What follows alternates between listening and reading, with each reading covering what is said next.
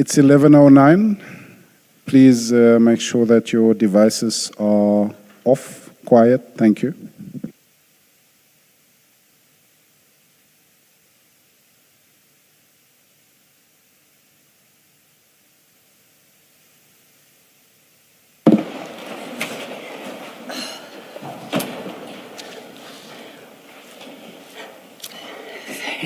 Yes, Ms. Thank you, Chair. Chair, I think, firstly to say we have resolved the challenge. But before we proceed, I think it's only appropriate to apologize to Colonel Padayachee. The Commission administration failed him. It is correct, he only got 3 pages of Annexure MK15, which is made up of more than 20 pages. Technically, what appears to have happened is somebody decided to draw out only the first 3 pages of Annexure MK15 and provide him that. And that basically are the cover pages to the report that we still need to engage with. The dates that I wanted to reference in order to determine our timeline are included in the annexes to that report. The purpose, as the Chair the commissioners would appreciate, of giving the witnesses the documents the evidence leaders intend to rely upon ahead of their appearance is to enable them to familiarize themselves with their contents and to consider them in the context of their own testimony. Now, we were denied that opportunity because of this administrative problem. But most importantly, it serves 2 purposes. We don't intend to prejudice witnesses. It's to make sure that the witness is fully appraised of the documents that the evidence leaders will rely on. But most importantly, it does not assist the Commission when we quote-unquote spring such documents on the witness and hope for a meaningful engagement. So, Chair, I think before we proceed, it's appropriate I place that on record. Colonel Padayachee was quite correct. That's what he received. I don't understand how, but this is where we are. But I think he's deserving of the Commission's apology. Thank you, Chair. Which you are tendering. Which I'm tendering unreservedly, Chair. I think. Thank you, Mr. Lolo. Colonel, you want to say something? Please place yourself on record. I see that Mr. Boldan, he did ask to be excused. I think in my mother tongue, and then filter and speak. Good morning, Chair and the Commissioners. Unfortunately, you are left to deal with me now. I've noticed you have not been greeting me since we started, but only Mr. Madlanga. I never. Don't try to promote yourself. I never greet those who are being led. Thank you, Chair. Yes. My surname is Ramatsekisa. Yes. Chair and the Commissioners, I confirm the submission by the evidence leader.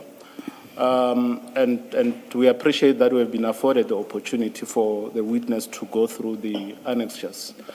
And the witness is saying that it's not yet done, and he was asking for a bit of few minutes just to complete perusing the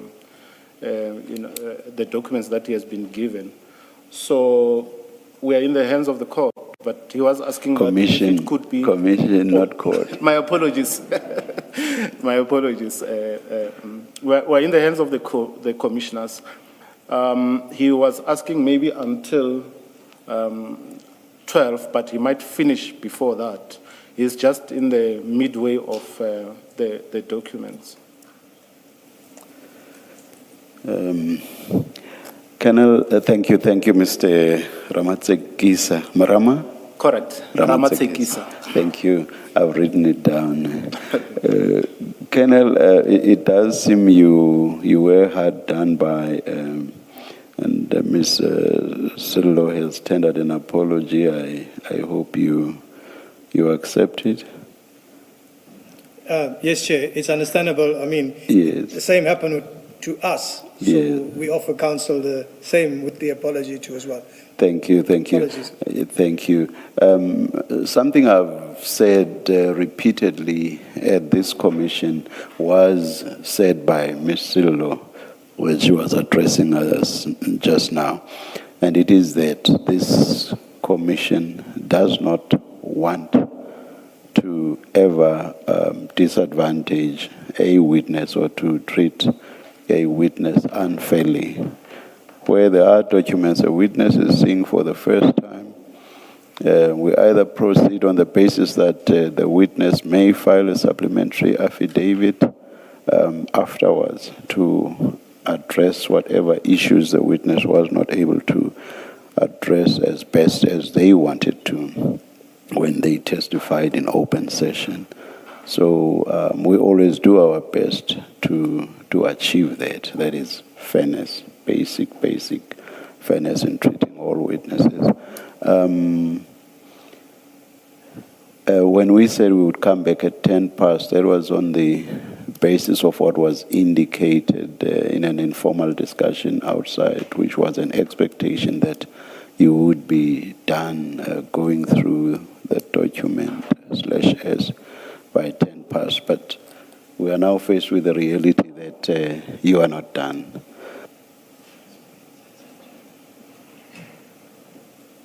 Sorry, how much longer, or should we just adjourn and come back when it's indicated to us? What should we do? Should we how much more time do you require?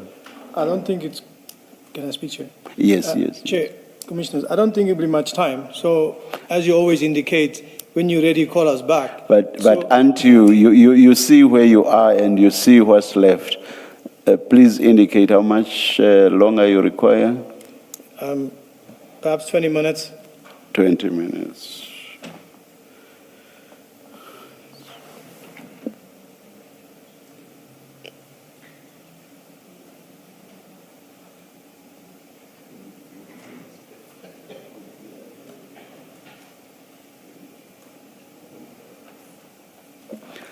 We'll come back at 20 to 12. Let's adjourn. Thank you.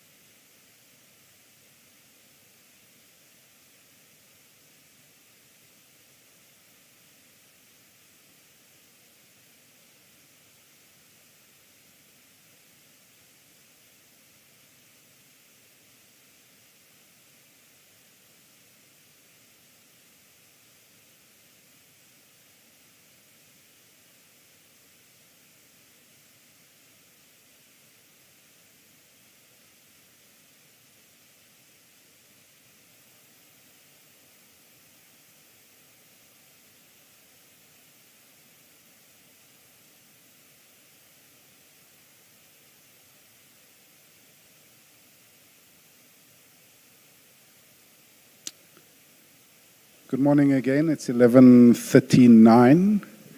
We are ready to resume. Please make sure that your devices are quiet. Thank you.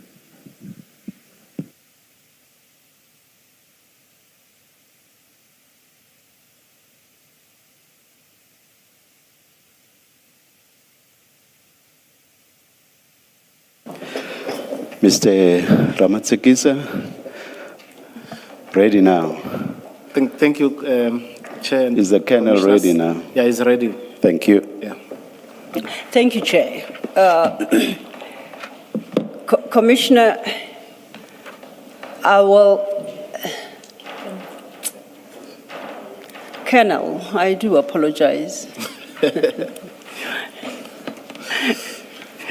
I guess things got off to a bad start this morning, but I shall regroup. Colonel, as you now have become familiar with this annexure MK15, you do notice that it's actually a report in its entirety. It's a report of Lieutenant General Jacobs, as I'd indicated, dated the 30th of July 2025. And you were able to establish that attached to that report are a series of annexures that he references in his report. So, in working through this annexure, MK15, I will jump to specific documents for purposes of my timeline. You remember we still try to establish the timeline, and I do apologize that we're only starting to do so now. Please bear in mind the affidavit you submitted in the morning, CJC 383, so that if I skip any particular event in my timeline, we can pick it up from your affidavit. The one that you submitted this morning. Mike, please. Your microphones. Thank you, Chair. Thank you, Commissioner. Yes. So the one you submitted this morning, and for the record, we marked it, we give each a specific marking, exhibit number. So it's CJC 383. So I'm saying as I work through my timeline based on the documentation I had, if there's a specific date that I miss somehow, and it's contained in your affidavit, please feel free to refer me there, and I shall include it in the timeline. Your anchor affidavit, as you called it. Thank you, Chair. Okay. So now, you recall we referenced, I think, paragraph 1 of Mr. Adams's Section 27 affidavit to know that he said he opened the dockets in Cape Town in October. That's correct. Now, as you saw in this annexure MK15, there are cover pages of those dockets, and I would like to refer to the first. The first is at page 303, in that same pack, MK15. And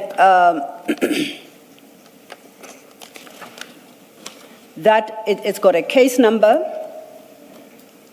What's important for my purposes there is the date on which it's opened. And that should reads on my copy 2024-10-29 at 1430, I think. You confirm that? I confirm. So that's my first date. I've confirmed that the first docket in Cape Town was, or at least that one of the dockets in Cape Town was opened on the 29th of October at 2:30. I then have the next one, which would be at page 305. And that too bears the date of 29th of October 2024 and inserted a timestamp of 1430. I confirm. The third then would be at page 308.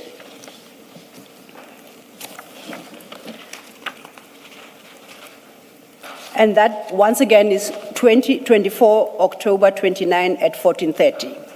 I confirm. So now we know our Cape Town dockets were opened on the 29th.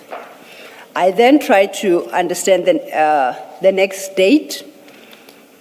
The next date would be when Mr. Adams, as he indicates in his affidavit, came to Gauteng to open what now we call the Orlando dockets. Unfortunately, I don't have those dockets. I can't put a definitive date on which that happened. Do you, by any chance, have those dates in your docket? Do you recall having them at all? Do you recall having the docket covers of the Orlando cases so Yes. that we can determine the date? Yes, if council can bear with me, I can just check quickly. Okay, if it's not too far, because otherwise we could park it and go to the next date. Because the next date I deal with takes into consideration the Orlando docket. So we know it will be between the 30th of October and this next date I'm going to deal with. Then during lunch we will check for the actual dates. No problem. I'm trying to save time because we've lost quite a bit. Okay, then the next date I have, we're still with MK15. We start at page 281. These are a series of emails that run until page 284. These have nothing to do with you. If you've never had sight of them, it's accepted. I don't expect you to comment about them, but you remember we're just trying to establish the timeline of different events. Now, if we, and we know with emails, we start from the last and work our way backwards. That's how they come out when they are printed. So our first email starts at page 283. At the bottom of 283, it's an email from somebody. It's addressed to Minister Mkhwanazi.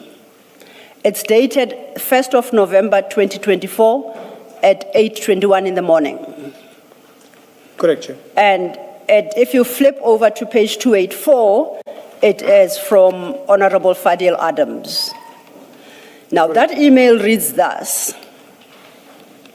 I have opened to Minister of Police.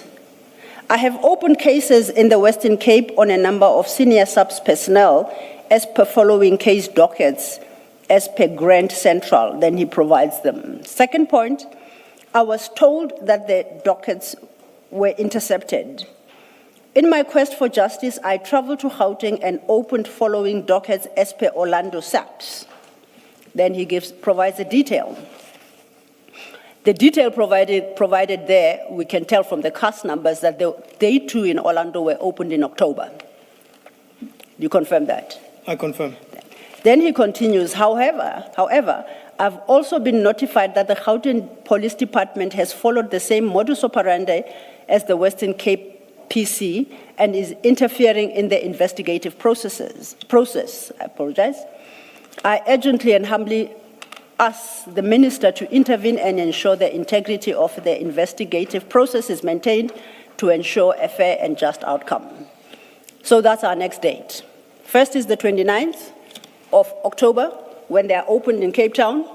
The next is that date yet to be determined in October, when they are opened in Orlando.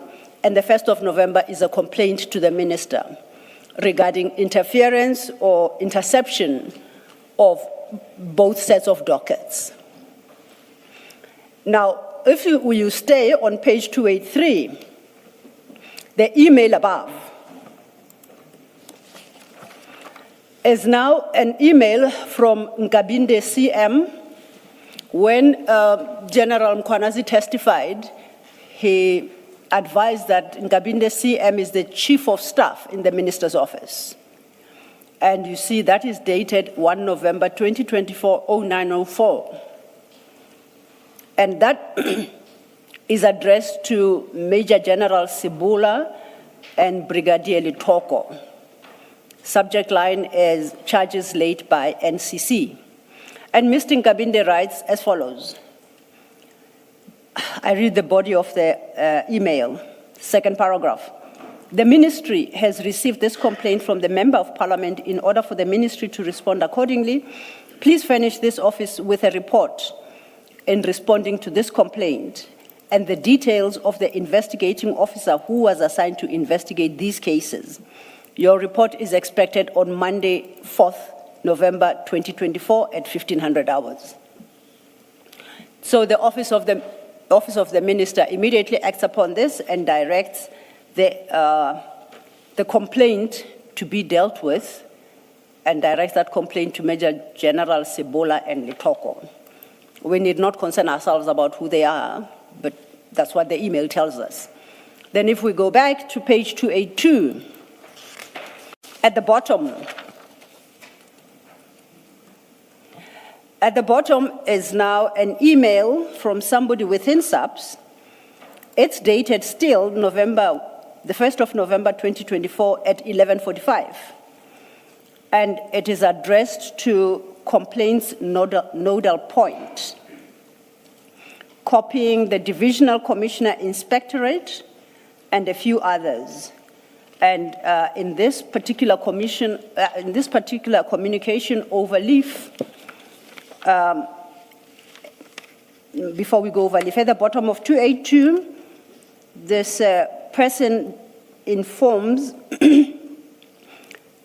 kindly see the email below for your urgent attention, and important, feedback must reach the Office of the National Commissioner on Monday, 1200, and report to the Office of the Minister by Monday, the 4th November 2024 at 1500.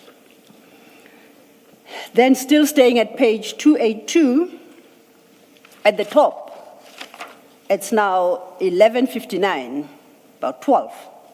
This is from the National Inspectorate to a few other people, and it reads, please find email from Lieutenant Colonel Sitati for urgent attention as directed by the National Commissioner.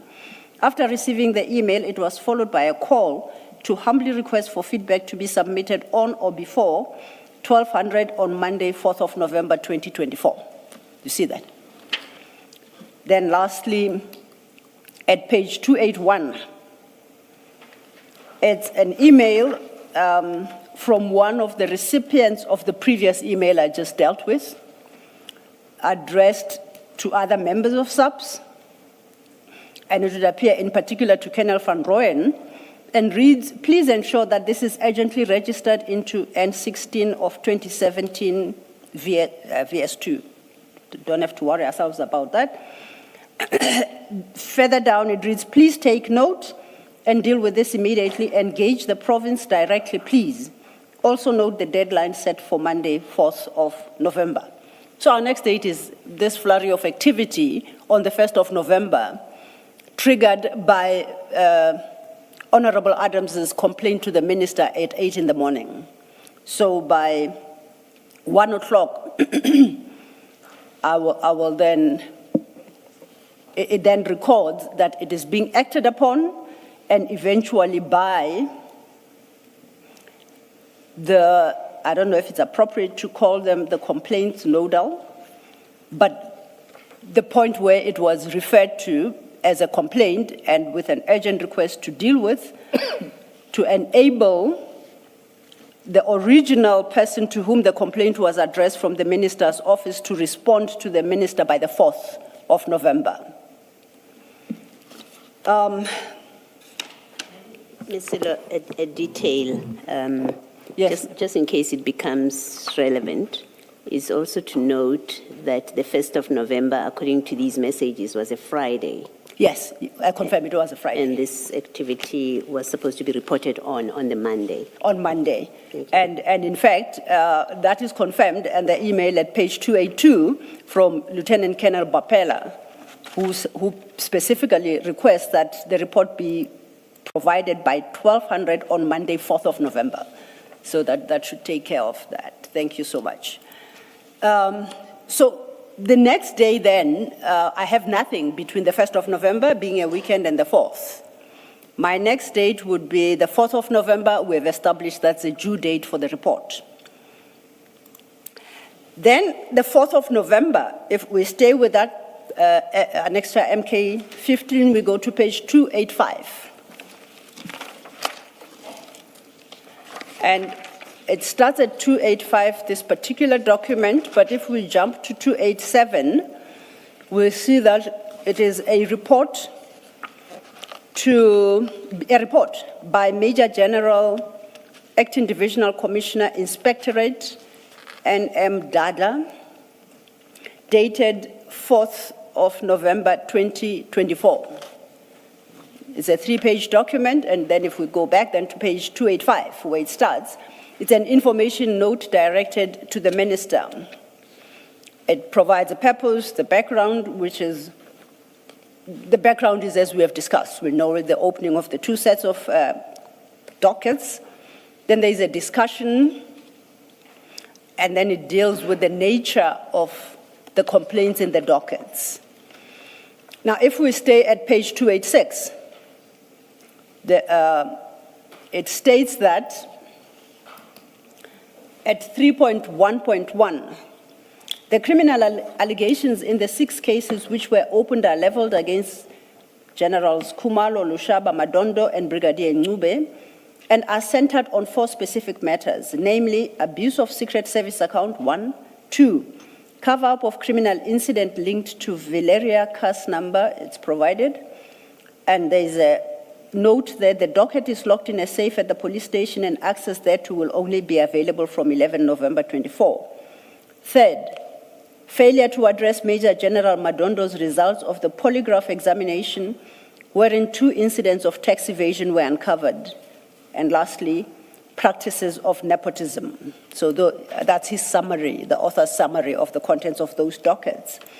The most important is at 287 for purposes of our timeline. And at the top, under 4, recommendation, and at 4.1, it reads, this office recommends that an extension of 10 working days is provided in order for the following to be conducted, whereafter a comprehensive report can be provided. 1, interview the complainant and obtain a detailed affidavit. 2, perusal of all criminal dockets, including Valeria case number provided. 3, determine if any other government department is investigating the same allegations. So this is submitted on the 4th of November to the minister.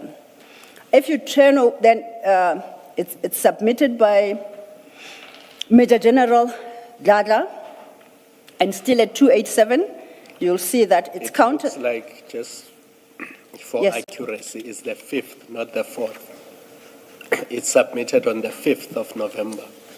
You see that because General Sibia signs it on the 5th on 287, bottom of that page. Yes, Commissioner, I was saying it's signed on the 4th. Yes, So Major General on the 5th. Dada on the 4th, Yes. dates it. He's the author of this document. Yes. Then the second signature I was going to go to is the signature at the bottom Yes. of the same page. And I say it seems to have gone to General Sibia, Yes. who signs it on the 5th of November 2025 with no comments. And then the third signature is once again overleaf at page 288.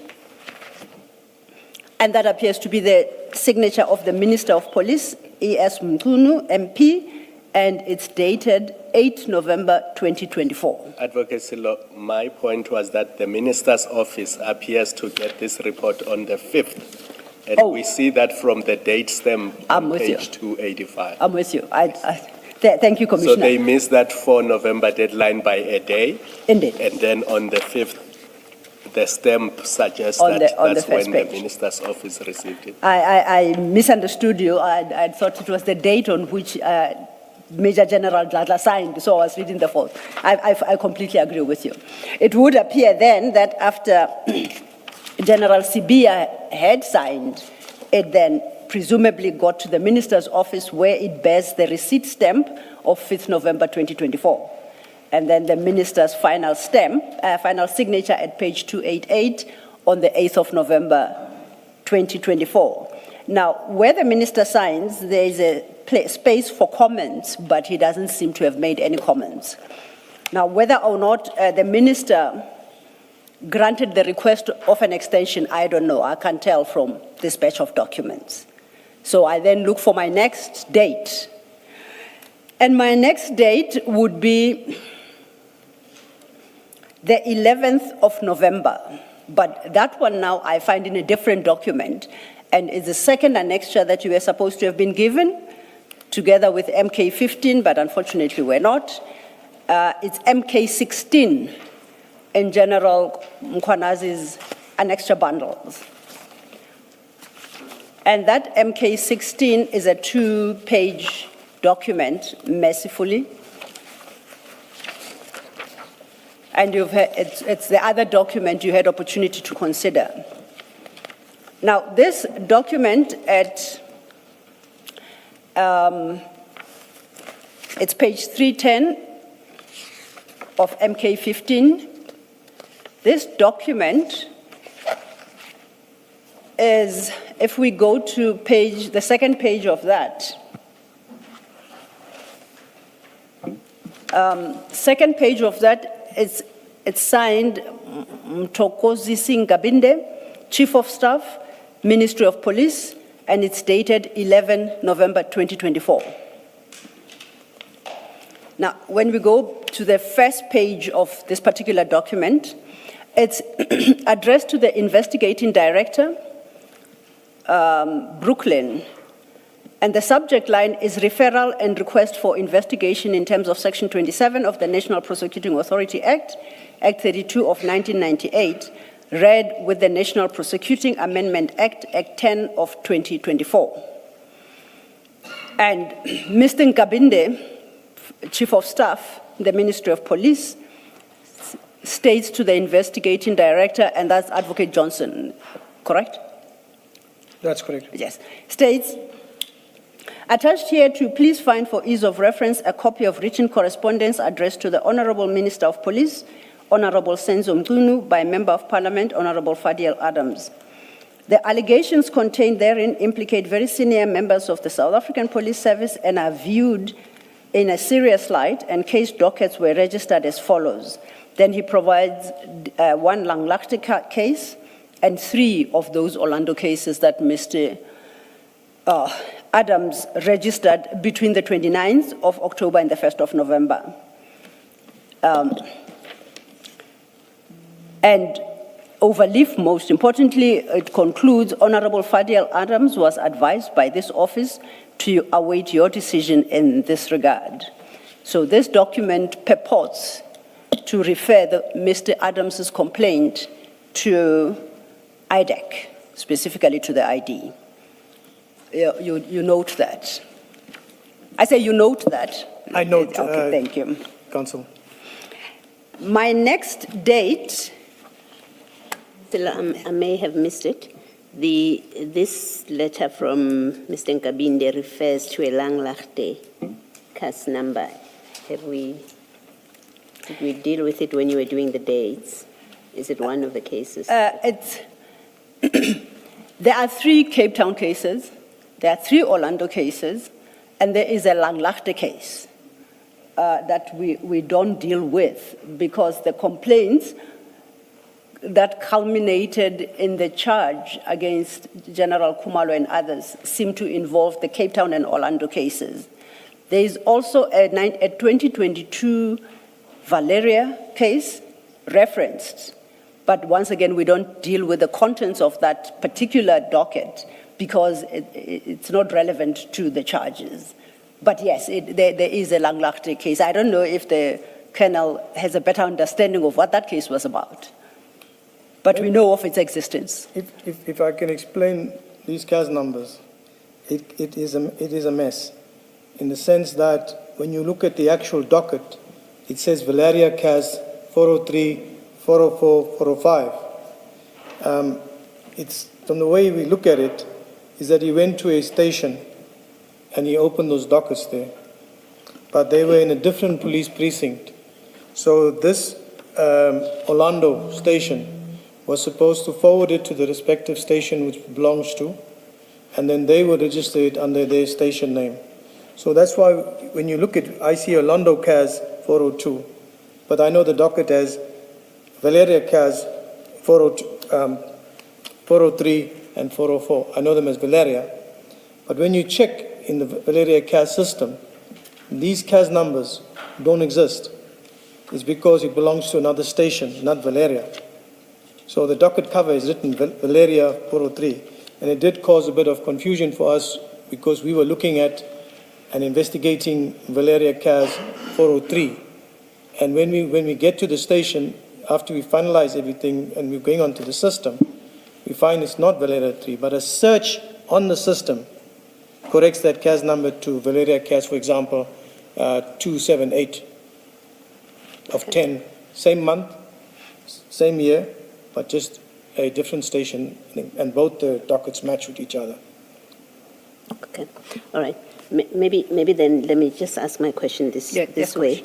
The Langlaagte CAS number, is it one referred to in the affidavit, the Section 27 Adams affidavit? I guess that's what I was trying to clarify. Where does it In the come Section from? 27 affidavit? Yeah. I don't believe so. That is CJC 373. Yeah. At paragraph 1 of that affidavit, Mr. Adams refers specifically to the Cape Town cases with their CAS numbers. And beyond that, at paragraph 8, yes, he states, a few days after I opened the 3 cases at Cape Town Police Station, I decided to go to Gauteng. And I went to Orlando Police Station where I opened another 3 cases based on the 3 cases I opened in Cape Town. I did this to ensure that what I had reported in Cape Town doesn't disappear. I also opened a separate case at Langlaagte Police Station, and that's where he stops. He doesn't say what the Langlaagte case is about. That's as much as we can establish about that one. So unless there's another Section 27 affidavit, Mr. Nkabinde would have obtained this, which contains a Langlaagte case CAS number. Mr. Nkabinde would have obtained this CAS number elsewhere other than from an affidavit. I guess it's a question for him to answer. Yes, where he got that. In fact, I think would have to go to the complaint laid by Honorable Adams to Minister Mkhwanazi on the 1st of November at page 283, because he lists them.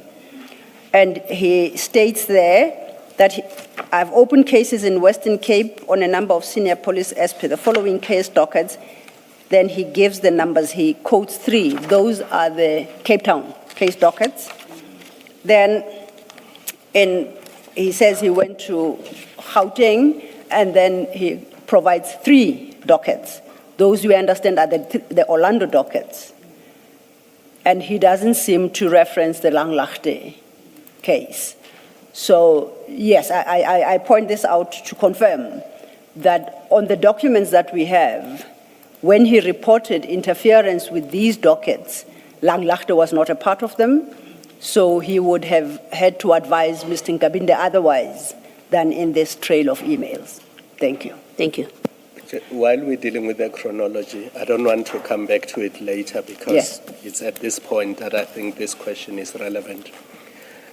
Colonel, I've looked at the description of the cases in the Cape Town dockets and the Orlando.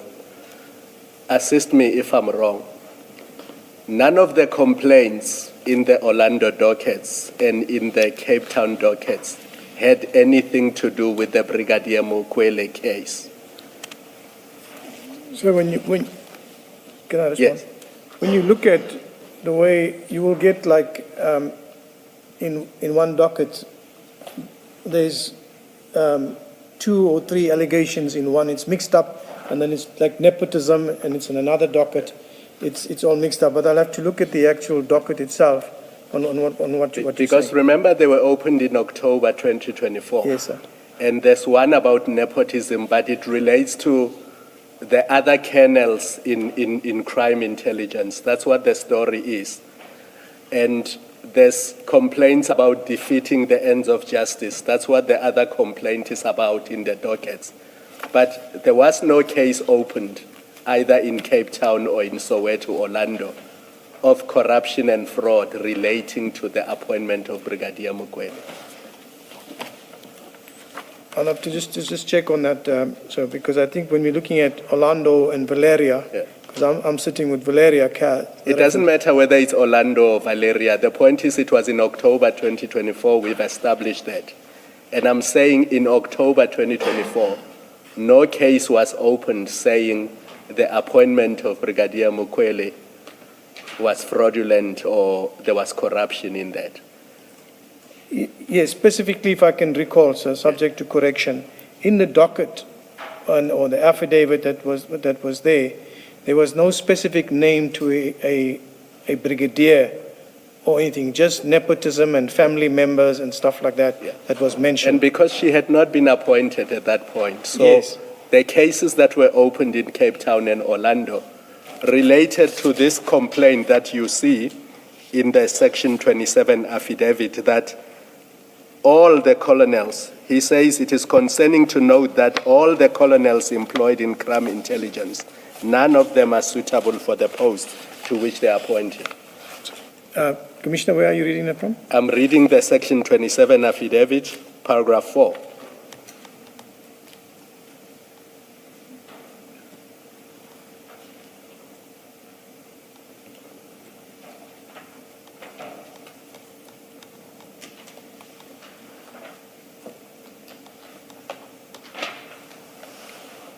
Colonel, maybe we can do this in it's the... fine. It's fine, sir, I'm with you. Yes, in the interest of time. If I am wrong that the Cape Town cases and the Orlando cases did not concern the complaint about the appointment of Brigadier Mukwele, you can, after lunch, I assume you would have looked at this after lunch, you can say to me, Yes. Commissioner, you are wrong. That was one of the complaints in the dockets, or you are correct. None of the dockets had to do with that case. Yes. I will respond to you then, sir. All right. We've made a note of that, Commissioner. We'll look into that. So the next date I'm able to locate is the date of the 20th of November. And now I ask us to go back to MK 15. So we're done with MK 16, which is that referral letter, quote unquote. We'll come back to it in a different context, but for the moment, at least we've established a particular date there. My next date I could locate is the 20th of November, 2024. And that date is at page 289 of MK 15.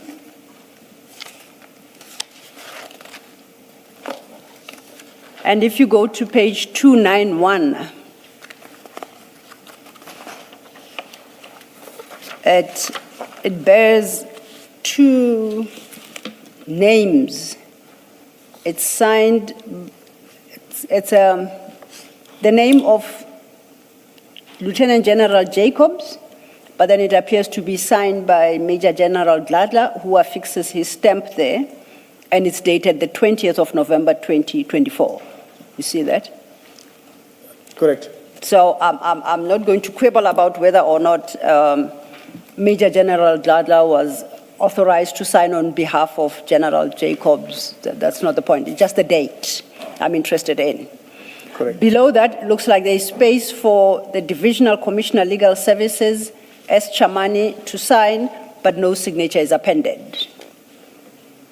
That's correct. Okay. Now, if we look at this information note, it states at page 289, under background, it summarizes the essence of the respective dockets.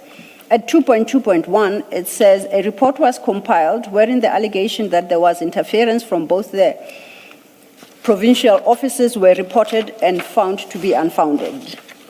And then if we go over LIF at 290, it gives the background, the discussion, basically summarizing the gist of the complaints. But I'm interested for our purposes at paragraph 3.3. As part of the protocols to address service complaints, an affidavit is obtained from the complainant. Colonel Phillips of this office was tasked to obtain the affidavit However, after numerous attempts, it seems as if the complainant is evading the request. Please find Colonel Phillips' affidavit as proof hereof. You can jump then ahead at 292. That appears to be the affidavit of Colonel Phillips. It is what it is. Now, at 292, that's the affidavit of Colonel Phillips. Staying with this particular document, at page 290, it concludes with a recommendation at 4.1 and states, due to the sensitive nature of the allegations which has been widely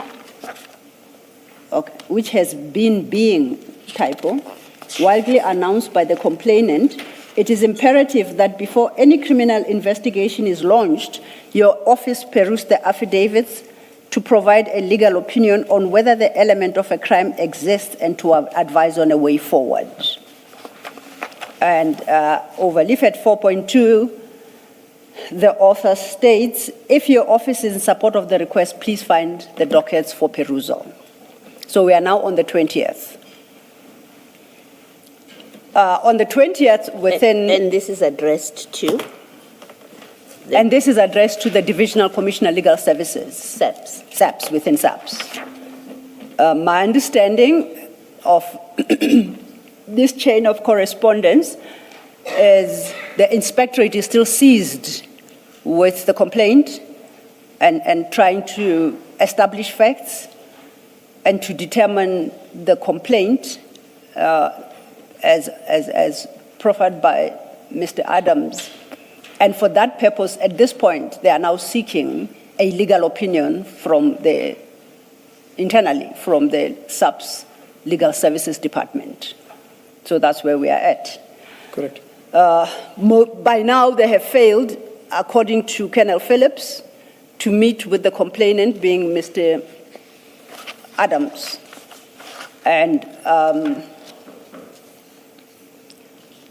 most importantly, before we leave this document, in 3.2, it notes, and I quote, the affidavits in the dockets are basic and in the opinion of this office lack the elements of a crime. The author expresses that view, sends the dockets to legal services and say, can we get an opinion whether or not what is in the dockets discloses a crime? You agree with that? Crime was in 3.1. Yes, as summarized under 3. I don't know the crimes. Yes. Because 3.1 has got a number of complaints. Yes. As I read them out from the other document, but those are basically the crimes. It would appear they were able to deduce from the contents of the respective dockets. Yes. Expresses a view, as I say, at 3.2, it says the dockets are basic and in their opinion lack the elements of a crime, but directs all the dockets to legal services for an opinion. Okay? That's correct. Then we get to our next date, and our next date is the 21st of November. That is the date on the referral affidavit of Mr. Adams. We dealt with it. Annexure CJC 373.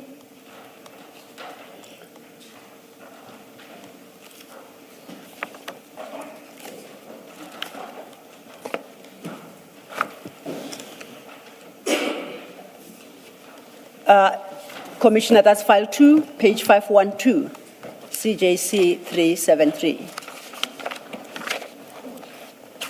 So while all this activity takes place within the Inspectorate to get to the bottom of these issues, then according to this document, Honorable Adams files his referral to IDAC. According to the document, the date on the document. Correct. The document is dated the 21st of November 2024. Indeed. That's on the document. Yes, thanks. When was Mr. Nkabinde's referral? The date? MK16, that is dated the 11th of November, 2024. So it would have been before the date of Mr. Adams's affidavit? Indeed. Thank you. According to the documents, yes. Then we have the 6th of December. And on the 6th of December, we know from your testimony that that is when the team was briefed about the complaint received by IDAC. And if I recall, that's when the investigation team was constituted, and you learned that you were one of the investigators or the lead investigator. Correct me anywhere that I am wrong. The preliminary investigation was approved on the 6th. Okay. So maybe on the day after or a few days after, the team would have been briefed. I cannot say that on the 6th of it unless I go back and look at my notes. So what I would answer you this way is that the preliminary investigation approval on the 6th of December, and we would have been briefed within that short period after that approval. Oh. So I guess you would have to look at your notes to say definitively you could have been briefed on the 6th, on the 7th, but from the 6th. That's correct, Okay, Councillor. I think that's fair. Staying with MK15, before we do so, this is where I need your help in the timeline. You are now, the preliminary investigation is approved on the 6th of December. You are briefed 6 or 7 or shortly thereafter. Yes. What is the very first step you take once you are briefed? And when? In the briefing, we get a complete overview, Yes. or rather a complete briefing on the investigation, what we need to do, who's going to do what are the scenarios, who's going to do what, and then we start from there. So basically what you're looking at here is that we'll start subpoenaing documents, looking for witnesses, engaging with the complainant. From that's how it will start. So at this point, you have not called for the dockets themselves at this early stage? I cannot recall. I'm about sure those dockets were requested in December. You say you are not sure? Yeah, I think this is subject to correction. Yes, of course. Right, but I know that those dockets were requested because we have them. Now, do you recall who they were requested from and how? Was it in writing? And if so, is that request part of your docket? Chair, Councillor, Commissioners, I don't know in what form they were requested, and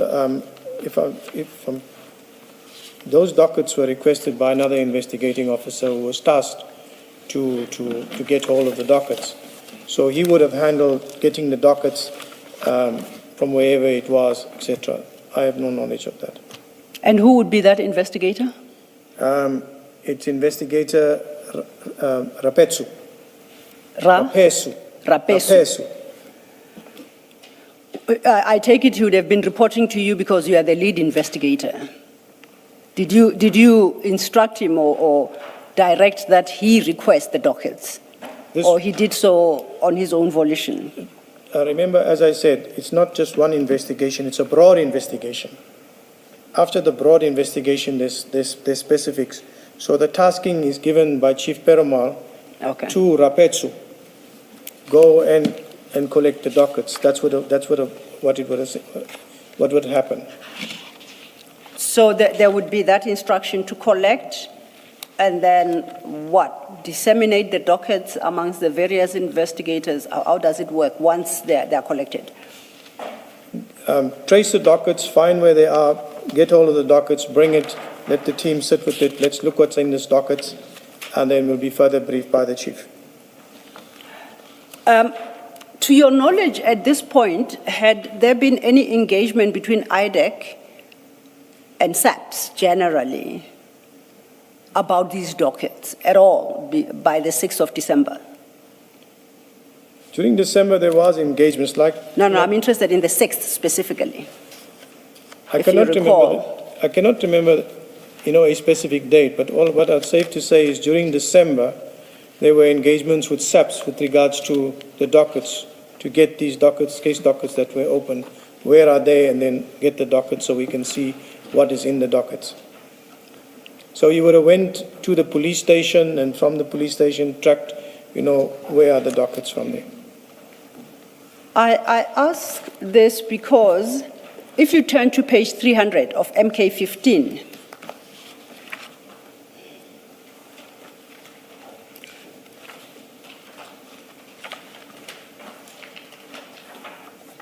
that is a screen grab of WhatsApp communication between DPC, I don't know, Detective Major General Khumalo, I think. If you look at that screen grab and you keep your finger there, and let's go back to page 272. You don't have to. At 272, as part of the list of annexures, at item 2.6, that is described as WhatsApp message to Major General Khumalo, Gauteng DPC, crime detection. That is correct, 2.6. That's 2.6, yes.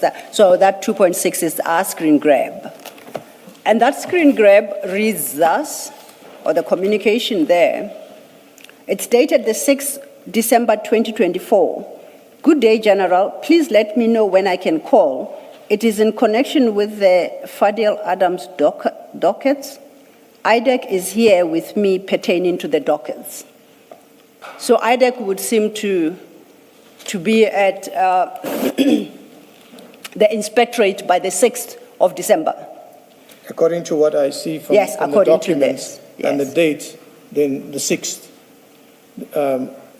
Rapetsu, who went to fetch the dockets, must have went on that same day, which means that the briefing would have taken place on that particular day too. Okay. So, and here I guess I call for logic.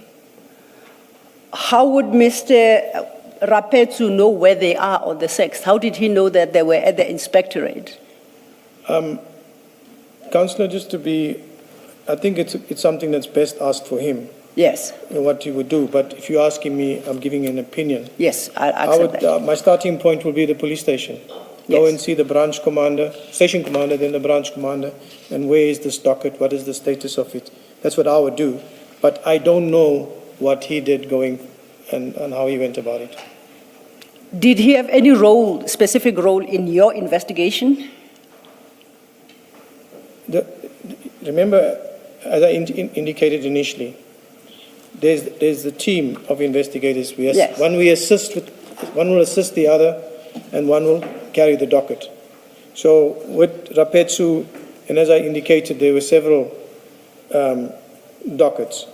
So with Rapetsu, he assisted on the first one and the second one, meaning with the Brooklyn CAS 542, which the appointment of Mokwele. His starting point was getting the dockets, and I know that he worked on the Lushaba matter. Thank you. Yeah, my question was whether or not he worked on your. My question was whether he worked on your investigation. He would have assisted. In what capacity and how? If there was perhaps maybe a subpoena, or fetch something or whatever, it's assistance. Yes. To it. Yes. So yeah. Is he, just for interest's sake, so I can understand, is he a junior to you?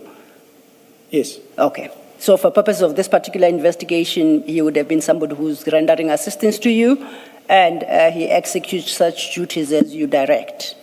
Yes. But just to go back again, it's not me giving him directions and instructions. It's the chief that gives the instructions as to what we have to do. And then on my particular case, he assisted, and wherever assistance was needed, he will be tasked on it. Okay. But you didn't ask him to go retrieve the dockets from the inspectorate? That's not my tasking. So I guess he's best placed to answer who had instructed him and how that person knew where they are. Correct. Regard being had to the fact that the preliminary investigation is approved on the 6th, and on the very 6th, already Mr. Rapetsu is at the inspectorate. Yes. My next sorry, day- sorry. Just to understand this, Colonel, are you suggesting that the chief investigator at every turn would be the one giving instructions for whatever was necessary to be done, to then be done? You are the lead investigator, so I do not quite get it why, for example, on simple issues like leg work, because it was basically leg work for Mr. Rapesu to go find the dockets. I do not understand for something like that why it would not be you giving the instruction. At every turn, the chief investigator must give instructions at every turn. Can I respond? Is that what you are saying? No, Chair. Or if that's not the case, what would be the instances where the chief investigator would give instructions, and what would the instances be where you would be the one giving instructions to whoever you had to give instructions? Thank you, Chair, Commissioners. At the start of the investigation, remember there's a number of allegations, and so the specific, like for example the dockets, now he's got that, but with the particular docket that I am working with, if there's something I need in that, I would task him. It does not mean the chief, I must go to the chief to tell him.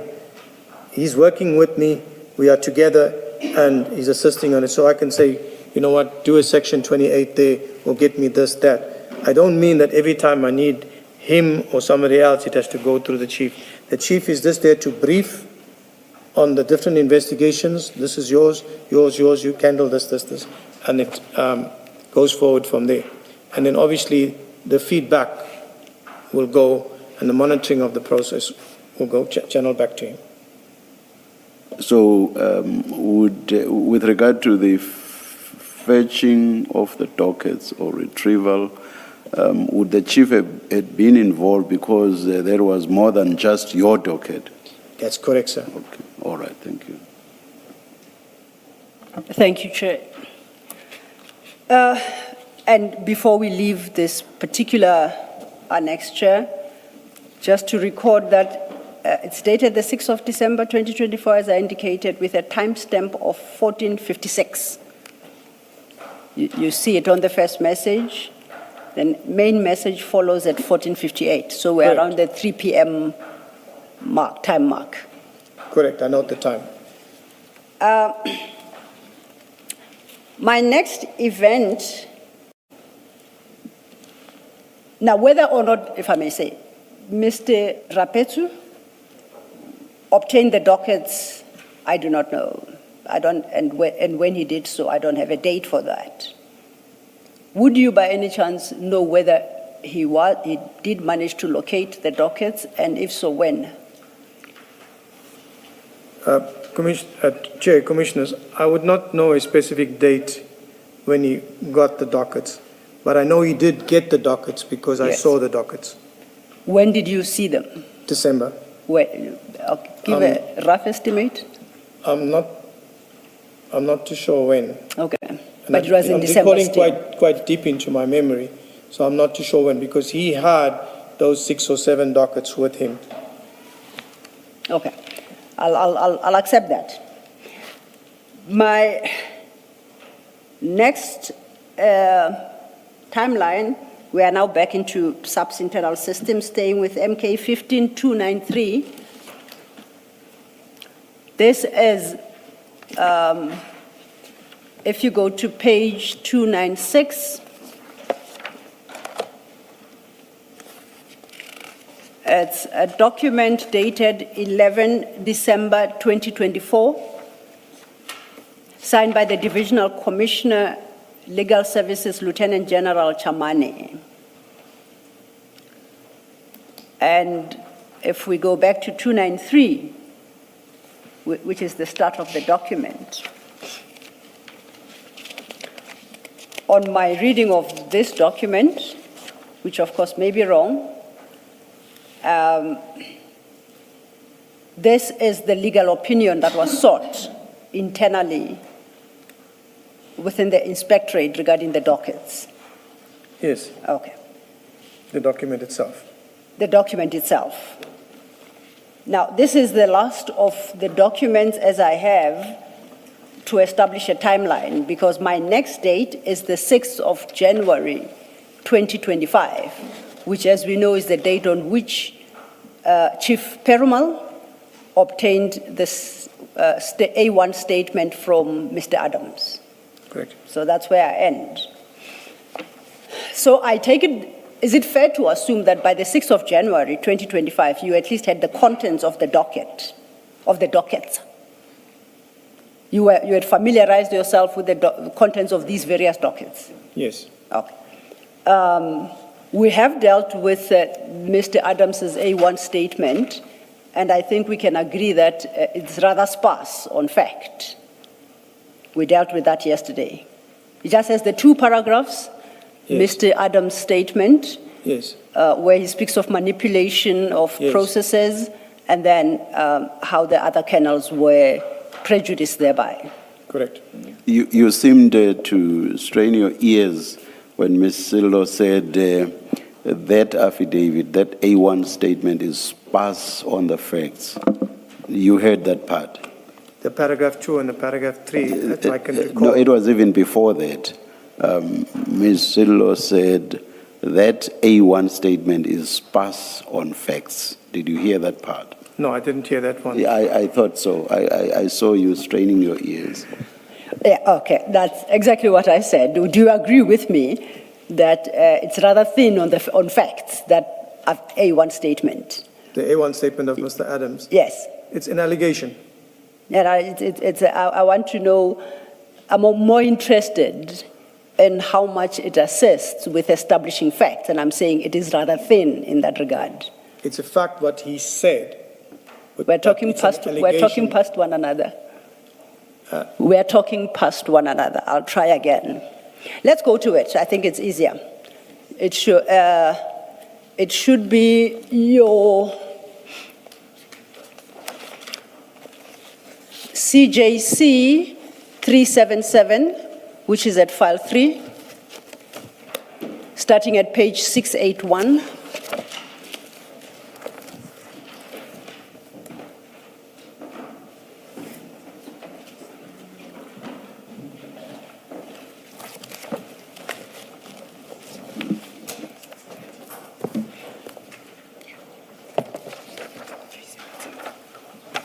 Yeah, towards the back. There you go.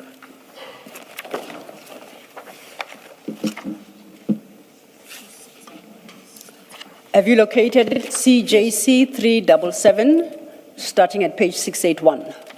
That's correct. We dealt with it yesterday. It's got the cover page, 2 pages. The actual statement starts at page 683. You recall in dealing with this affidavit, it's a 2-page document. We concluded that the issues are addressed specifically in paragraph 2 and paragraph 3. That's all it tells you. The other paragraphs are either introductory or they give a conclusion by the deponent. So our key paragraphs are paragraphs 2 and 3. And that's all it tells us. Yes. And it is on that basis I say, if that's the totality of it, it is rather sparse on facts. It's very thin on facts, this document. Would you agree? The paragraph 2 and 3. Yes. When I read it, and as I explained previously, it's an allegation, a serious allegation. And what I see here is an allegation. Yes. There's no fact in it. Yes. It still has to be investigated Yes. further. Thank you. So I'm saying, yes, there are allegations, but those allegations are not based on any stated fact here. There are no facts to support the allegations expressed here. It's an allegation at that time on the document. Okay, does it have facts, Let's- this document? Sorry, Chair. Let me take you through this one by one. It says that higher-ranking police officials were involved in, open quote, manipulating promotions. Even though that purports to be a fact, it is a concluding fact, as it were. Yes, sir. You would have to state facts, concrete facts that make you come to the conclusion that this was manipulation. Yes. Otherwise, standing on its own, it's bare and basically says nothing. Do you Yes. understand that, and do you agree? Yes, I understand. Yeah, that's the point that Ms. Sillo is making. And then they say manipulated and security, also manipulating security vetting processes to unduly benefit a civilian. On the same kind of logic, that applies here as well. Because you would have to establish what the facts behind saying that you are manipulating security vetting processes to unduly benefit a civilian. Otherwise, you know nothing. Yes. So you agree, it's bare, it's thin on facts. Do you agree with that? I agree with that as it is there. That's the point.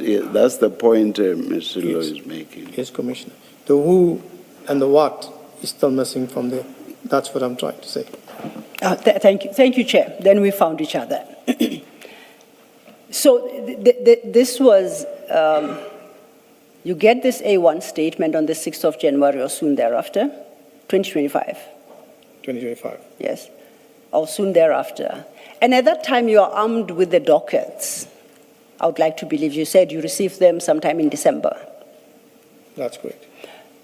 Are you able to say what conclusions you drew based on the contents of the documents and this affidavit to inform whether or not a case had been made out for an investigation?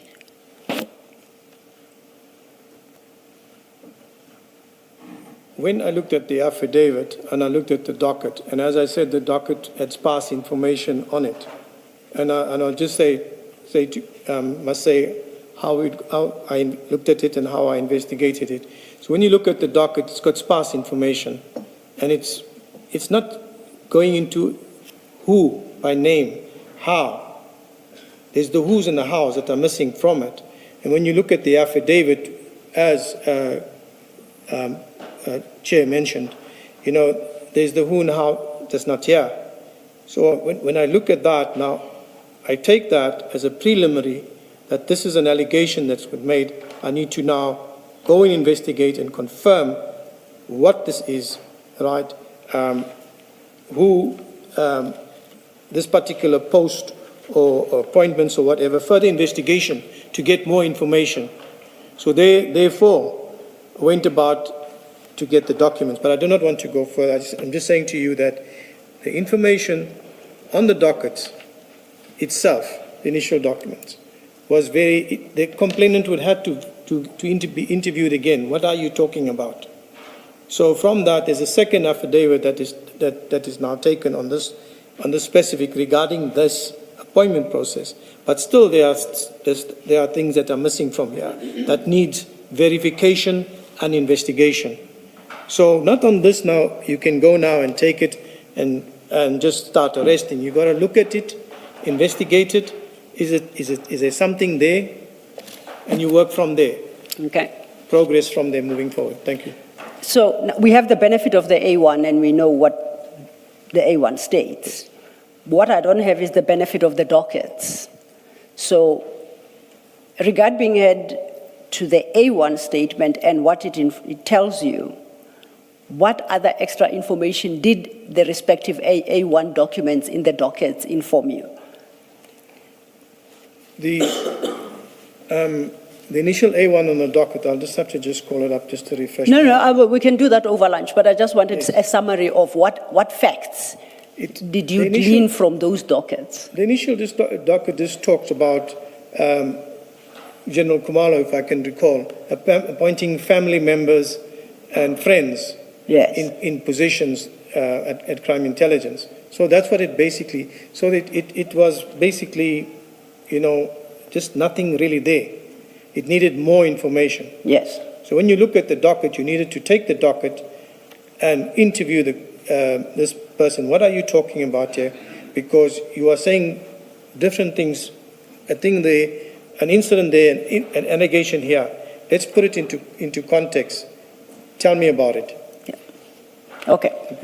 I ask this because I'm trying to reconcile it with where the legal department of subs ended, considering the same dockets.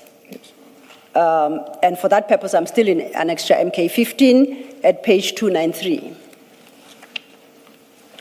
290. 293. 293.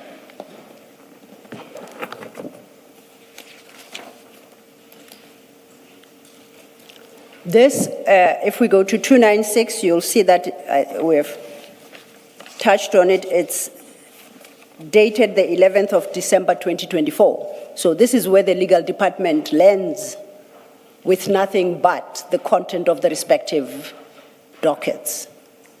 That's just my summary of what this document is about. Yes, you wouldn't quibble with that, would you? Specifically, paragraph 13 that you are referring to. No, I want to start at paragraph 1, if you permit me. Yeah. Now, we can skip for our purposes paragraph 1 and 2, and then from paragraph 3.1, this document addresses the respective dockets. Lists the dockets and gives an overview of what it's about. At 3.1, 3.2, those are the same dockets. The two dockets, the Cape Town docket and the Valeria CAS 40410/2024. And I think that is the point you made earlier, because that specific CAS number relates to the Orlando, to what we call the Orlando docket. Yes. Correct? Yes. You did mention then that somehow Valeria creeps into the description of the docket. Yes. Yeah. So those two dockets, they are the same. At 3.3 overleaf, it states, the complainant states that evidence is available regarding the alleged cover-up of Valeria CAS 38/08/2022. No supporting evidence is contained in the dockets to substantiate the claim or to afford the further investigation of leads in support thereof. That's the conclusion of the legal department. You see that? Correct. At 3.4, it states, no details are provided regarding the identity of the friends and family members of Lieutenant General Khumalo, who was allegedly appointed in the division. In parentheses, this would at least have enabled the investigation into the allegations. 3.5, neither the particulars or statements of the senior members of the service who were allegedly instructed to ensure that Valeria CAS 38/08/22 is not investigated, nor the statement of the sex worker are filed in these dockets. Then it points out that this legal services department didn't have this specific docket. At 3.6, it deals then with the next docket. Once again, Cape Town and Valeria, which we know to be Orlando. The complainant alleges that Major General Madondo failed her polygraph examination in July 2024, whereafter the head of vetting, Brigadier Ncube, was tasked to ensure that the matter would not be addressed or investigated. 3.7, the complainant does not reveal the identity of the person who allegedly tasked Brigadier Ncube not to investigate the failed polygraph. Then the next, at 3.8, deals with the last two dockets, with the relevant Cape Town CAS number and Valeria, and states that the complainant alleges, quote, None of the people appointed in CI have the necessary skills, qualification, and experience, close quote, and that many of these appointees are said to be associates and relatives of Lieutenant General Khumalo. At 3.9, it furthermore alleges that the Secret Service account was abused by Lieutenant General Khumalo and Major General Lushaba, who failed to pay authentic sources but channeled funds to purchase items such as vehicles for the KwaZulu-Natal Political Task Team. According to the complainant, this task team is a private service to or front for the former Minister of Police, General Bheki Cele. 3.10, the complainant does not reveal the identity of the associates and relatives of Lieutenant General Khumalo, who are allegedly appointed improperly. 3.11, no details such as dates, locations, amounts of or proof of payment are provided of the alleged irregular purchases. 3.12, at this stage, the complainant's allegations regarding General Cele are unsubstantiated and amount to no more than the complainant's personal opinion. No evidence or leads are provided to assist or afford an investigation into the allegations. Most importantly, 4, only the complainant's A1 statements are contained in the 6 dockets. No other evidence is contained in the dockets. The lack of location information makes it impossible to determine proper jurisdiction at this stage. Is it fair to assume that he is correct as regards what was in the docket, what he expresses at 4? That's all there was, just the A1 statement and nothing more. Am I correct? Is that what you found as well? What is being said here is correct. Okay. Yes. So what I have read from 3.1 to 3.12 technically is an analysis of these dockets and their shortcomings. Just, can I respond? Yes, So sir. this is what is in this report, what they say is in there. Yes. That, as alleged from 3.1, yes. Yes. That's in the report. It's more or less what is in the docket. Yes. And when you look at the docket, you will find that the appointments of family members is in one docket together with something else, and it's repeated in another docket, as you can see from there, which I said earlier. Continue. No, I think we agree, we with agree. each other, but I think that you confirm that you too only found the A1 statement in the respective dockets, and it says no other evidence is contained in the dockets. Is that what you found as well in the dockets? Exactly. Just the A1 statements. We can skip the rest for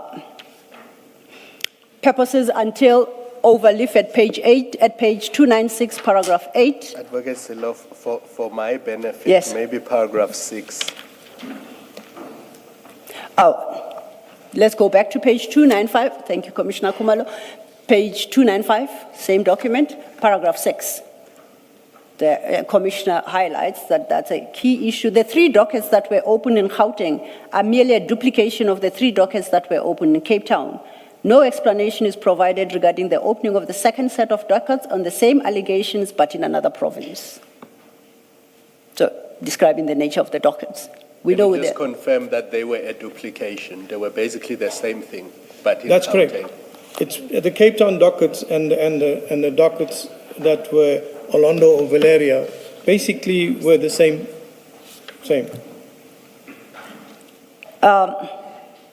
Perhaps I shouldn't run ahead. It's not, I run ahead of myself because the contents of this particular document are important. Can I ask us to backtrack to 5, where the following point is made, paragraph 5. In his report, Colonel Phillips states that the complainant's statements were superficial, based on hearsay, and that they did not contain all the elements of the alleged offenses. It further details his communication with the complainant and the attempts that he made to obtain evidence in order to support the allegations which the complainant alleged to be in possession of. These attempts proved unsuccessful. We have dealt with 6, and 7 states the correct charges must be identified based on the content of the dockets in order to determine whether or not all the elements of a particular offense are contained in the docket. It continued at 8, The dockets are sparse on details and based solely on unsubstantiated hearsay evidence, which make it difficult to determine the merits of the allegations and to identify the correct charges. Then I will jump to 13, which is the concluding paragraph.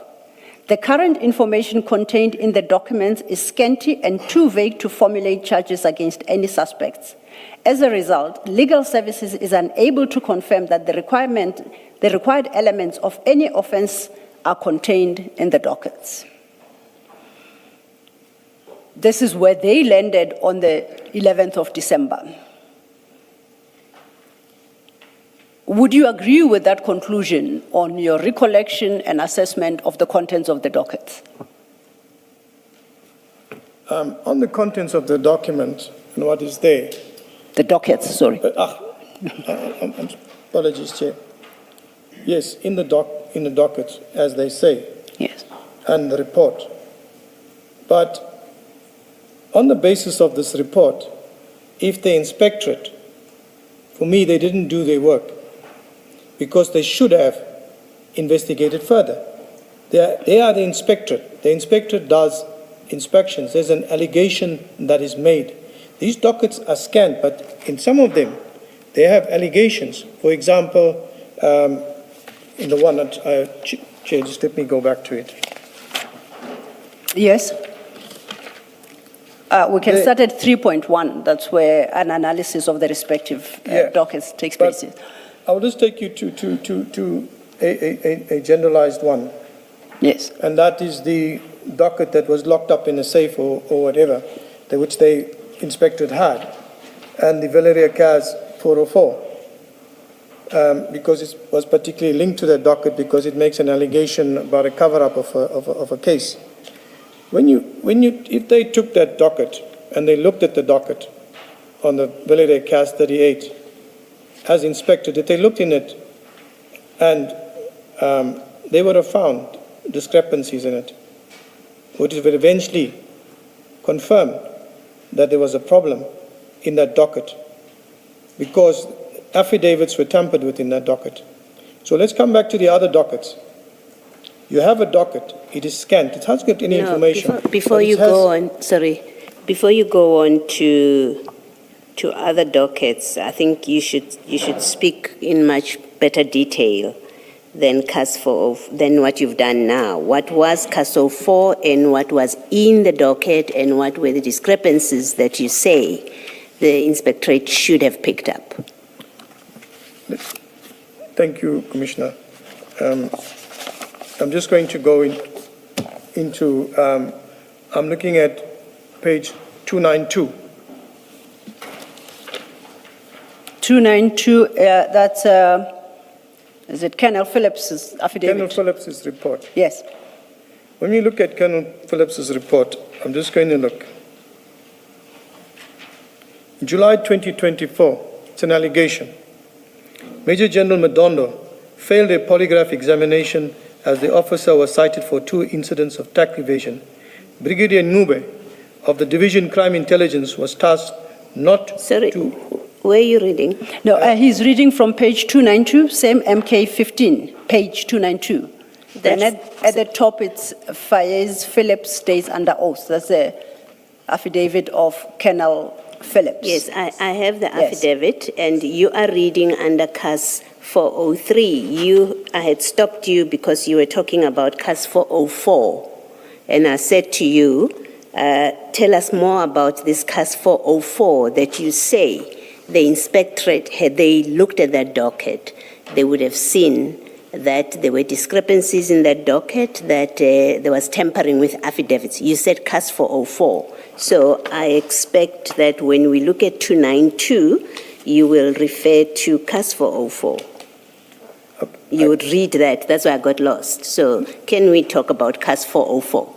I'll start with CAS 404, then go to the remaining. Yeah, of because course. the significance of CAS 404 was one of the dockets that we started with.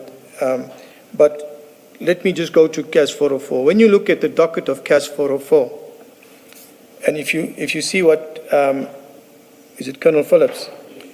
Lieutenant General Kumala was involved in the cover-up of the CAS 38, wherein Major General Lushaba, the Division Crime Intelligence, where an official laptop and cell phone was stolen by a sex worker. Monies from the Secret Service account was utilized to pay for a sex worker and purchase new equipment. So we have a CAS number, an allegation made about a specific CAS number, and the station and the CAS is given. So Colonel Phillips says he tried to get hold of the complainant. You are the inspectorate. The first thing he would have also done, he would have, this docket, where is it? Fetch the docket, have a look, what is in this docket, peruse the docket, and on perusing the docket, he would have found what we found. That there are discrepancies. Statements have been tampered with, etc., which resulted in, when we investigated the case, this one, we found that. What I'm basically saying to you here, Commissioner, you cannot take something and say, no, there's nothing here, when you have a lead on what to look for. Sorry, I thought, and maybe I misunderstood, I thought you had said that in these dockets, all there was, the 404, the Cape Town and Orlando / Valeria, you were saying all there was in those dockets were the A1 statements. Yes. Is that your testimony? Am I recollecting it correctly? I just want to get more clarity before. Just repeat that slowly again, Okay. Commissioner, sorry. Did I understand or misunderstand your testimony to be that the dockets, the Cape Town dockets and the Orlando dockets, which are a duplicate of the Cape Town dockets, but Orlando dockets also called Valeria dockets, all that there was in those dockets was the A1 statements? Did I mishear you? The Cape Town and the Orlando dockets, or what, they had an A1 statement in it, but those statements were very vague. According to the report, they're very vague. But when I talk about the lead, there's something that those dockets are now summarized of what's in there, in those A1 statements, what Colonel Phillip, he summarized summary of those documents of what he found in it and his comments on it. Now, what I'm trying to show and to Chair and Commissioner, that there are some things here that warranted further investigation from their part. Colonel Phillips, he's from the inspector, there's an allegation. So when we come, like you say, let's take the 404 docket, because the 404 docket and the CAS 38 of 8/2022 as mentioned, they are linked. And when you take the docket and you inquire into this docket, you would find that what is being said, and although it's scant in the 404, where it just makes a vague allegation, it's being substantiated now in the actual docket that he's referring to. So if I think that's want to get back to your point. Bear with me, Chair, Commissioners.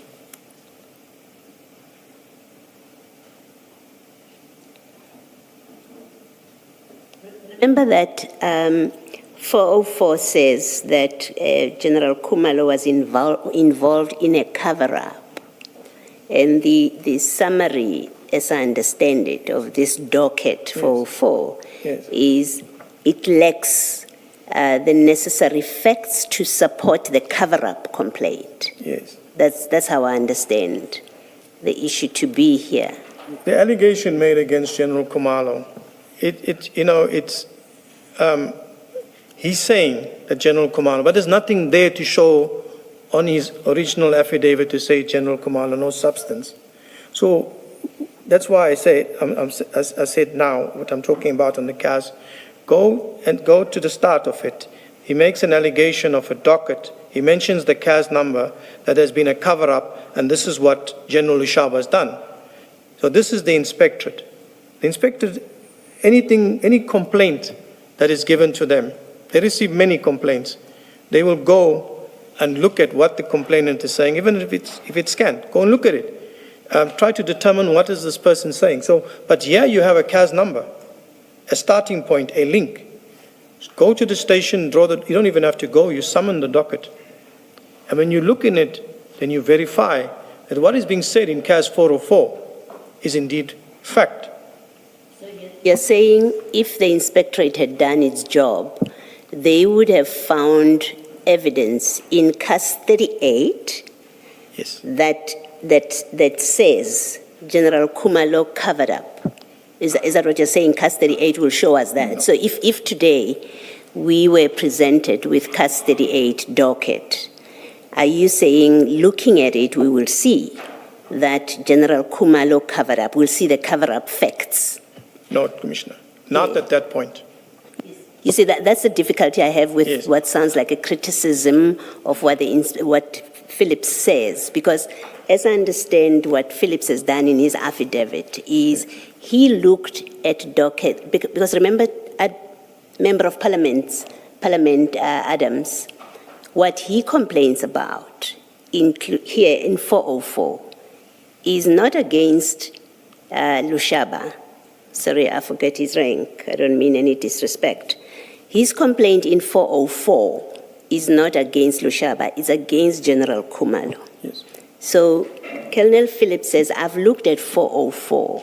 It does not contain any facts in support of the allegation of a cover-up, not the loss of a computer that you find in 38, but allegation being there's been a cover-up, and the 404 statement, A1 statement, doesn't provide any information that points to that cover-up. What do you have a difficulty with that Colonel Phillips has done? With regards to why I have difficulty with it, let us leave the allegation against him. Look, if he goes and look at an allegation that General Khumalo covered that up, just like that straightforward, he's not going to find it there. It looks at further investigation. But the starting point of it is a docket being mentioned. What is in this docket? When you look in the docket, but hang on, this part is been found in the docket. That has been found. Certain reports don't go with what he says. That is there. There is defeating the ends of justice or whatever in this docket. He would have picked it up, and in his report, he would have said, I went to look at this docket. There is a problem with this docket. There are allegations here which have substance, but in this docket, I cannot find anything that links General Khumalo to a cover-up. So that is where he would stop, because that's where he is. So I hope, Chair, Commissioner, you got what I'm saying. He cannot find an allegation there that General Khumalo covered up. When you take the docket on its own, like what we done, and we investigated it, then we found specific evidence there that points to defeating the ends of justice.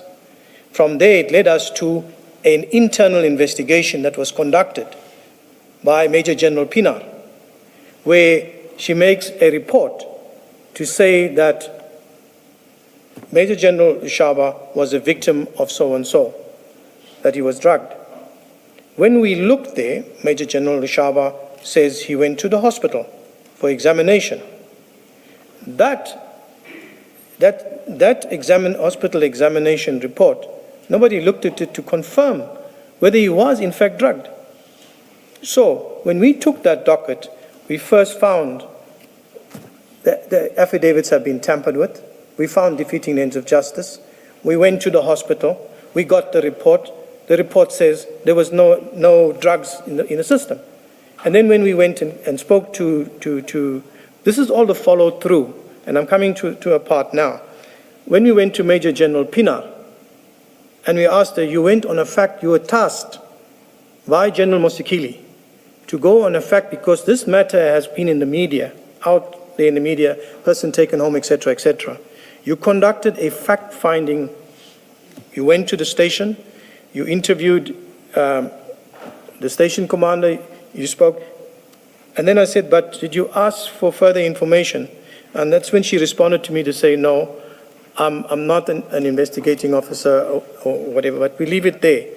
There was no proper investigation done by General Pinar on that particular case. So the disciplinary of that fell away. So I want to move on without taking too much, because we dealt with that docket there, and I want to move on to the other links or starting points which Colonel Phillips should have looked at further to substantiate. All right. Okay. I think we can stop here. We may have to continue. We'll see if we continue after lunch. It's 1:10. Yeah, I'm still interested. I'm not sure. I don't think you've answered my question, but we can have a discussion after lunch. I want you to think about this before lunch. It seems like what you have done, the complaint in the docket is Khumalo has interfered with a case. You don't investigate that. You say, let's go investigate the original case and the investigating officers in the original case, and let's go see whether their investigation was proper or not. Because that's what seems to have happened. So you ignored your referral and you said, oh, there was an earlier case that they say Khumalo interfered with. Let's ignore the interference allegation. Let's go get the original docket and see if investigating officers in that case investigated it correctly. That's what you seem to be saying. Chair. No, you will comment. Please think about it. We are adjourning now, and we'll come back at 2:10. Let's adjourn.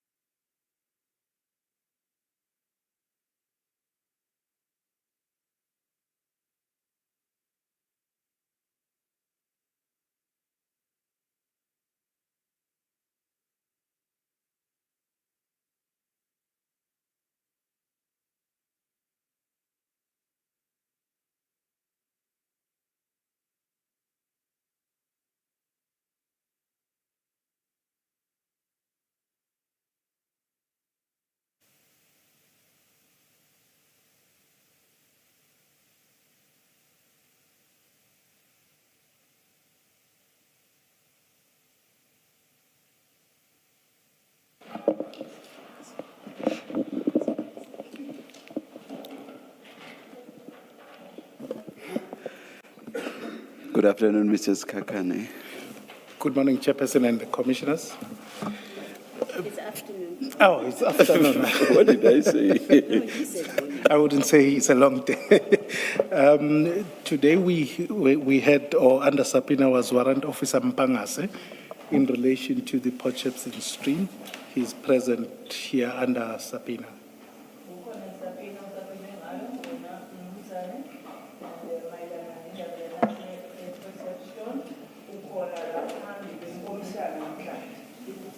Oh, so, okay.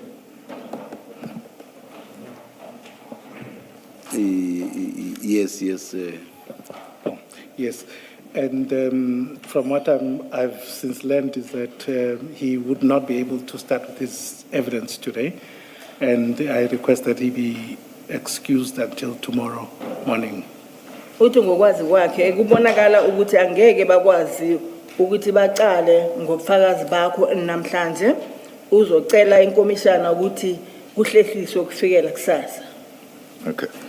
May I go ahead then, Mrs. Kakane? Apologies, Chair. Okay. Good afternoon, Warrant Officer.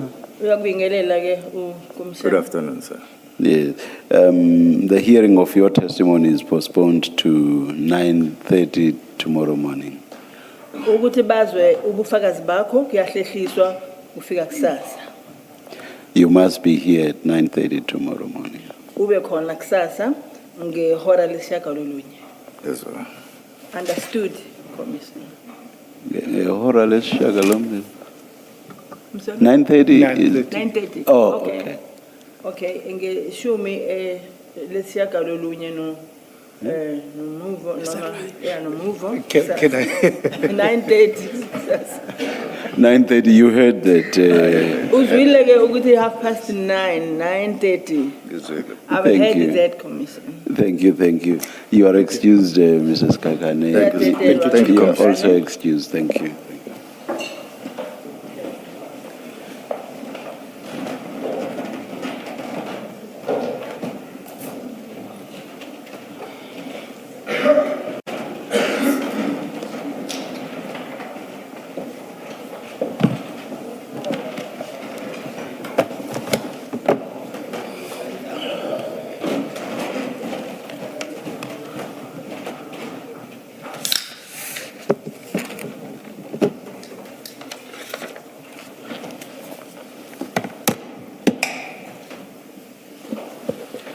Yes, Mr. Thank you, Chair. Colonel Padayachee, you are displaced for a minute there. Settle down just to make sure you have everything with you.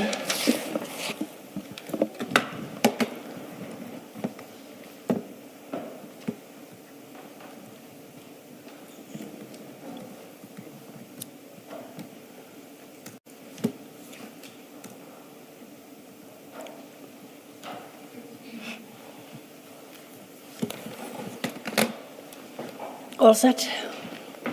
Thank you.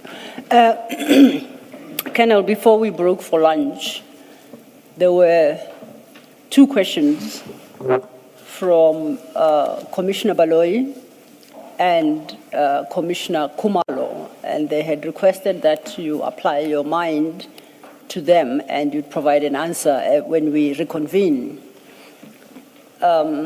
Is it safe to assume that you remember the two questions, or would you like them to be restated? I prefer that they could just be repeated again so that I could answer them. Okay, thank you. Perhaps Commissioner Baloyi, because that. Yeah. Let me start because Commissioner Kumalo was following up on to assist me. You referenced in an answer to a question from the evidence leader, you reference CAS 404, right? Correct. The Orlando Valeria 404, and you said there were discrepancies in there. There were affidavits. Had they looked at that file and done the investigation, they would have found that there were discrepancies in there because and affidavits were altered. You said quite a number of things. And so what Colonel Philip speaks to here is because they didn't do the necessary investigation when they say the docket didn't have anything. You recall that's the background to my question. Yes. And I started off by asking, in fact, by saying to you, but I understood your evidence to be that all these dockets, including CAS 404, only had A1 statements in them with nothing more, and those statements were scanty. You remember that kind of background? Yes. So what I wanted to clarify with you is surely you are not criticizing, or you cannot criticize Colonel Phillips for saying that if that is what the docket 404 was about. If CAS 404 had only an A1 statement, which is scanty, and he says because it's scanty and they don't make allegations of who did what did Khumalo do? In fact, this is where the allegation is about Khumalo cover-up. That 404 A1 statement doesn't say what General Khumalo is supposed to have done. That is a cover-up, okay? You can't criticize him for saying that about an A1 statement, that it's incomplete, therefore it's not helpful. We can't formulate a charge. No charge can be formulated based on this A1 statement. You then say, but he should have investigated. He should have gone to 38, to CAS 38. You remember that's the trend of your evidence. But what I'm putting to you, or what I'm suggesting with you, is that but the complaint that he's commenting about in that block 3 that relates to 404, it's not about CAS 38, it's about CAS 404. That's what he's commenting about. Yes. Right? Yes. So that you went and looked at CAS 38, well, it's your decision. You went to investigate a docket 38, but it doesn't make a lie that he comments the way he does about CAS 404, that it had only an A1 statement and that A1 statement was scanty and it didn't provide any details of the allegations and therefore it couldn't be investigated, that General Khumalo interfered and covered up in the way that it is alleged. You understand that? That's all I needed to clarify with you. Commissioner, I hear your question. Yes. And I hear you what I said in the affidavit, which was scanned, it didn't have enough information. And yes, it didn't have enough information, but there had to be investigation. So what I'm coming to here and pointing out here is that in the docket itself, which we got later, which only had an A1, the statement is such that there should be further information gathered from there. But when you look at, just bear with me, when I'm looking at the report that is placed before me, right? This is the Philip report. It's 292. Yes. Same docket 404. Yes. And whilst I'm at that point, the 404 is connected to two cases, two allegations.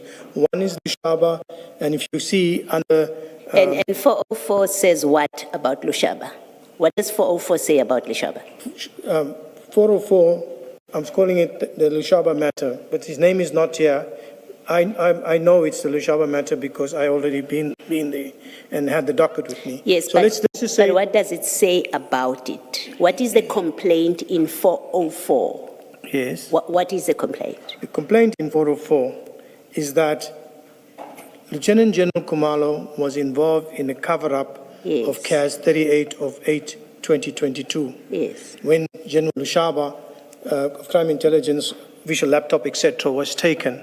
So here, the involvement of General Khumalo, you can't pick it up from the statement. You have to go and look at the docket itself to see how did General Khumalo, you go with that in mind.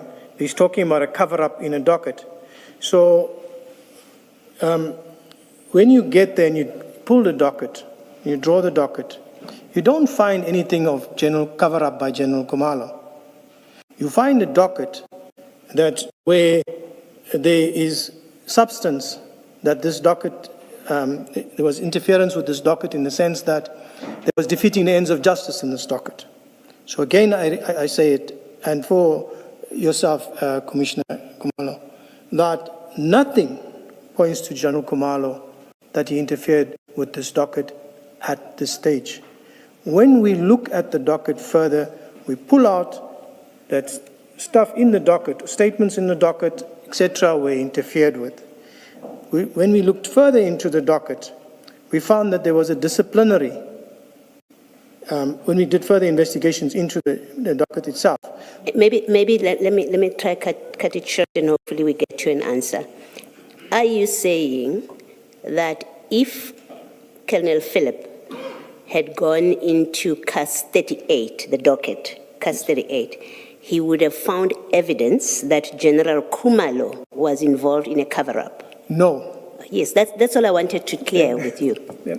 Thank you. No. I know we took long to get there, but that's really all I wanted to know. What are you faulting about this cover-up complaint? Thank you.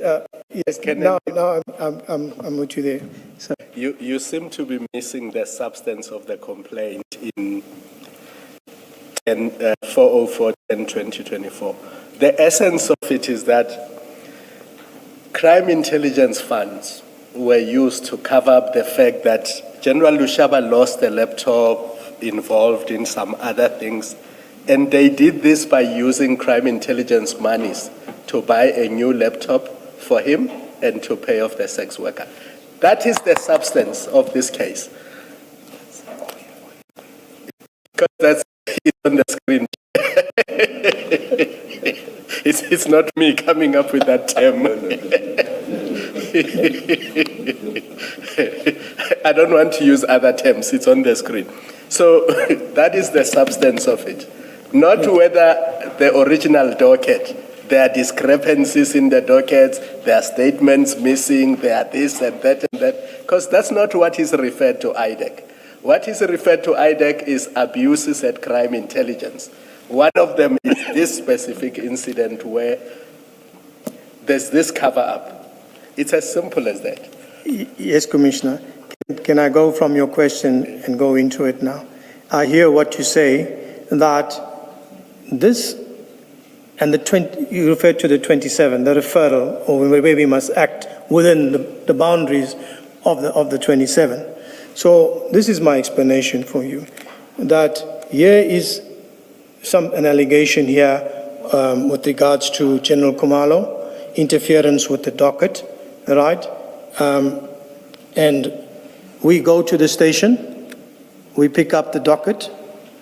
Now, picking up the docket, it's not showing anywhere when you look into it that General Khumalo factually interfered with this docket. No, that's not even there's no complaint of interference with the docket. Or covered up the docket. There is a cover-up in relation to that case. And the substance of it is that monies from Secret Service account were used to pay off the sex worker and to purchase the missing laptop. That's the essence of it.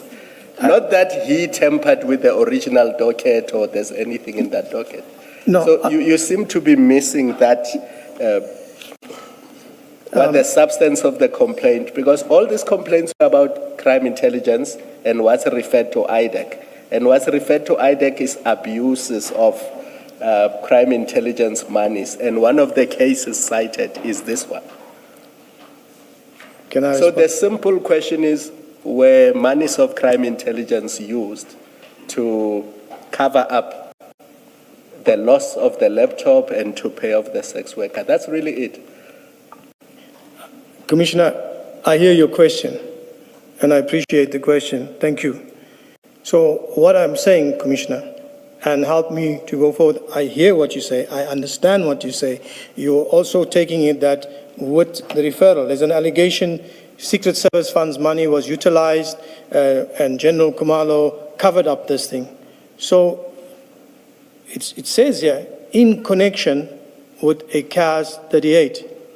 So looking at this CAS, go to the station, I go to see how or what is here in the allegation. Remember, you're talking about abuse of Secret Service funds, and you're talking about General Khumalo covering up a docket.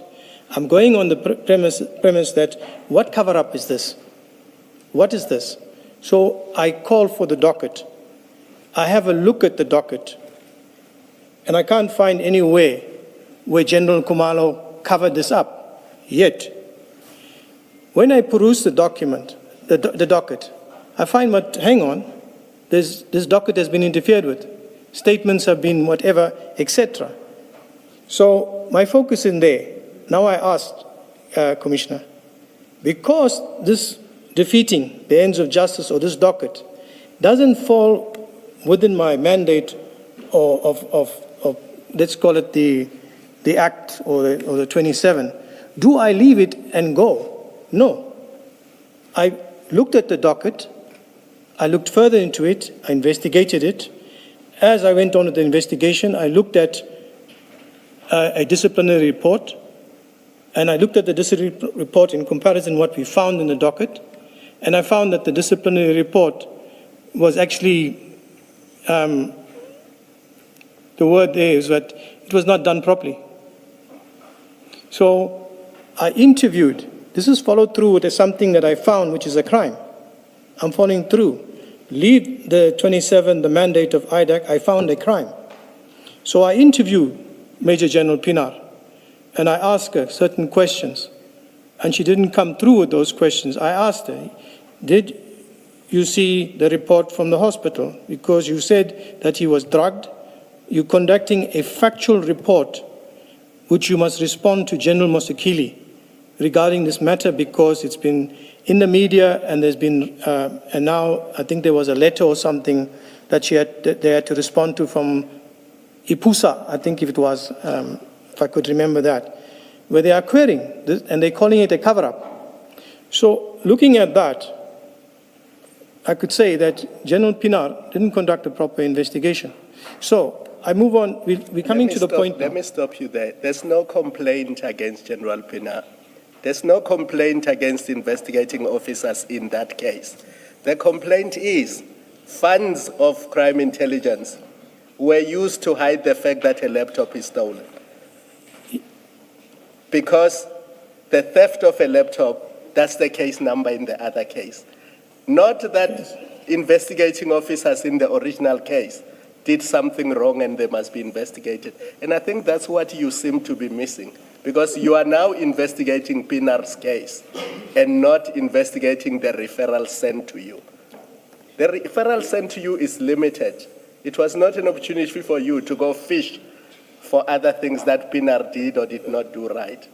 That's why the original question by Commissioner Baloy was, looking at this docket and only having an A1 that says funds of crime intelligence were used to buy an extra laptop to hide the fact that a laptop has been stolen.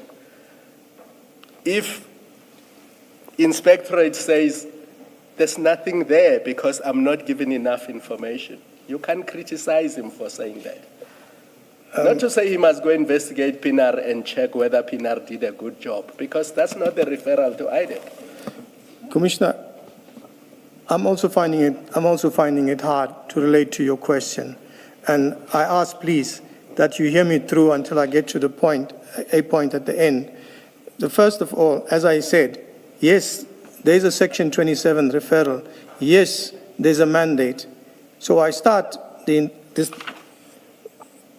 this part of it where General Khumalo was involved in a cover-up of a docket or cover-up of Lushaba, or however it is. So for me, that is the starting point. Colonel Phillip is the inspectorate. He has this complaint with him, or the docket with him. It's a complaint. How did this allegation that General Khumalo covered up a docket? Go to the station, go for the docket, check what is there. Is there a cover-up? Did you check the docket?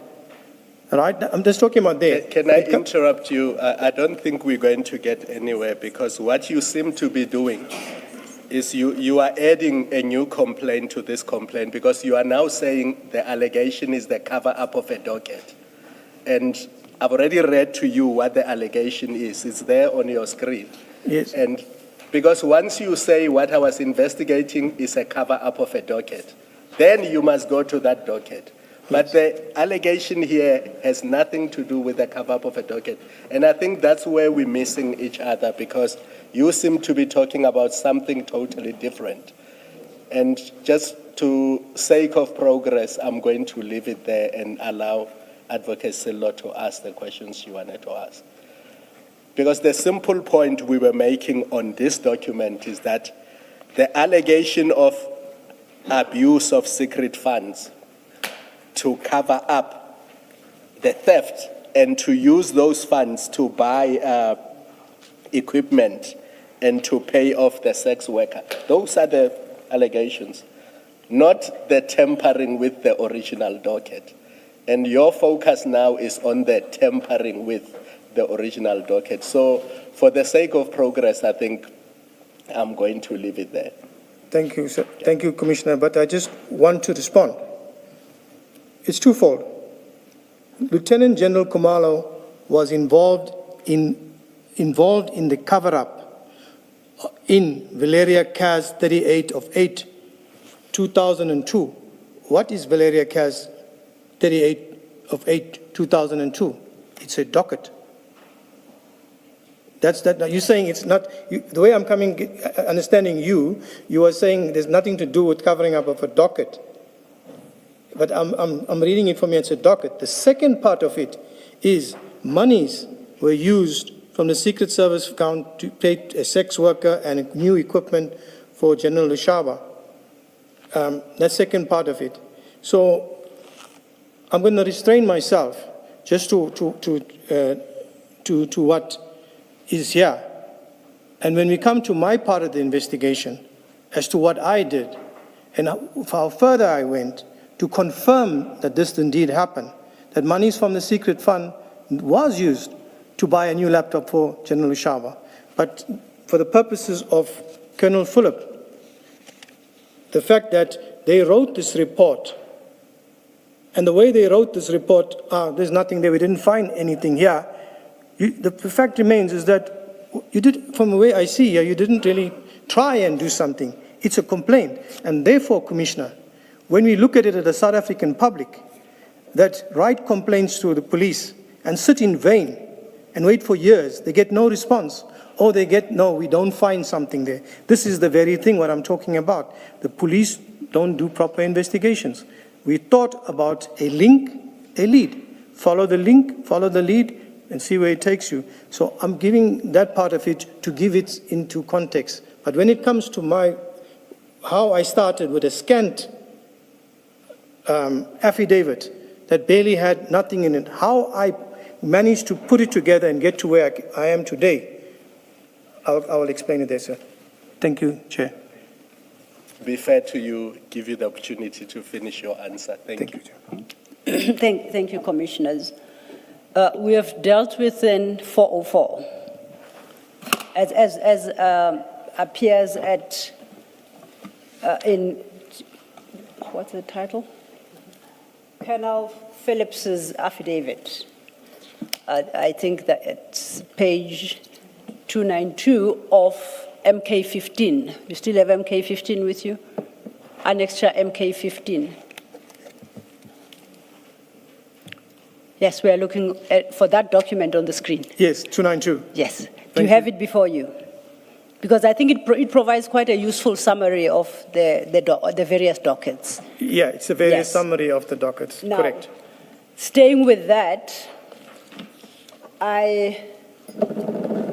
let's look at the next one. You could, and the purpose of this exercise, in fact, let's look at, now we are now left with 2 blocks, right? 3.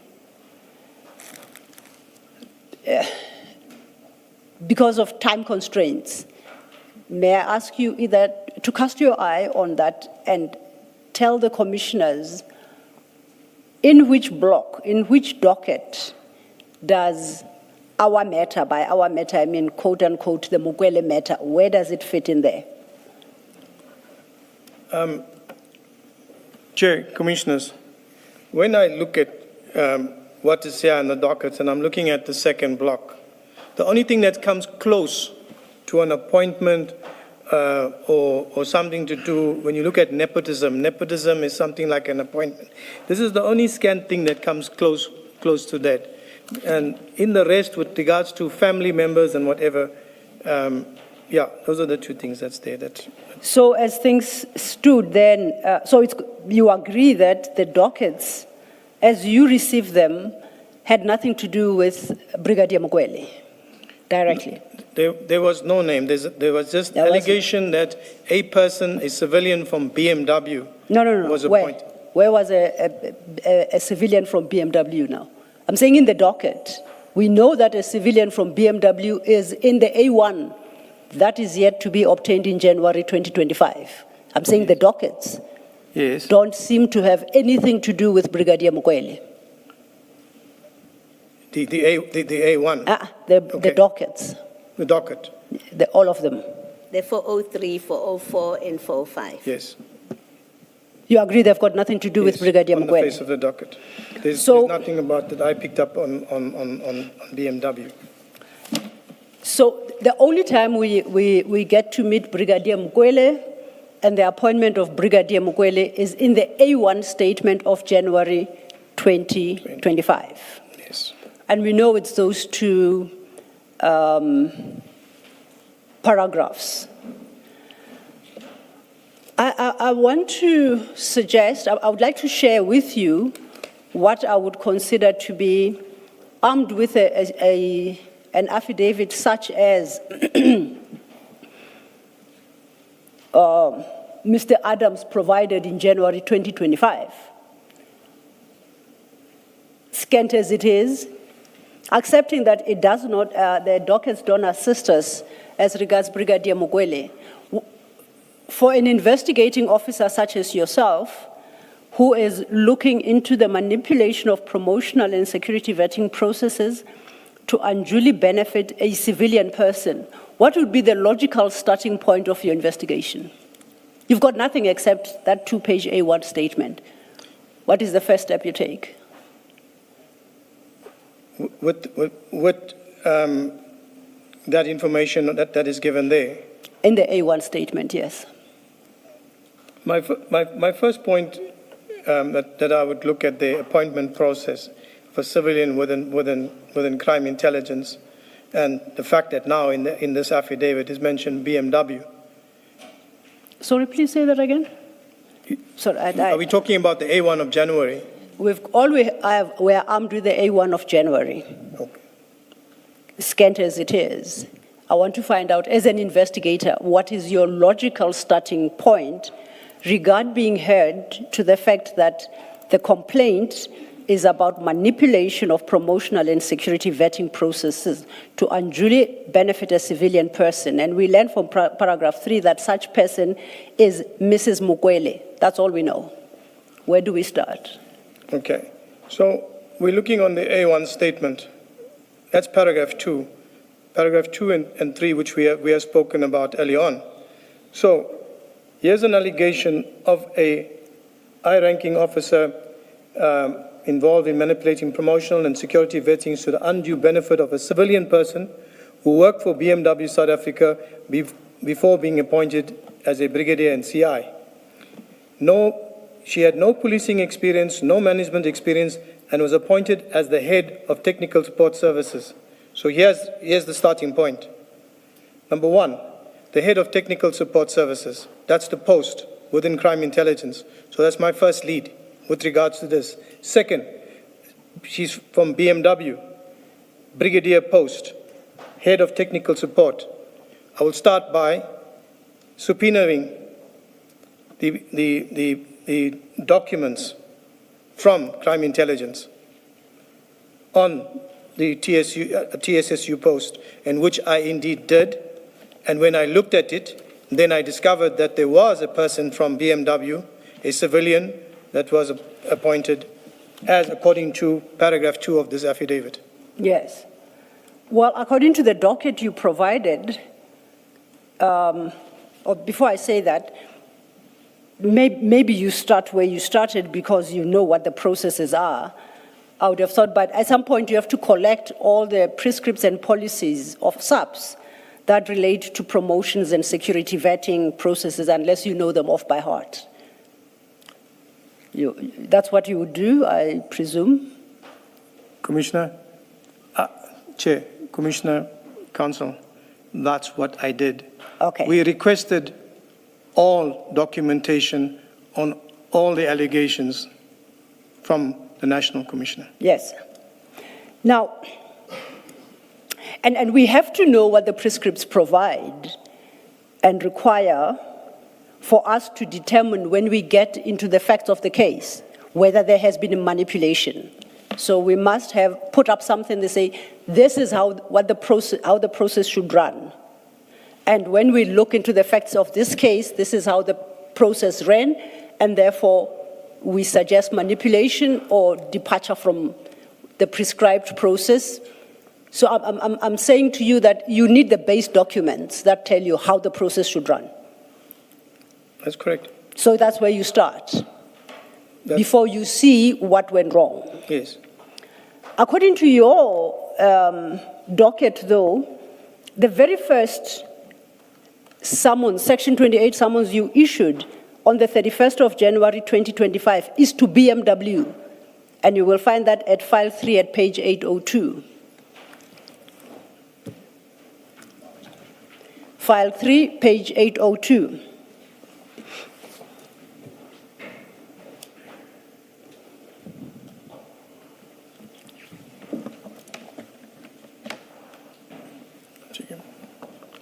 Yeah.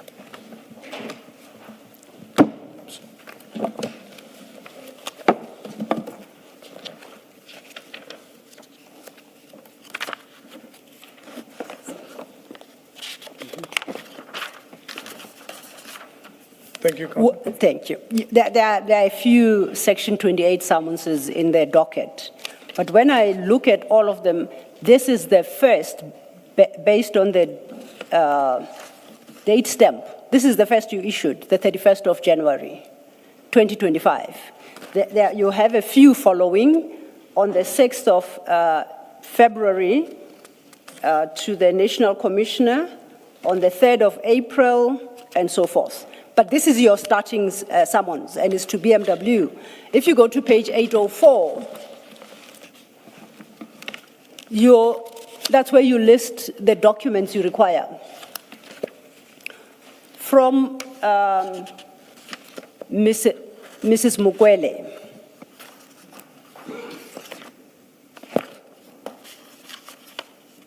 Yes. Sorry.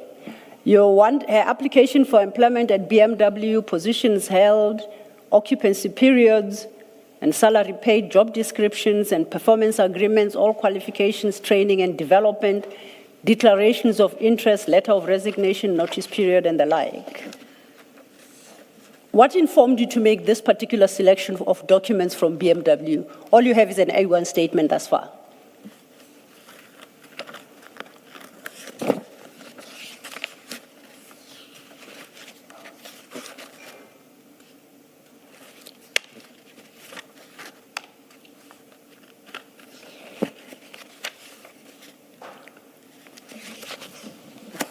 Your question is, what made us request this? These specific documents on the 31st of January 2025. The applicant, or rather Mrs. Mukwele, worked for BMW. Yes. By the time we prepared the summons, we knew who she was. Through investigation, we had identified her, and we knew who she was. Well, I apologize for interrupting you. We know her name from the A1 statement by Mr. Adams. Yes. We know she worked at BMW. I can't find anything else that tells me about Mrs. Mukwele in the docket and her employment at BMW until I come across this Section 28. And I assume that if that is the case, you were in exactly the same position on the 31st of January 2025. All you knew was her name and BMW. And remember, the target is to determine whether or not there was manipulation of processes within SAPS. Yes. And I'm trying to understand, why do you start at BMW with these specific documents? request for these specific documents? What informed this? Thank you, Chair. First of all, on the A1 statement, paragraph 2, there's no name of Mrs. Mkhwanazi on there, just BMW. It's at paragraph So- 3. Paragraph 3 of the A1. 3 of A1. Of whose CI A1? management Of Mr. Adams' favored A1. Mrs. Mkhwanazi over them.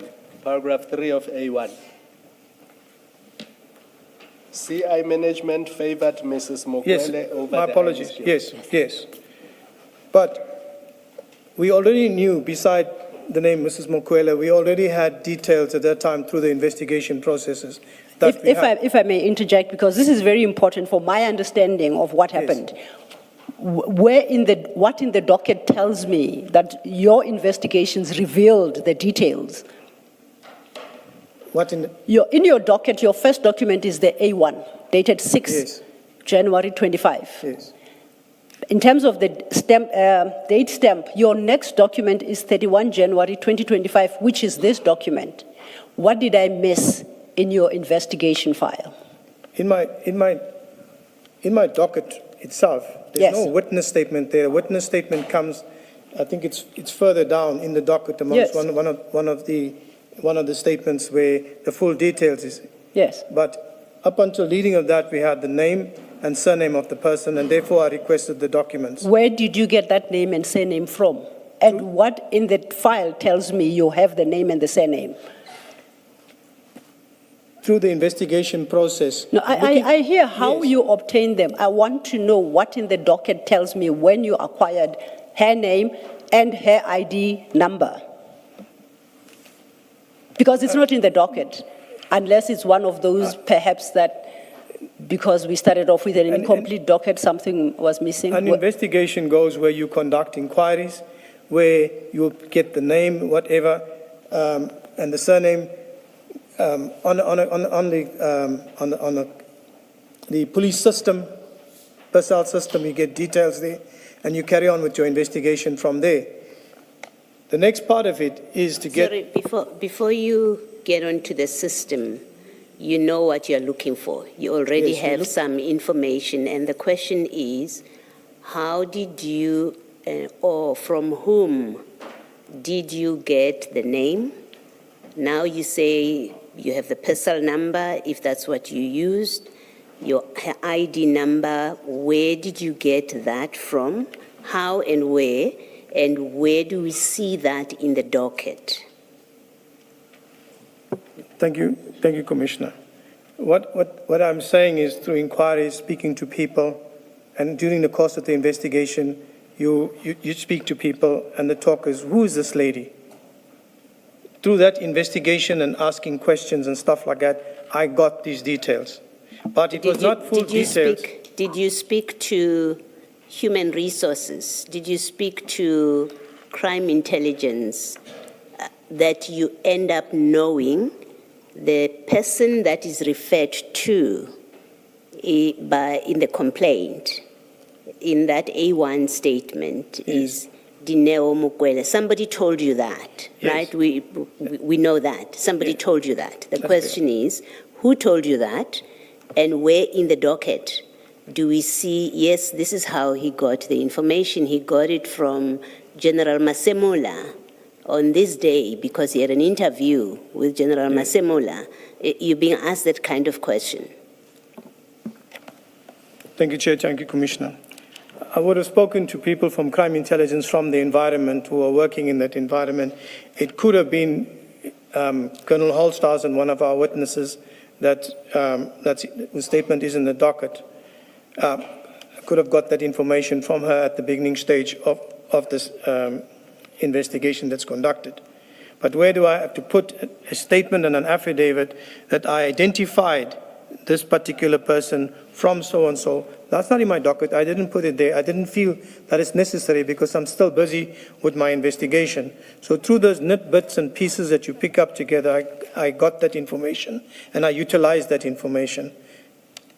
My question then, how did you know who to target at crime intelligence to determine her name? There it is, Ms. Dineo Mukwele, and to determine her ID number.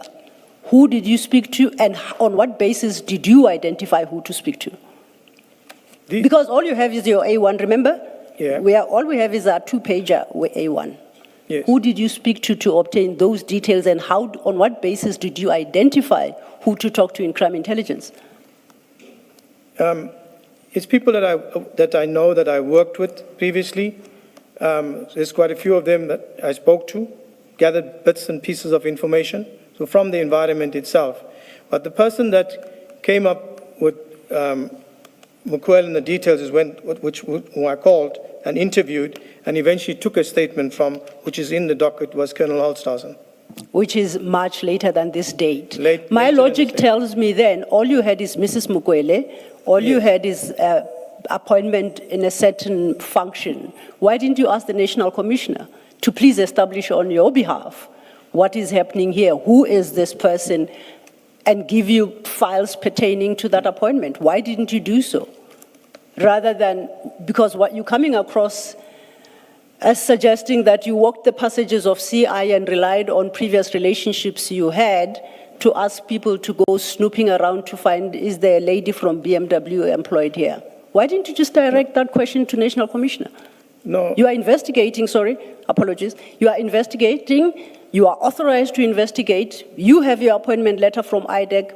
Why don't you do things in a straightforward manner? Particularly in light of the fact that you are yet to fire 3 more summonses to the National Commissioner, but only in February. Why wasn't that your starting point? Chair, Commissioners, Council, when you do an investigation, it's fine, we can speak from a platform like this.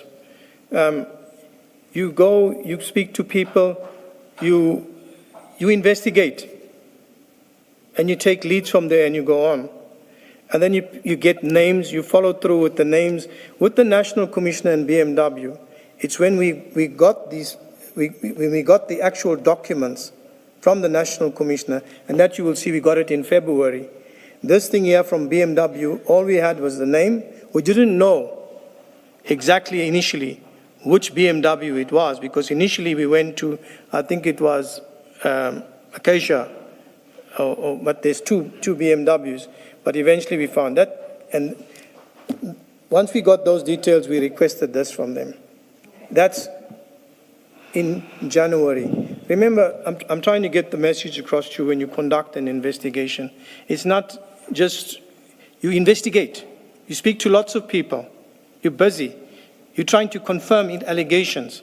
And where you can find and you can confirm allegations, you reduce that into an affidavit. When you are confirmed and you are sure that is that.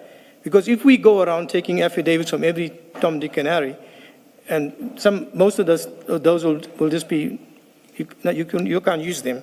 So what I'm trying to explain here, when you investigate, you will go, you will look at places, you will talk to people, you'll pick up a bit of information there, and then you'll continue until you reach a point where you have some information on a platform that you can utilize to get more proper details, starting with this 28 from BMW. The next one was to get now broader information, and that is when we subpoenaed the National Commissioner for relevant documents that was applicable for this information. And in that, we got all the extra additional information that we have. Thank you. I understand that you investigate. I'm not an investigator, so my knowledge of that area, I confess, is fairly limited. But I'm talking to a lead investigator of IDAC whose conduct is informed by a letter of authority, who's got authority to investigate such matters, who doesn't direct his first salvo of questions to the person responsible for the institution that is affected by the investigation, but who does it otherwise by talking to people. So you come across to me, and I don't know if I understood you well, that in the course of investigations, you can ignore completely the head of the institution, national commissioner, and be snooping around, this investigation to establish an ID number. Who did you ask? You had to have dug within CI to establish Mrs. Mukwele's ID number, which you reflected there when you made a request to BMW. You could have gotten it in exactly less than an hour from the national commissioner. It cannot be that the answer is that when you investigate, you talk to people, unnamed people, you get sources, and this is nothing complex. You're just establishing a starting point, surely. Colonel. Can I answer you? Please do. Thank you. We can say a whole lot of things here of how we should conduct our investigation and on what authority and etc. I use my powers of authority when I require them to subpoena people or subpoena documents. But within investigation, let me use the word that you use, Counsel. Snooping is part of investigation. You snoop to get information. And that's where your starting points of all investigations and all investigating officers will know that. And when it comes to a point where you snoop not enough and you got some facts that you can put down now in a subpoena and a summons and get that information, you go ahead. So I'm not going to say that I didn't use my powers or I used my powers for this and didn't use it for that. I'm basically saying that the investigation is dynamic. Thank you. Okay, the investigation is dynamic. Like I said, I know nothing about investigations, but I trust through your engagement, I'll catch up with something. Now, because of time, I would like you to listen carefully to what I'm going to propose to you and correct me if I'm wrong or I'm missing something. You start with your summonses with this particular one. From there, on the 6th of February, you issue a summons to the National Commissioner. But just like this one, the summons has to be specific. In Annexure B, it has to list the specific documents that you require. The next one I have, we don't have to go there, and I need your attention on this, lest I have missed anyone, is the 6th of February 25 to the National Commissioner. But here you request security clearances and vetting files for 7 people. This is the 6 people plus, this is the 6 SAPS members plus Mukwele. That's what you request. You recall that issuing such a summons, right? Yes. Oh, then I didn't want to quit. File 3, page 936. Page? File 3, page 936.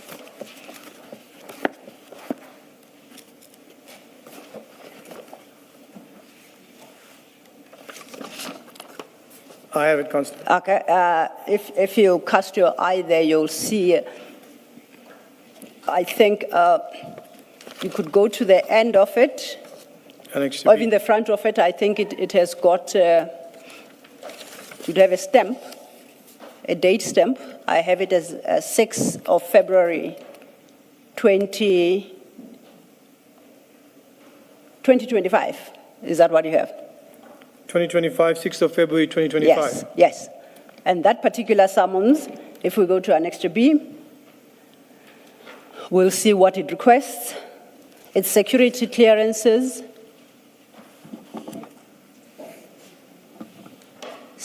security clearances of the persons listed therein. And vetting files. And vetting files. I say in this summons, you were requesting from the National Commissioner to provide you with security clearances and vetting files for the people listed in Annexure B. Correct. Okay. This is January, including Mrs. Mukwele. Including Mrs. Yes. Mukwele's. Is this still relating to the Mukwele file? Yes, but this particular subpoena, that's what I would like to explain.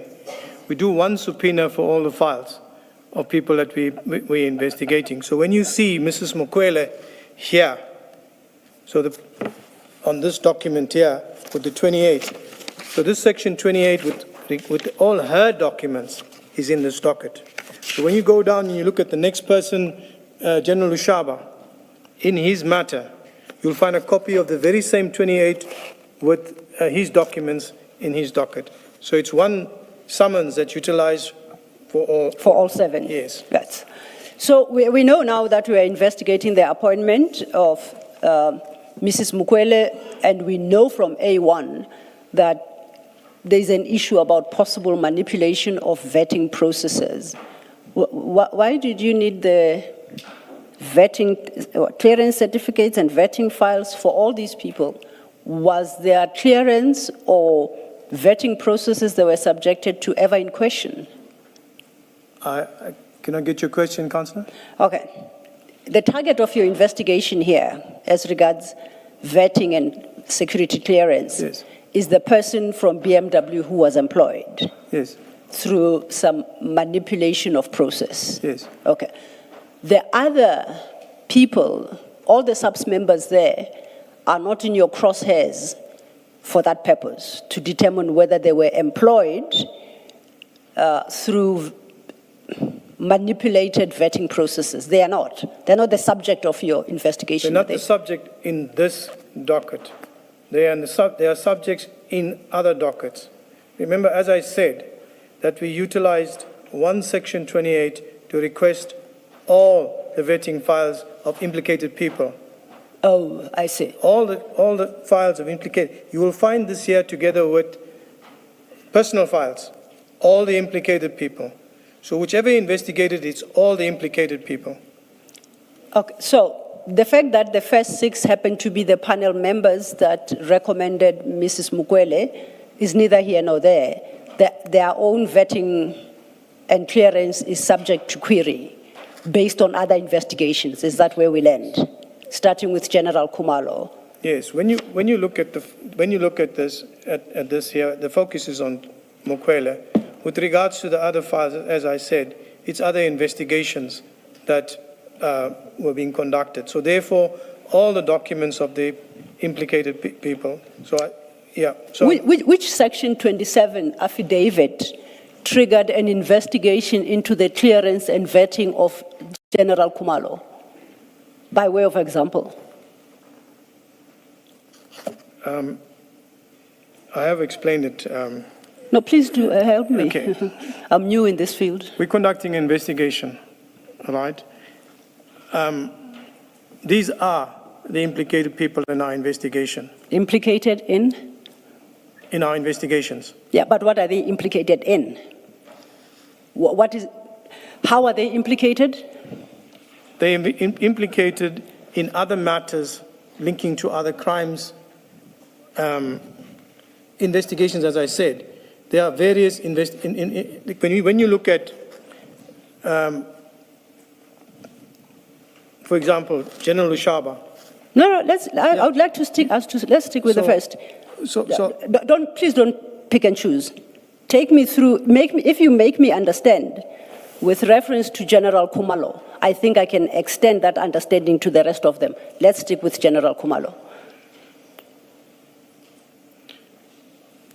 You mean just on General Khumalo with regard to his vetting file?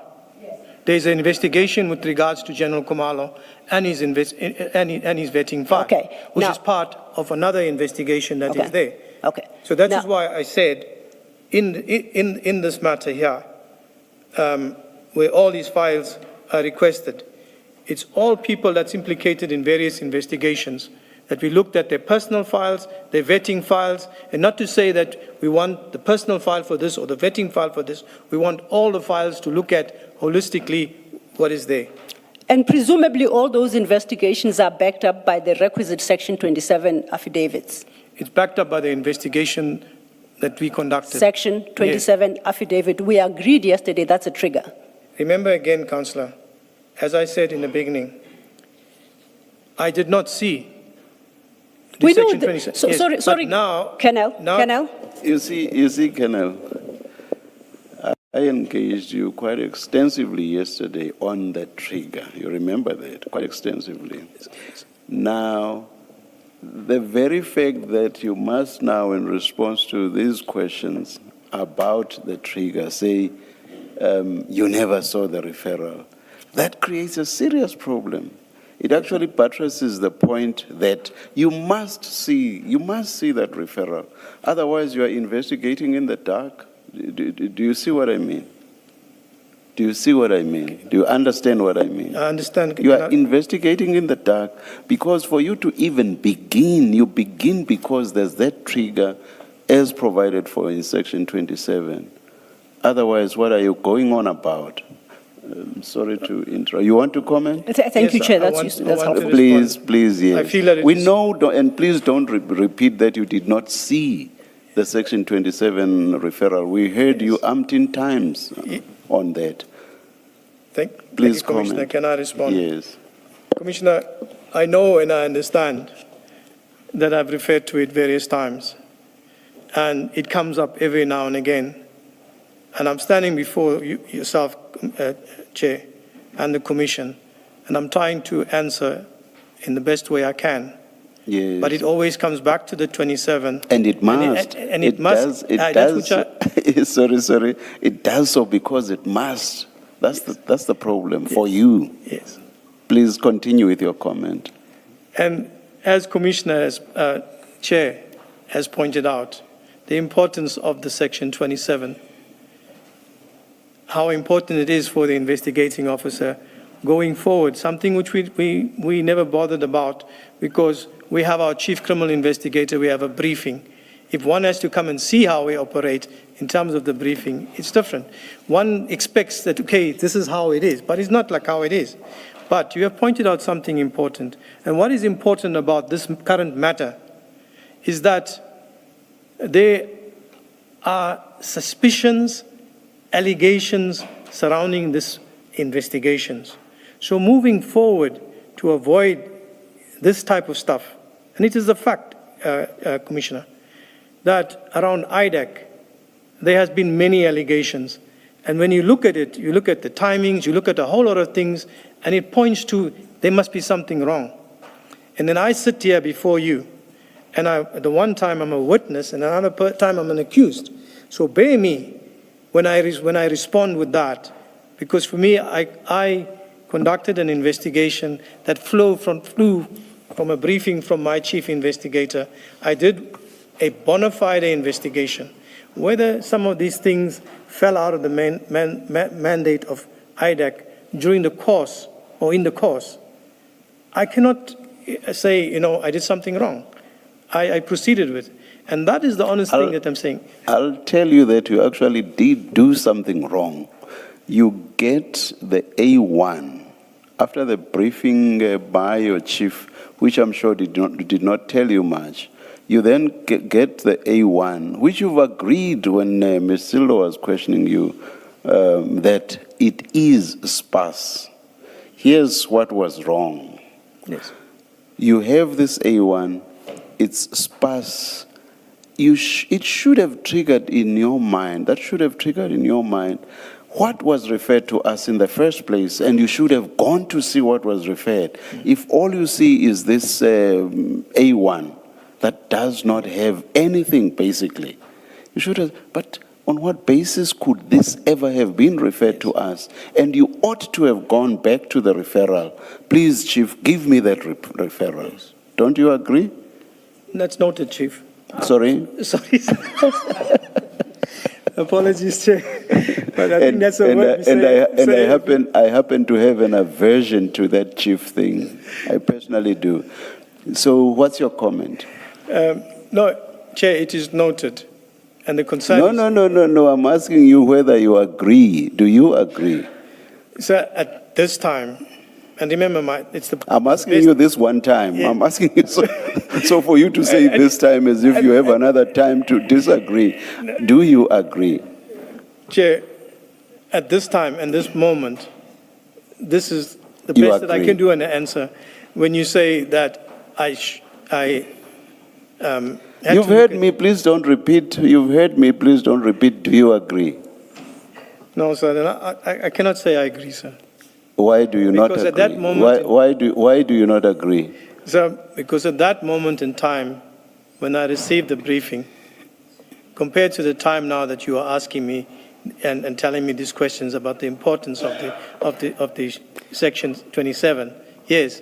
But at that time, I did not worry about it or think about it, or even 27 came to my mind at that moment in time. There was no 27 in my mind except the briefing.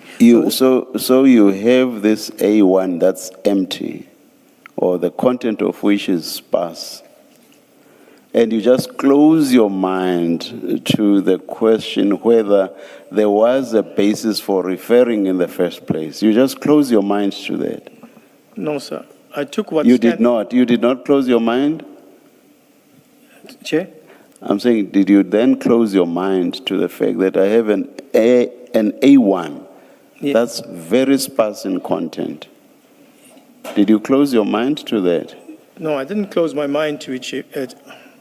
Why did you not? Chair, Why I did you didn't- not? Why did you not check then? I went on what little was there, and I conducted further investigations to expand on it, Chair. As it was there, it needed me to look further into it. Not if you know what the provisions of Section 2. And up to now, you have not suggested that you do not know what Section 27 provides. Yes, sir. So you could not proceed on the basis of this A1 without satisfying yourself, is there enough to proceed at all? And the basis for proceeding would have been the referral.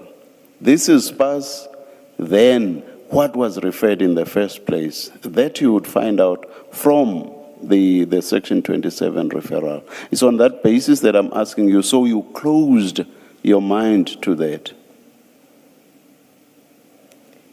So when you put it that way, close your mind, it's let me say, I cannot take it any further, Chair, and I have to stand with what you say. All right, thank you. Thank you. Because we've spoken about it, and Thank you, it's thank over you, and over. thank So you, thank you.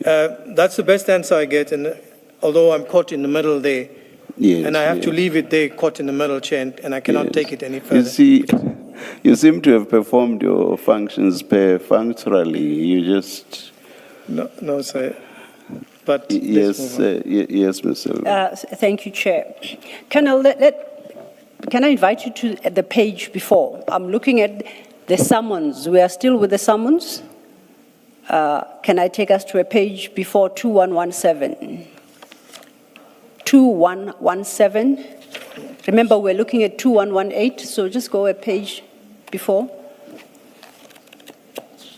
2117. Wait. Looking at the summons on 938. Or 936. Then I'm looking at a different version. I want us then to go to a page before. It's a duplication.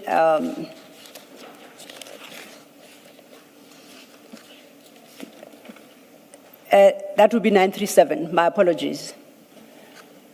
So we ended up with duplications instead of, it appears at 2117 as well.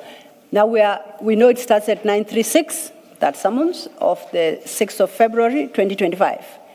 I then go to 937 and I look at under background and I see that it states under background, the information required from you relates to the conducting of an investigation into serious fraud and corruption committed within SAPS. Then you state that you invoke Section 28, Sub 13 of the NPA Act, and you say you are looking into allegations of the commission of the following offenses: 1, fraud; 2, corruption. So that's what you're investigating here. Correct.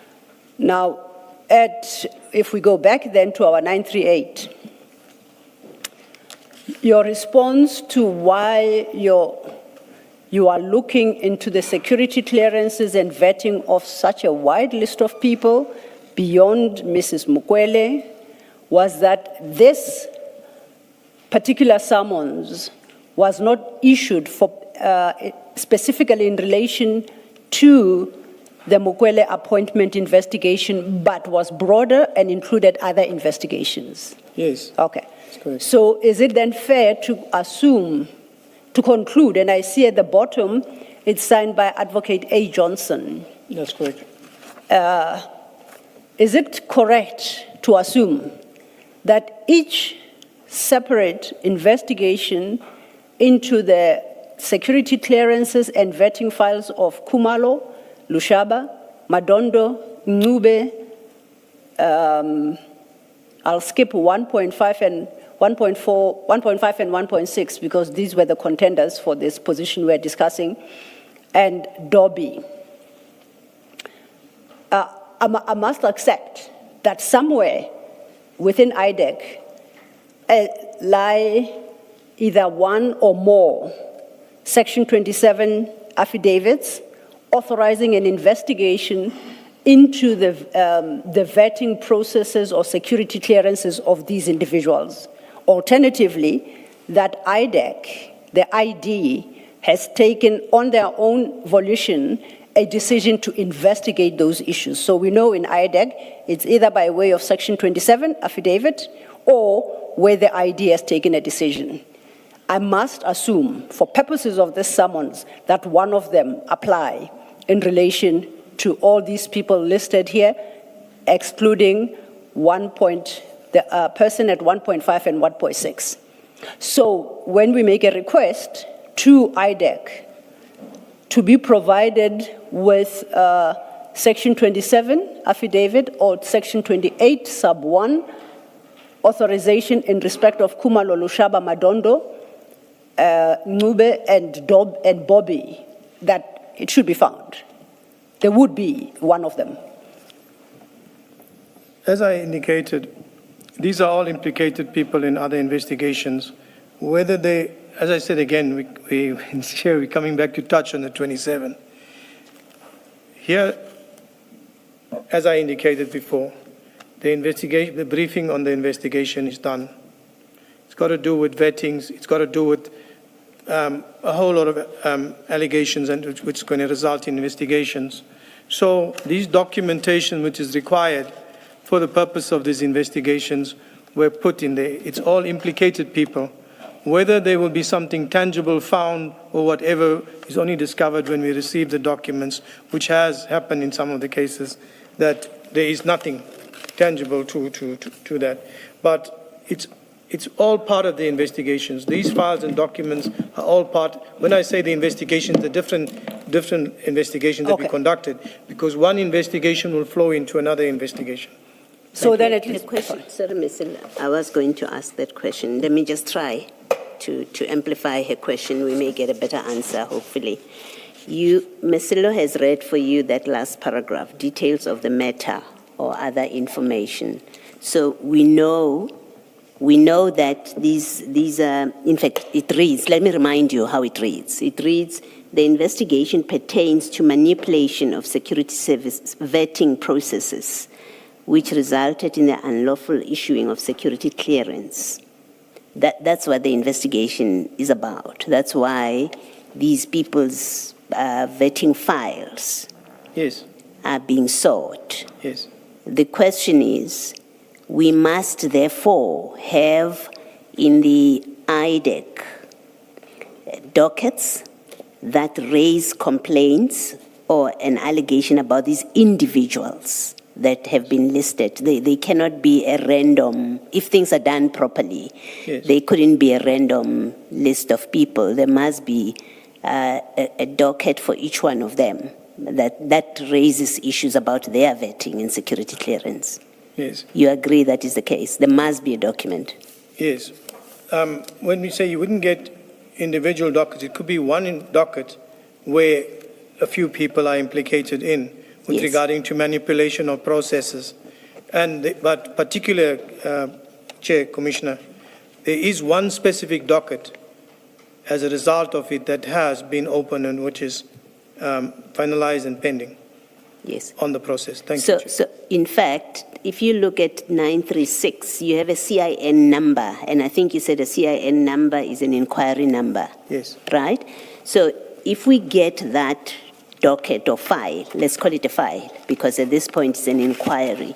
If we get a copy of that CIN file, we should find in it the allegation, the original allegation about the vetting and security clearance, whatever complaint it is. We should find it in that file. It will be CIN first, and then it will change to the docket number. I'm still at CIN because this summons here It's not yet at docket stage. It gives a reference, a CIN reference. So if I go into the CIN file, we should find the complaint that lists all of those people as involved in vetting and vetting manipulation. Yes, you will find the allegation and the summons and everything in the file. Okay, thank you. Thanks, Mr. And if I may just follow up on that, in the very same files that Commissioner Baloyi references, we will find an authorization to inquire into their own personal security clearances. Let's take Kumalo as a start, issued for the ranks of Brigadier, Major General, and Lieutenant General. Because now you are investigating these people and their own vetting. Yes. So in some CIN file within IDAC is authorization to inquire and investigate into the security clearances of those particular people. Not for purposes of being on a panel, but they themselves are subject to investigation by IDAC, and their vetting and security clearances are brought into question. We will find that. Can I? Yes, please. Respond? Thank you, Chair, Commissioners. During the course of the investigation, when you are investigating one part or you're investigating something, you will pick up something else along the way with regards to the same allegation. So therefore, you will find that a number of other files are requested in that. During the course of the investigation, other things come up which you have to investigate. So when you say, but no, you need an authorization now to continue, no. We continued. If something else came up where we found more corruption or we found more fraud, we continued with it.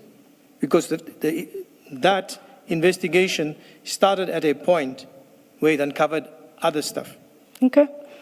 But then that would mean by the 6th of February 2025, some or other investigation was ongoing that led into the investigation of these particular individuals insofar as their security clearances and vetting is concerned. That's what you're saying. Yes. It may very well have started somewhere. And those files exist in IDAC. Because I'll take it, it's on that basis that Advocate Johnson would authorize that now.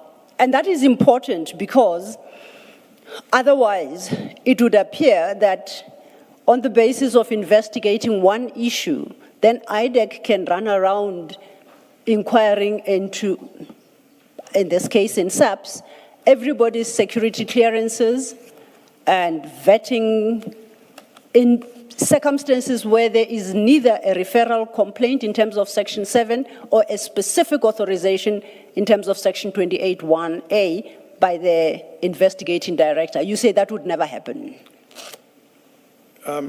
Chair, Commissioners, Council, the investigation. Can I just finish? Because just to finish, because what I've just painted would be patently unlawful. IDAC can't decide to wake up in the morning and decide that it is going to inquire into security clearances and vetting of the various generals and brigadiers here in circumstances where it is lacking in a Section 27 affidavit or it doesn't have a written authorization in terms of Section 28. If you don't have those, that investigation will be patently unlawful unless it can be justified on another basis. And you saying that basis would be, as you were busy investigating a robbery somewhere, I don't know how you would, but you come across General Lushaba and you say, I don't know, might as well look into his vetting kind of scenario. Am I getting the right picture here? I'm with you, Councillor, Chair, Commissioners. You just don't go around and just investigate anybody for the purposes of investigation. Absolutely. We are investigating crime intelligence, right? Crime intelligence with the allegations made. During the course of those investigations, what you find, but there is another link to that investigation that's there that you have to look at, where criminality has taken place.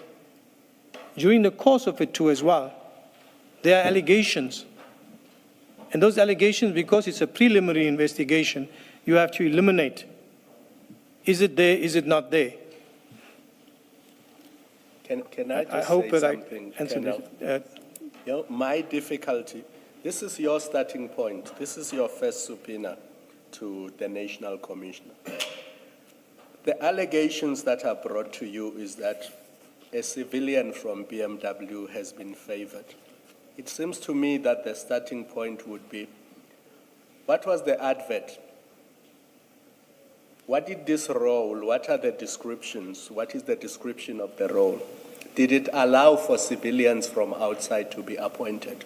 If the answer is yes, then it doesn't matter whether the person is from BMW or Mercedes, because the requirements of the job said an outsider can be appointed. The advert said outsiders can apply. So the first leg of your complaint gets resolved. Then you look at what are the minimum requirements for the role? What is required of the applicants? It requires a B degree. Does the person have it, yes or no? What kind of B degree? Is it an engineering degree? Does the person have it? And you find that in the application for the job, yes or no? If they don't have it, there's a problem. If they have it, that box is ticked.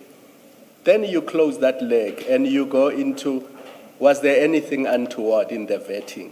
Then you approach it that way.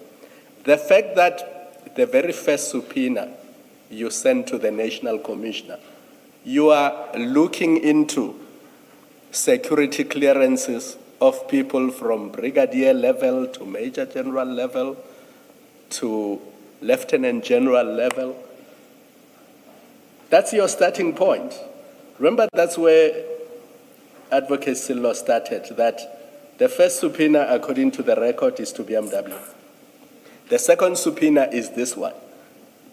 Immediately, you ask for security clearances issued and all the other things. And then you justify that by saying, well, other investigations led you to this. That can be because you're starting in January. End of January, subpoena to BMW. Within 4 weeks of you being given this file, or at least you getting the A1, then you are already investigating security clearances of all the generals and brigadiers at every stage along their climb within subs. Can I respond, Commissioner? Commissioner, I'm trying as hard as possible to get the message out, and I'm trying. The investigation with regards to the request for appointments, when I initially said, when we looked at this investigation, we looked at the allegations, and as we continued with the preliminary investigations, this came out as the capture of crime intelligence through various appointments. Now, I know you don't want me to go in that space, but I'm trying to get out there what I want to explain. So, referring to the future capture, as you said yesterday, or past capture? I just need to be clear. No. Future capture? No. Past I'm going capture? Can I respond, sir? Thank you. When we come back to that future capture and the way it was put over yesterday, and when I'm given the opportunity to explain and quantify it, you'll understand, sir. So the thing about future capture or whenever, we'll put that to rest, sir. Definitely. Thank you, sir. When you say here you were looking at capture of crime intelligence, is it past capture? Your answer to my question was you're looking at this thing holistically, you're investigating crime intelligence, and you are looking at the capture of crime intelligence. That's when I came in and said, just to be clear, are you referring to past capture or future capture? So you said we must park the future capture issue. So am I to assume that looking at this document, what you were looking at was past capture of crime intelligence? When we look at the documents and what has already happened, the people are appointed. There were some still to be appointed, and they're still acting, waiting to be appointed. So when we look at it, when you look at incidents of past capture, or a past appointment that took place. Mkhwanazi was appointed. She was appointed in October, but she only took up her post because she had to put in notice in work. But she was appointed on the 1st of October there. But the date of appointment will be a month later when she reported on duty. So when I talk about past and future, there are people that's already appointed. One of those appointments is a subject of the investigation. So people that are acting in the post where they are or they were going to be appointed.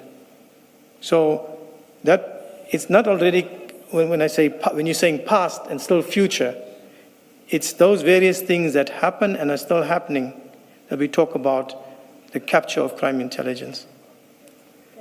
Just so that I understand, are you saying these people at page 938 that are listed there, their security clearance and vetting files were required because they are implicated in a capture of the, we know one of them is Mkhwanazi, and you are quite insistent that she was part of a scheme to capture to capture crime intelligence. We know you say General Khumalo was. So there are names there, and there's the panel, members of the panel, and Ngube. So we know all of those you've accused of being part of the plan to capture crime intelligence. But we have other names here that are appearing for the first time. You have 1.5, Ms. Sillo says that was a competitor for the position that Ms. Mkhwanazi was finally appointed to. And then 1.7, it hasn't been said who that person is, but are you saying this information about them was requested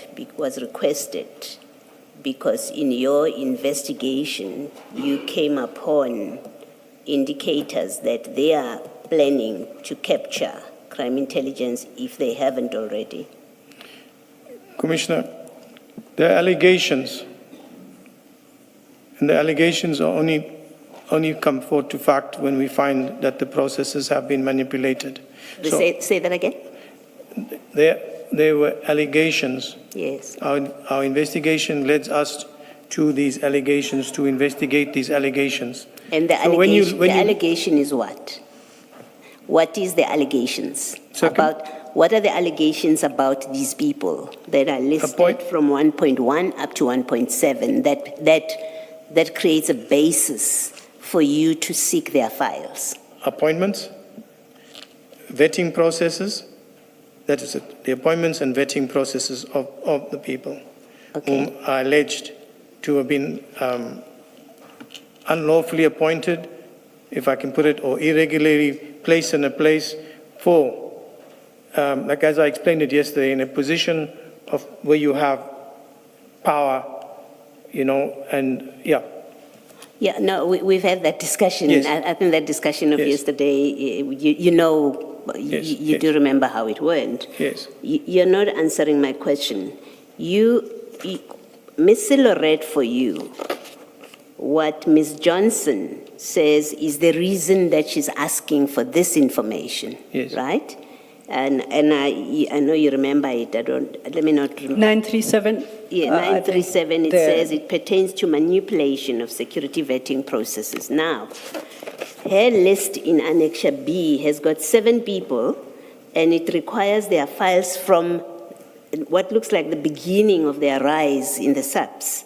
From Brigadier, that's Khumalo. You say from Brigadier to Major General, and when he becomes Lieutenant General. You do the same with Lishaba. You say when he was Colonel, we want that file, when he's Brigadier, and when he's Major General. Yes. Madondo, you do the same. Up to the end, you do that. So my question is, and when I say you, I mean IDAC, and you're the witness, so you know something about this. You keep telling us that you are investigating a bigger scheme.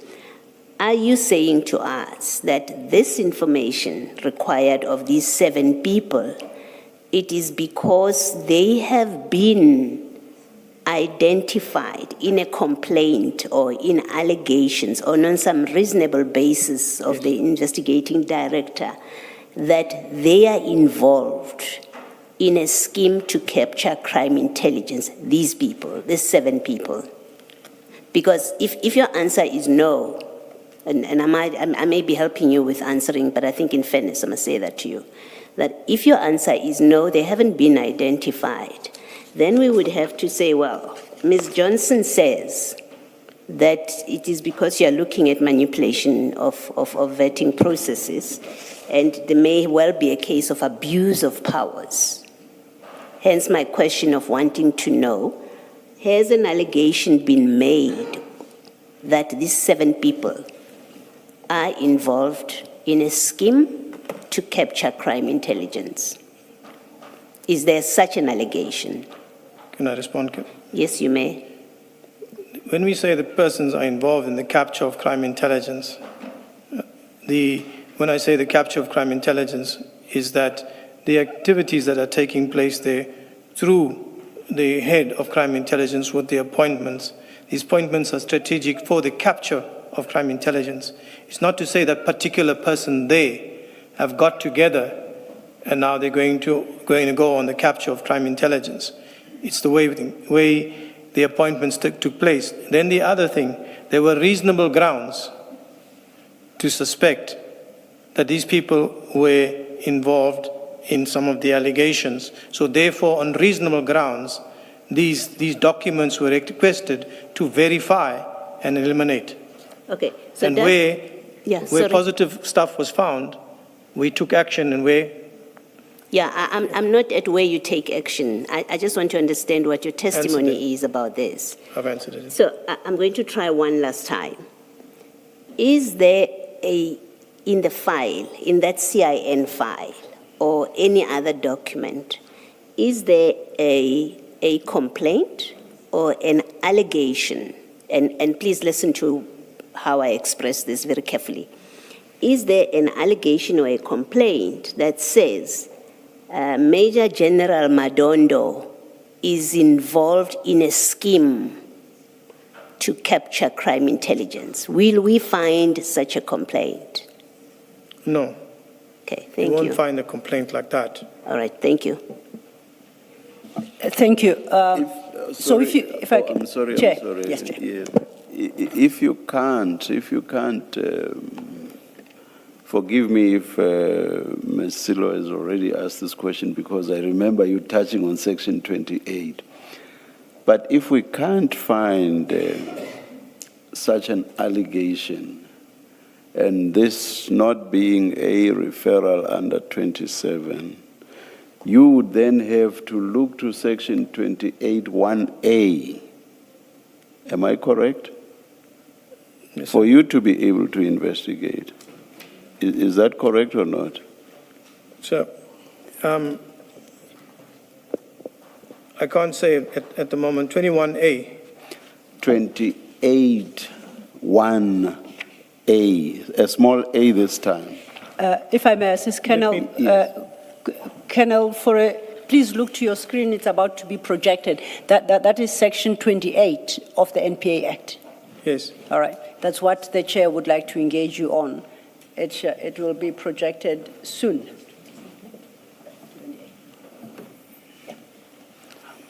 I hope you can see from the screen close to you. Enlarge. Oh, I understand they are providing you with a copy of the NPA Act. Yes, 21A, understood. That's fine. Trying to look it from this move. Thank you. We're looking at 28(1)(a). I see. I thought you'd look at the document in your hand. And that's what the chair wants to engage you on. So I'm saying, because there may be a referral, but now the focus is on what was not in the referral. Yes, sir. And that came out quite clearly when Commissioner Baloyi was engaging you. You have agreed that we will not find this anywhere in the documentation that we have before us. Yes. Now, My question is, if it is not a Section 27 referral, Yes. your next point of entry would have to be Section 28(1)A. 21A. Is that correct? Do you agree? That's correct as I read it, sir. Is that what happened here? I wouldn't say I referred to 21A, but the way I It would, conducted... it would not be you anyway. It would not be you anyway, because it is the investigating director that must be satisfied that there is a reason to suspect. Yes, of course, that doesn't mean the investigating director would then have to investigate personally. She would be inundated if she were to try to do that. Yeah. But when it comes to you, would this have been on the basis of the satisfaction of the investigating director that there was reason to suspect? Was that the basis? Of the further investigations Yes. that's been Let conducted. me call them the additional investigations. Additional investigations that came out of it. So I wouldn't go to the 28. I just would go Where with would the you go? continuous, Where would you go? with the current investigation that's there, that we're conducting, and these other implicated persons come in. It's just I will continue with the same investigation with that. But where do you get the power to do that from? Because you are created by statute and you possess your powers as IDAC, not you personally. Yes, sir. You possess your powers in terms of statute. So where would you get this power from? If it's not a referral and if it's not in terms of Section 28(1)A, what would your power be So then I would revive. as a functionary within IDAC? Yes, sir. As I say, that if I'm investigating something and it's related to this investigation that I'm conducting, let's say, for example, it's a process of I just want to just pause for an example. You see, as you are thinking, I do understand the legal principle that when you have a power Yes, sir. to perform X, you also have the power to do something that is ancillary to X. So it's taken as being part of X. You are still basically exercising the same power. That I understand. Yes, sir. But I'm not so sure that going on to vetting and so on would be something ancillary to what had been referred in terms of Section 27. That I would not understand. So it's on that basis that I say, if it's not a 27 referral, then it would have to be on the basis of Section 28(1)A. Yes. Do you follow me? Yes, sir. So I go back to my question, where would you get the power from then? Are you suggesting that this vetting issue is ancillary to what had been referred? And if you do, I will find that quite strange. So, as you mentioned, Section 21A, that the investigating director is empowered there. It will have to come down as an authority for us to investigate further. Did you get that authority? No, sir. Then I'm saying- on what basis then in law did you do so? In law, sir, look, you're investigating an allegation here or you're investigating something that has taken place there, but further stuff coming, I will continue on the same basis. On the law part of it, it's there's a crime being committed, so I'm applying that to that specific thing. If there was a criminal offense committed there. Like, let me just jump on the box. So are you basically saying, despite the provisions of Section 28(1)A, you have a free hand to investigate whatever you come across, even if you have not been authorized in terms of Section 28(1)A. And I'm talking authorized because that section does not refer to authorized. I'm saying that purely on the basis that I accept that there's no way that the investigating director can investigate everything herself. Yes, sir. So you are saying even without authorization, you come across something and it's not even ancillary to, for example, what had been referred, you have a free hand to investigate as you please. Is that what we are saying? No, sir. It's What not are you about, saying? What are you saying then? It's not about a free hand to investigate everything and anything. We are in the same scenario or the same investigation of crime intelligence within there, where the allegations is falling within crime intelligence, and within that same investigations you are picking up similar stuff that is there, similar some similar offenses that are there. We continue with it because it's still there.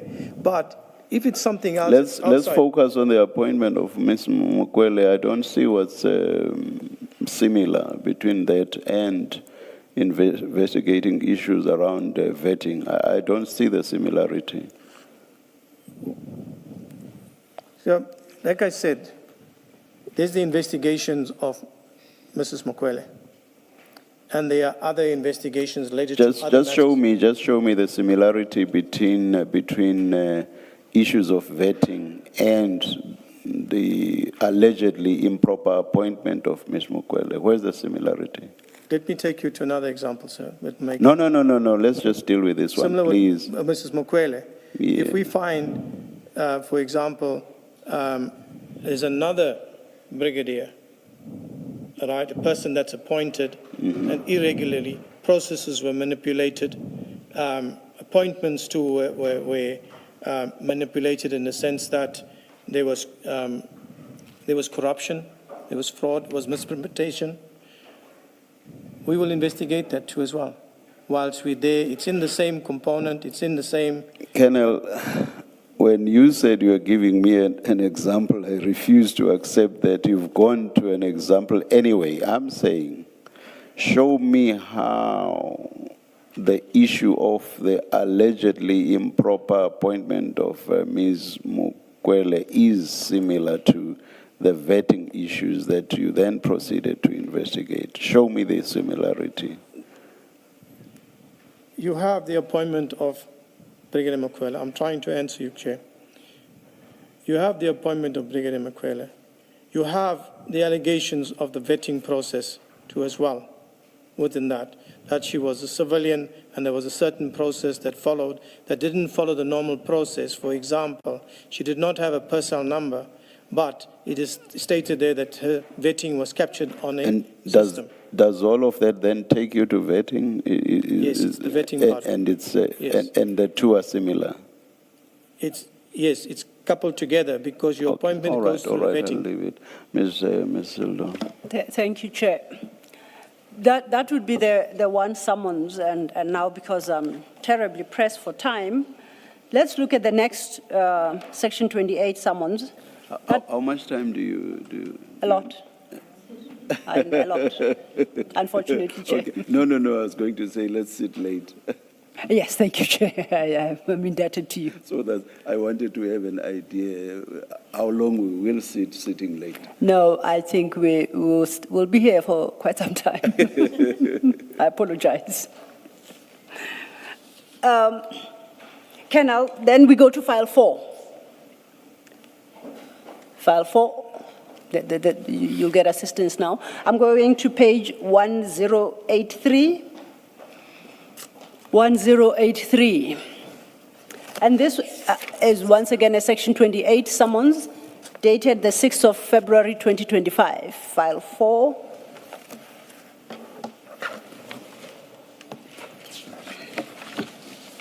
It starts, the actual document summons starts at 1081.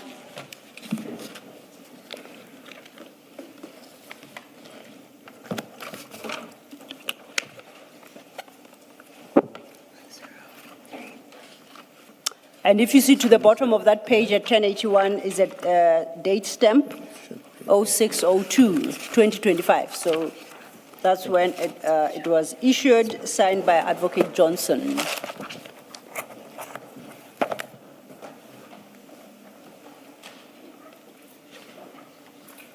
And on this particular now summons, if we go to page 1083, perhaps 1082, says the details of the matter or other information. Thank you. Now, they have the background, and below that, you have details of the matter. Again, it's still fraud and corruption, details of the matter or other information. And you advise the addressee that this investigation pertains to unlawful promotion, appointment of personnel within the division crime intelligence. Now, you will recall that all we know about investigation into appointments in crime intelligence is set out in the Section 27 affidavit by Mr. Adams. And you don't have to go there, you can take my word. At paragraph 4, he states, I suspect that General Khumalo and some other officers in crime intelligence, including Madondo Lushaba, were manipulating procurement processes and processes to appoint and promote certain members of higher strategic positions within crime intelligence. That is the allegation. You heard that. Did you hear what I read? Yes, I heard part of it. And now, the bottom of paragraph 4 of that same affidavit, no, it's not here. We dealt with it extensively yesterday, just to remind ourselves. If you have it close by, you can look at it. That's the Section 27 affidavit. And I go back to this Section 27 affidavit because of what you said previously, and I just want to test my understanding. Have you found the affidavit? I'm getting it now. Okay, we might as well. CJC 373, file 2. Go to file 2, page 512. I have it. Okay. And I'm paragraph 4 of that affidavit. You see where it starts with, I suspect that General Khumalo and some other senior officers in crime intelligence, including Madondo and Lushaba, were manipulating procurement processes and processes to appoint and promote certain members to higher strategic positions within crime intelligence positions. So that's his suspicion. He then gives you the detail, and that's where he references the BMW civilian lady. But I'm interested in the bottom of that, at the end of that paragraph. He concludes, the appointments of the various Secret Service officers in the country must be investigated, as these are likely points to launder money out of crime intelligence without it being detected. So, Mr. Adams would like IDAC to please investigate appointments of the various Secret Service officers, not officers, officers, in the country, because that is the likely point for that money will be laundered. You can cast your eye through the rest of the affidavit. I didn't see anything else about appointments, general appointments into investigation into the appointments at CI. That's all I see. Is that a correct understanding of the affidavit? Just repeat the last one, Councillor. I'm saying, all we have is this Section 27 affidavit before us. Yes. And insofar as appointments other than that of Mrs. Mukwele, what Mr. Adams says is at paragraph 4 at the conclusion thereof, where he suggests the appointments at the various Secret Services offices in the country must be investigated. Yes. You agree that's what he's asking for? Yes, he's asking for the appointments of the various Secret Service officers in the country must be investigated, yes, as they likely points to launder money. Yes. So this he asks, we know now on the 21st of November. He doesn't specify which office, he doesn't specify which appointments are being queried. He specifies absolutely nothing. So basically, he's inviting a blanket investigation to IDAC to say, go look in there and investigate every appointment, because those officers are the likely points to launder money out of crime intelligence without it being detected. You can't quibble without that interpretation of mine. You agree with me? That's what he's asking. Yeah, he's asking for all the Secret Services officers in the country Yes. to be investigated, and No, for the appointments in those offices. the appointments in those offices Yes. to be investigated. Yes. So from my understanding there is that in each province, we have a Secret Service account at Crime Intelligence Office. Yes. So the commanders of those Secret Service accounts, that's the way I understand it. Yes. And all, so across the country. Yes, there's 9 provinces. So that's what he had requested. Yes. Now, in the course of conducting the Mukwele investigation, we are now, you remember, at 1081, when you are issuing those Section 28 subpoenas.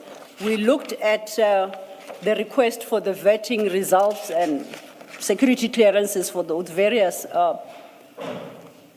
people identified therein. In this one, I'd referred us to 1082, details of the matter or other information, and it reads, this investigation pertains to unlawful promotion appointment of personnel within the division, crime intelligence of the South African Police Service. Do you see where I'm reading?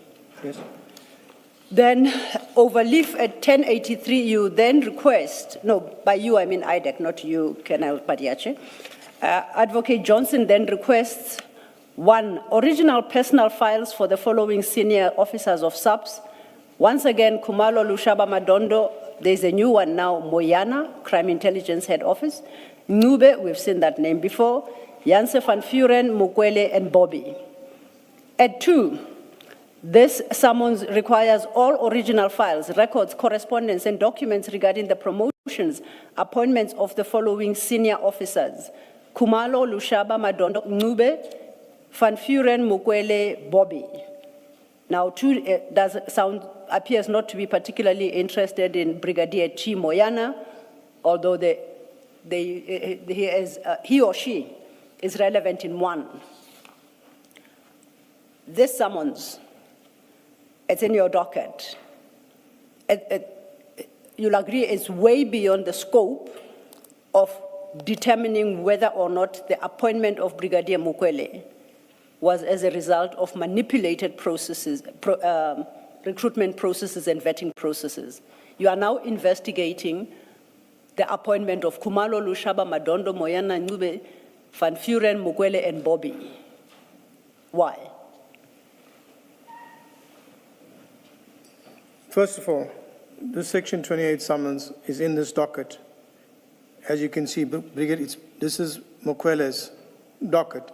So this Section 28 summons refers to the documentation requested for documentation of Mukwele and the promotion documents of Mukwele.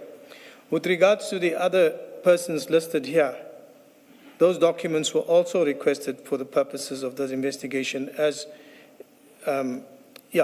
also requested too for the purposes of investigation. Which investigation? Can you help us with the detail? Then perhaps when Advocate Johnson comes, she Yes. might be able to assist with the document. Which investigation is that requires these documents? During the briefing by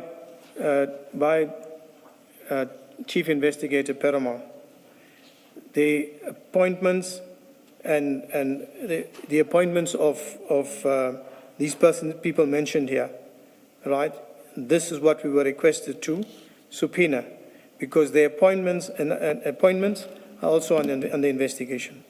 When you say their appointments, you mean their employment by SAPS? No, Is that what you mean? It means their promotions. The So there are- appointments, not in the SAPs, the appointments in the ranks. So you're saying there's a complaint and an investigation about the appointment of Lieutenant General Khumalo to the rank. You say there's such a complaint. Yes. The same with Lushaba, Madondo, Moyana, Ngube, Yes. Van Vuren, Mukwele, and Bobby. Yes. There is such a complaint. Yes, correct, Commissioner. Before you answer, may I add, that complaint, I take it, is a Section 27 affidavit.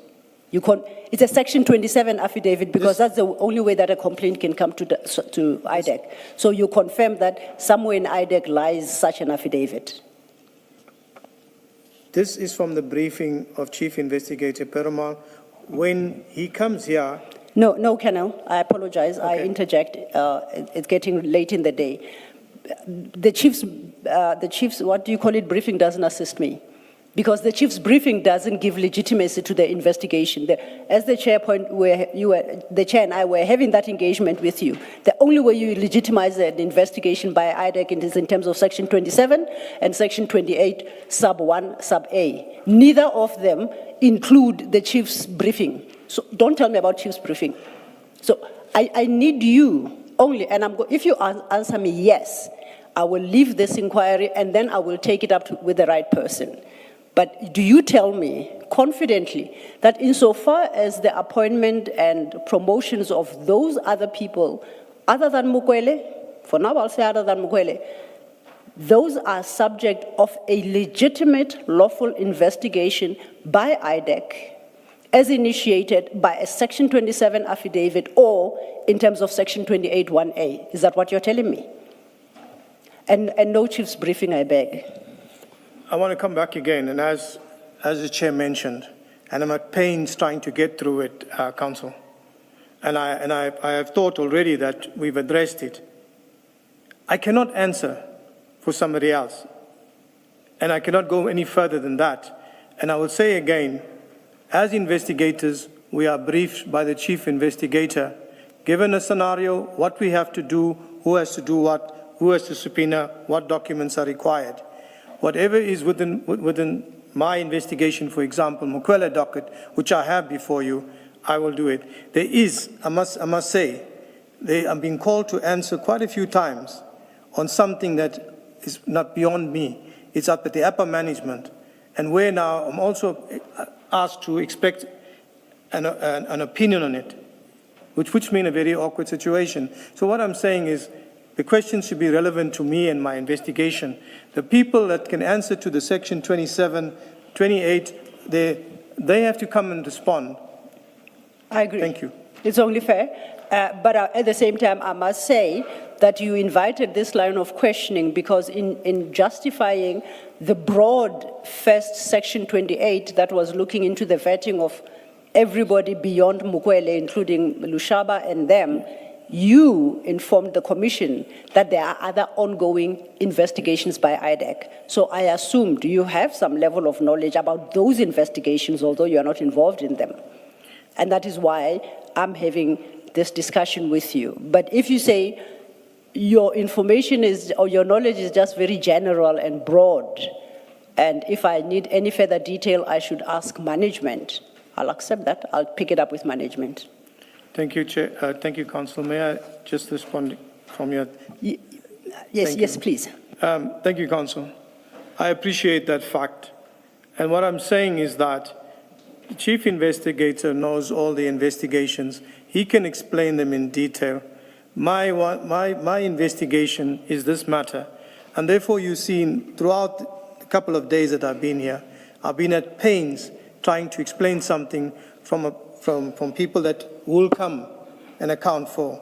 I can account for what is mine, but I know that we have lost a day on Monday, and where I was supposed to follow up and slot in, but it has made my testimony here challenging and difficult. And therefore, sometimes I'm at pains to explain something. And I must say, Chair, it's also affecting me. I'm trying to be open and honest with the Commission.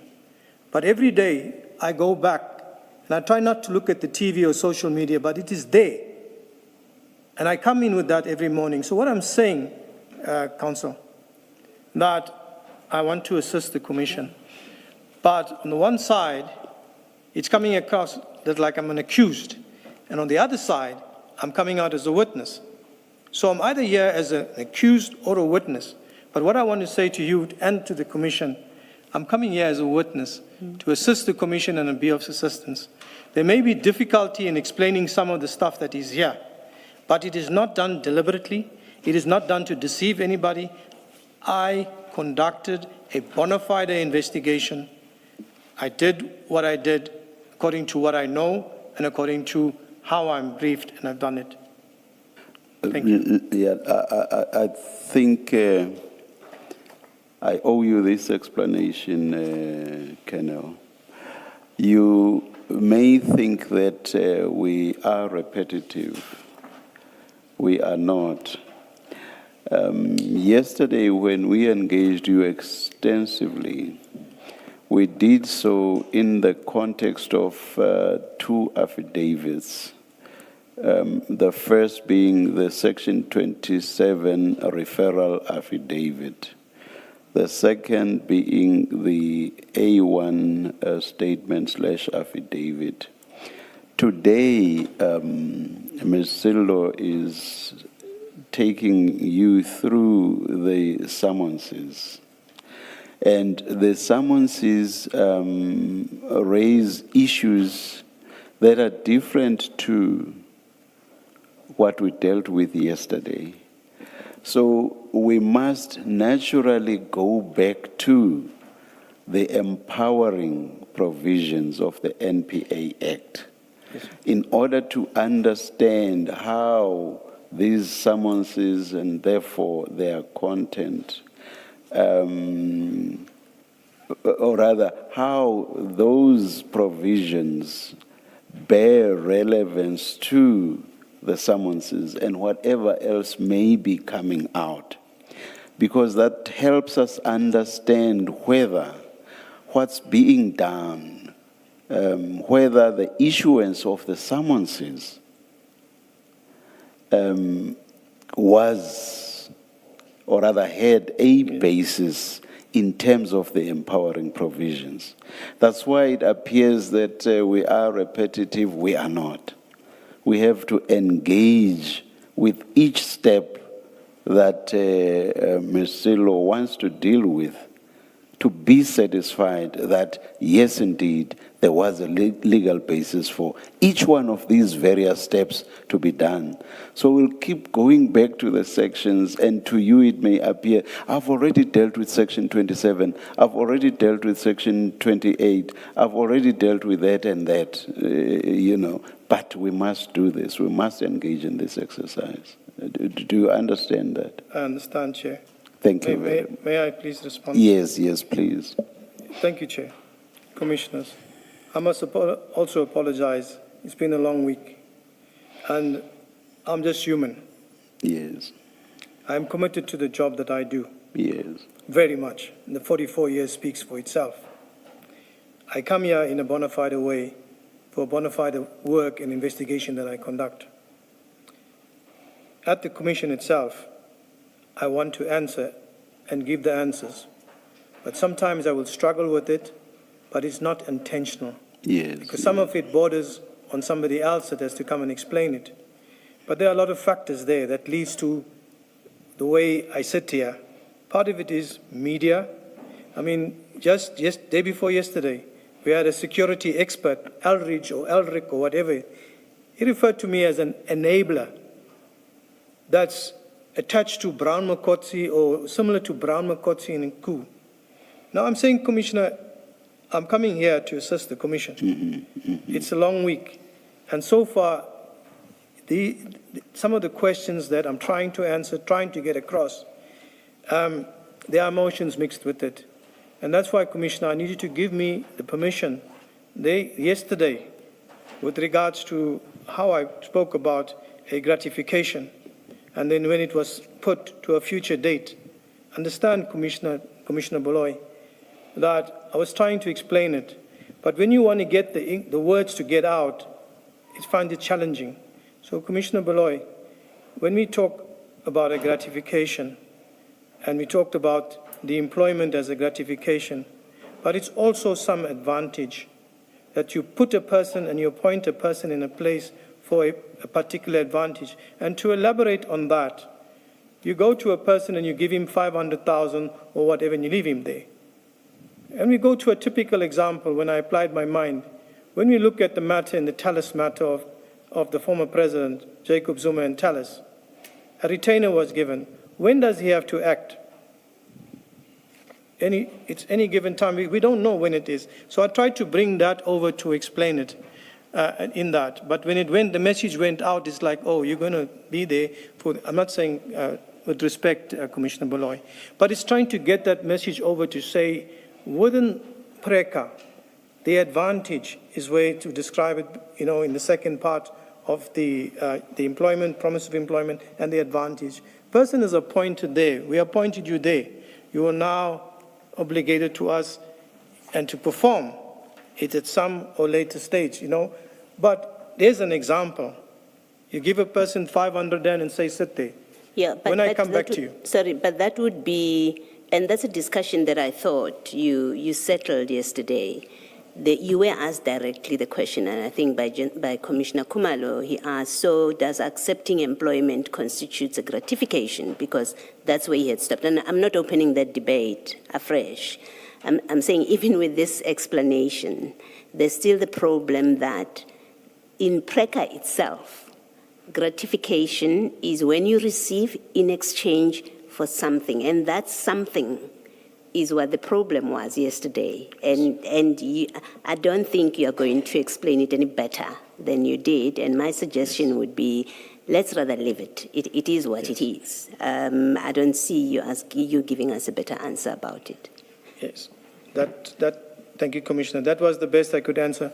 But just to conclude, Chair, that is the way I am coming across, because you are trying to to have courage and strength and do the right thing. And what I've done, and I feel, and I know deep inside me, I've done the right thing.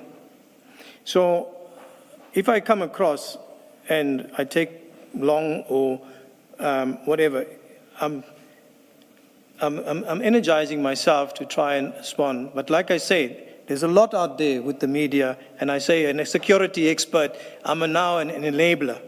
So maybe I shouldn't turn the TV on tonight because I have to go home tomorrow. Not to delay you any further, Chair, Commissioners, Council, Yes. we can proceed. Thank you. Commissioner Khumalo has a question. It's more a comment than Okay, a question, yeah. Colonel. Just a quick point. It is the transcript in this commission that will speak for itself. Sorry, sir.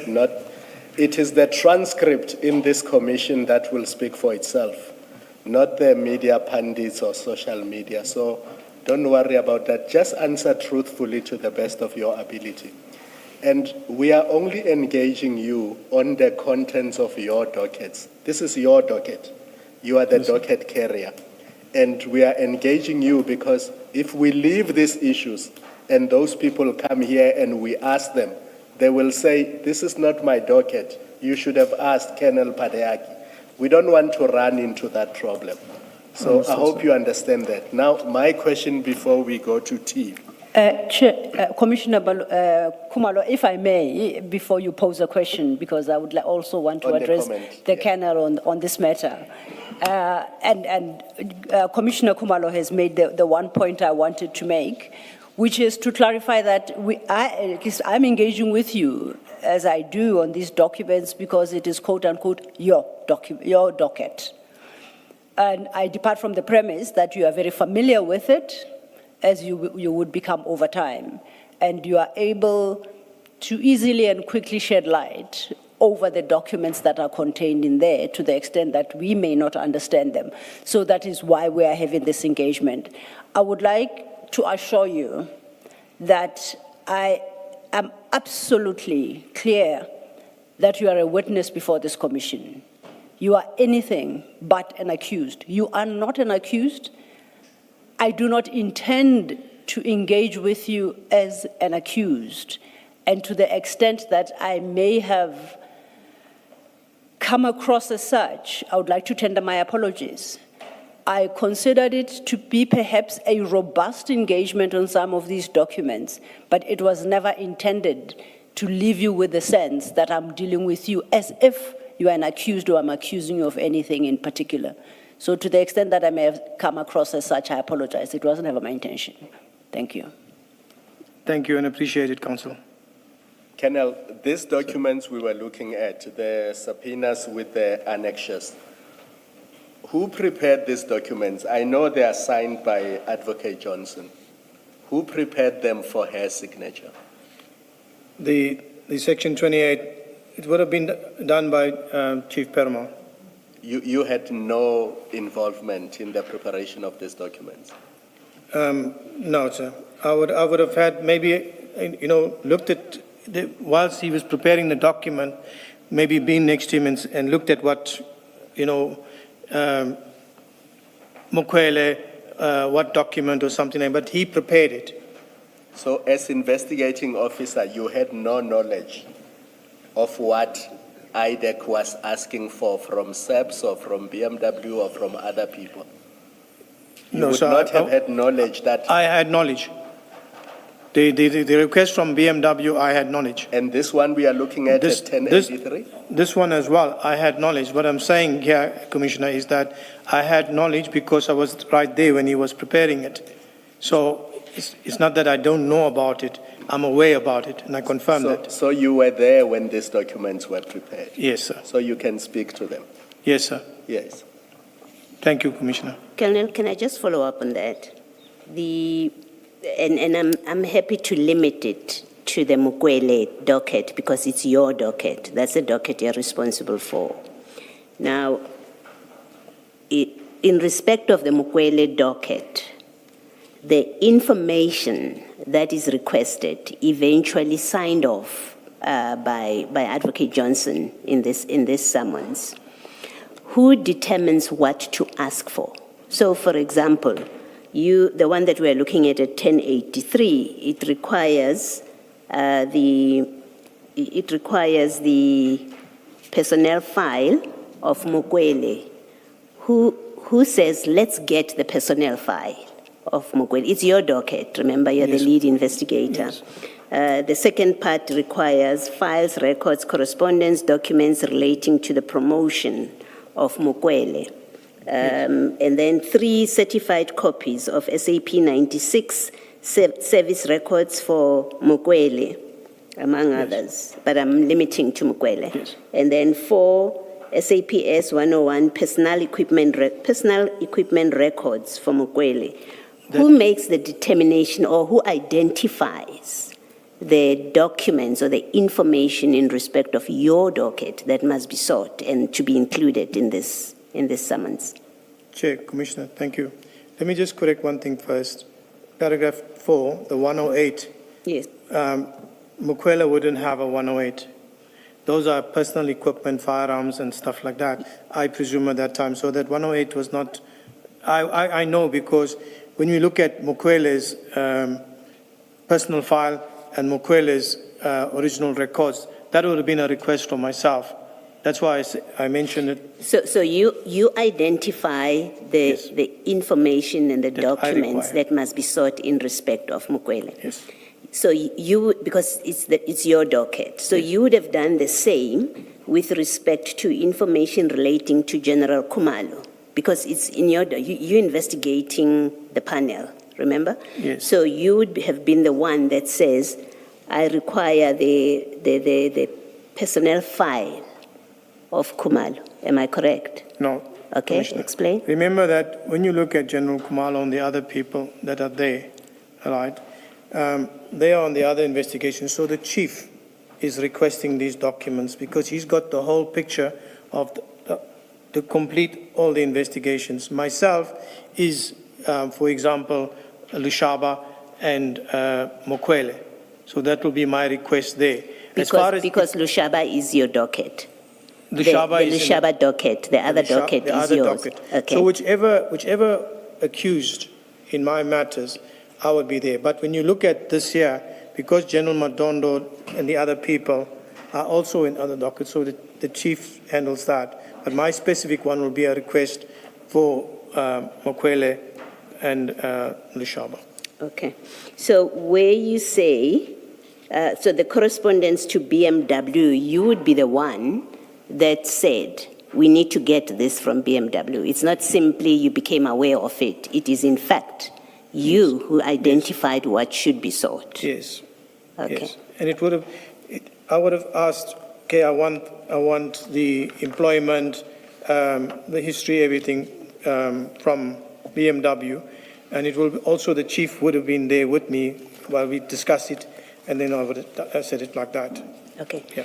And then another question before we take the break, and it's really just to clarify, because I thought from yesterday's evidence I had understood about this reference number, the inquiry reference number, and now this summons confuses me. Yes. My understanding of how you testified yesterday was, once you had received the complaint, when I say you, I mean IDAC, and the case was decided to be taken on, you don't allocate it a CAS number. It gets allocated an inquiry number. Yes. Until it graduates Yes. to a CAS number at some point along the Yes. way. Now, this summons, they bear a reference number. And I've understood you to say the reference number, which is the CIN number, is the same as it's an inquiry number. Yes. Now, here we have only one inquiry number. We have only if you look at 1081, we've given a single inquiry number, and yet you are telling us that the rest of the information, for example, on 1083 relates to other dockets. Can you just explain how it works? From the way And what it means that we now just have one inquiry number in respect of many cases, in fact. Yes. When you look at all the cases, the inquiry is on crime intelligence. It's how can I put it to you? It's one investigation that has many legs. So it's got one inquiry number. So we use that reference. Then, if you look, Commissioner, remember when you were talking about an inquiry file, you will notice that what's in the inquiry file is transferred into the docket. For example, the Section 28, and it's together with what we requested is the documents. So that is how it is. Then if you look in the other dockets, you will find a CIN number 28, this very same 28, together with the relevant documents that's for that particular docket will be filed in that docket under that CIN number. So the inquiry number is CIN with different legs in it.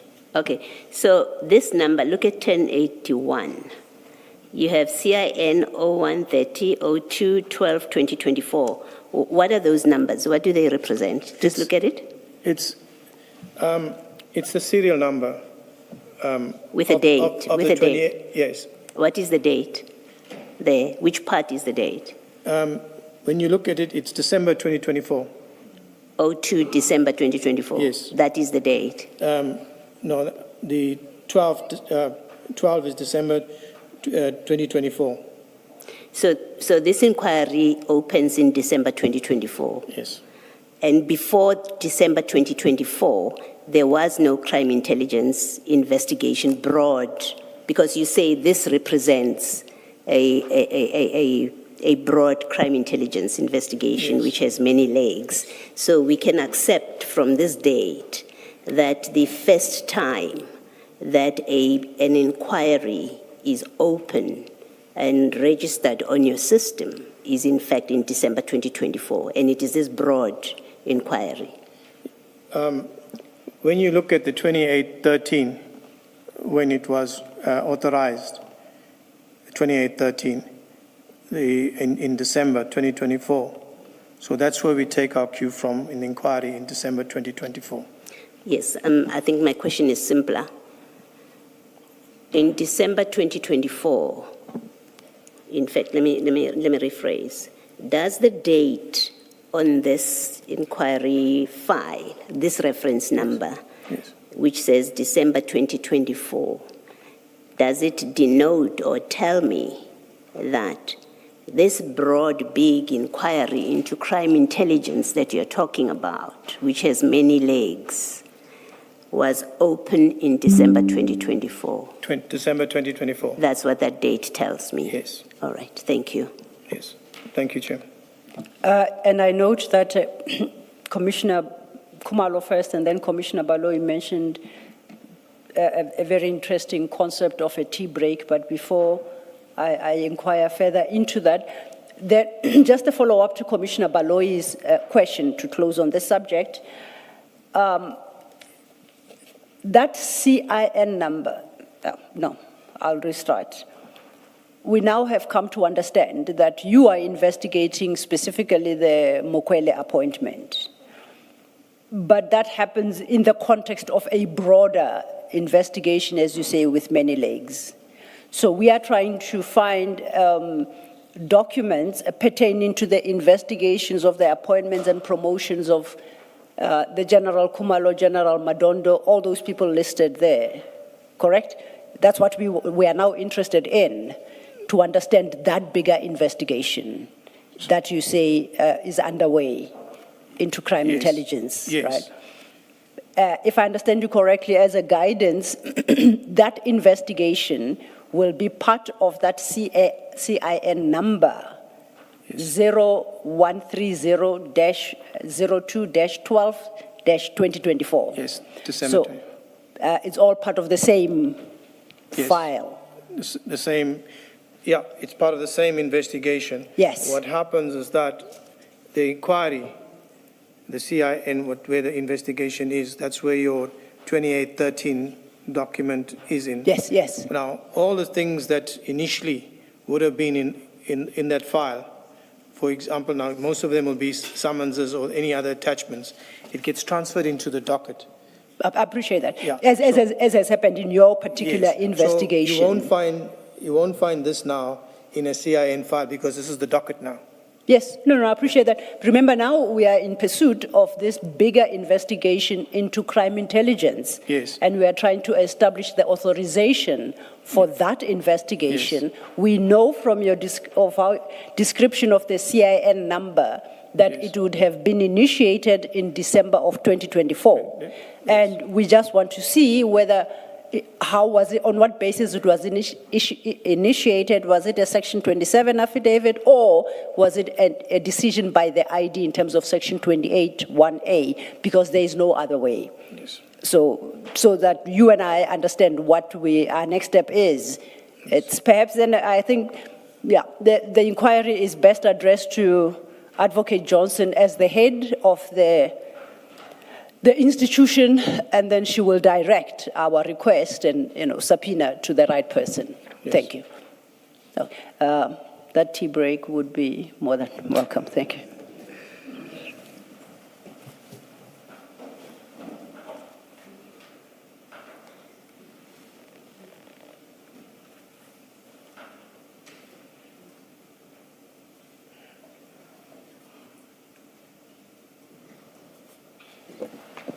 Let's adjourn and resume at 10 to 5. Thank you, Chair.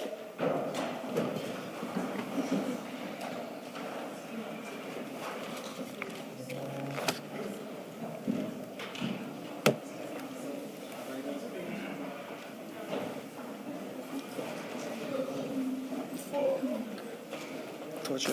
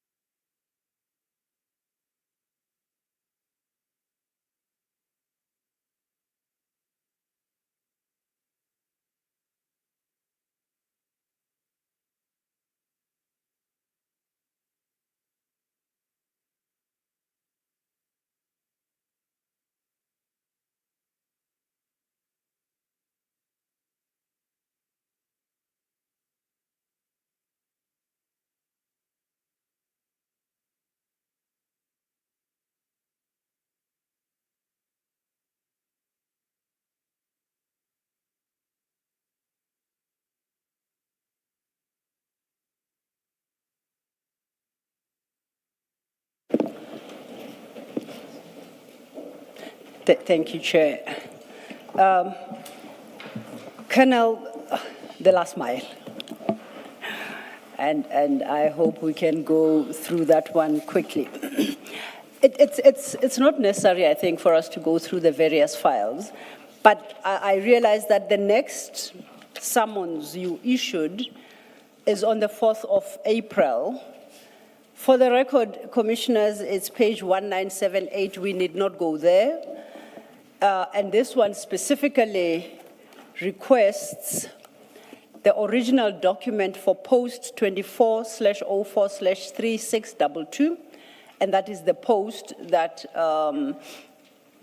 Mrs. Mukwele was recommended for. And this requests records of the questions and scenarios posed to the undermentioned candidates, their practical and or written assessments, written responses or replies, and it's in respect of the 3 candidates that were finally interviewed and from which selection, from which list Mrs. Mukwele was selected for recommendation. You recall that summons? Yes. Yeah, I don't think it is contentious. Beyond that, I have another one which is addressed to the South African Qualifications Authority, and that was requesting documentation in respect of Mukwele's qualifications. In all this sheaf of papers, I could not find no, there's another one, at page 1977, and this again to the National Commissioner, also dated the 3rd of April, but this one was requesting questions posed to the 3 candidates. Do you recall, do you have a vague recollection of that one? So it was very specific to the questions that were posed to the 3 candidates when they presented themselves for the interviews. Okay. And that, for the record, will be page 1977. I think that will be file 5. If I still, okay. Yes, it's confirmed, file 5, page 1977. And beyond that, then there's another of requesting details on manipulation of vetting processes resulting in unlawful issuing of security clearances. So that is where it's security clearances specific. Yes. The point I seek to make is, in all these summonses, at no point do I see you requesting the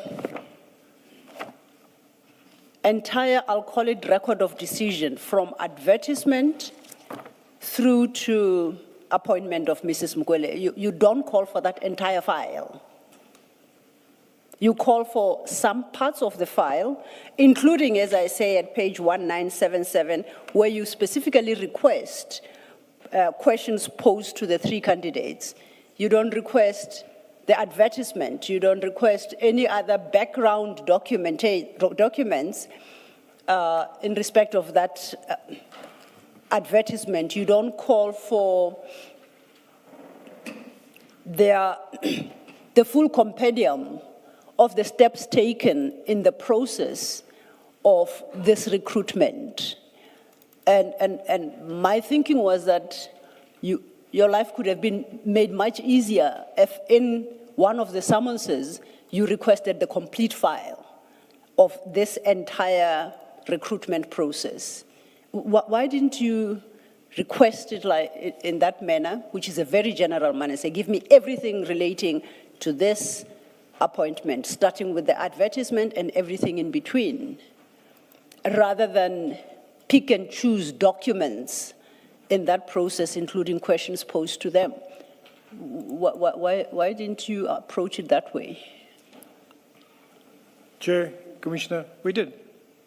We have that in the original subpoena that we served in February, where we have the whole appointment process from the advert right down to the final part where it is Mkhwele is appointed? Firstly, I could not find it. And I say that mindful of the conversation we had in the morning that I may very well not have the full docket, but I could not find it. But if it exists in the terms that I describe, then it creates another problem, because the charges that you draw up are inconsistent with the contents of that big file. And I would like us to turn our attention to it. We have obtained a version of that file. And if we could go to file 2.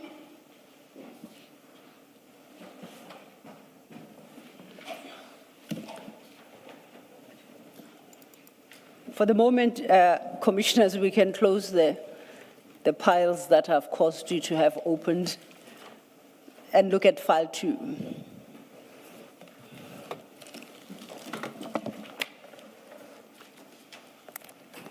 And in file 2,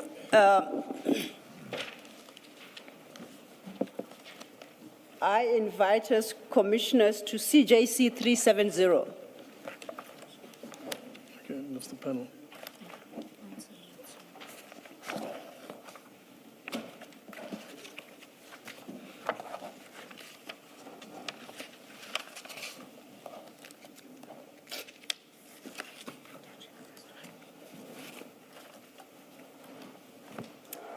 And that starts at page 172 with an index. And what I call record of decision, that entire file. The first document there under tab A in that file is the request for advertisement. It's followed by internal advertisement. The internal advertisement referred to the advertisement for the position as circulated within SAPS. You agree?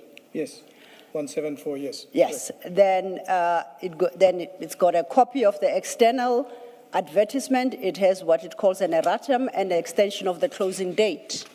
That was the closing date for the applications. It was pushed out. Then it's got a list of those who applied. Then it's got a list of approved selection panel, declaration of interest and confidentiality, shortlisted candidates, approval of shortlisted candidates, applications for shortlisted candidates, invitation letters, security clearance assessments, center mark sheets, list of recommended candidates, minutes, and announcement. Now, you are aware that this particular post was filled on the third attempt, the first having been in 2022, the second in 2023, and finally now in 2024, culminating in the recommendation of Ms. Mkhwele. You are aware of that? Correct, correct, Chair. And for the record, commissioners, the 20 excerpts or extracts from the 2023 process that was withdrawn after some time is your CJC 371, and extracts from the 2022 process, it's CJC 372. Now, yesterday let's start with the advertisement. Please go to page 174. Page 174 is the request for advertisement, and at item 3, the one highlighted in yellow, it states, this office requests that the post be advertised internally with the exception of the post of section head technical support services that should be advertised externally. And this is by General Khumalo, dated the 9th of February 2024, addressed to the Divisional Commissioner Human Resources. And if we turn over to 176, it is a list of all posts that there was a request to advertise with the exception of this particular one, and these were to be internal except for the particular post we're talking about. And that at 190 is signed by Lieutenant General, Acting Deputy National Commissioner Support Services, L. Mkhua, of dated the 10th of April 2024. So now we place, I'll call it our post in its proper context. Our post appears at page 178 at item 3.2. You see that? But this is in the middle of many other posts. There are quite a significant number of them. So understanding the covering letter, the request at 174, all these would first be advertised internally except for our post, because there had been 2 previous attempts to fill that post. If we then follow how they went about things, there was then both an internal advertisement and an external advertisement, as I said, including an erratum and extension of closing dates. I want us to turn to CJC 370.1. The tabs on the side,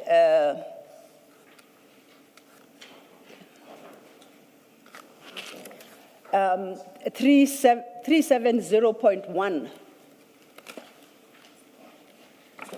No, it's not 0.1, definitely. It's late in the day. What is the document advocacy? Is the approved selection 7, 370.7, not 0.1. 0.7, right? Okay, thanks. And you recall yesterday the engagement you had with Commissioner Khumalo about the selection panel. You testified at length that this panel was constituted by Khumalo, and Commissioner Baloyi wanted to understand I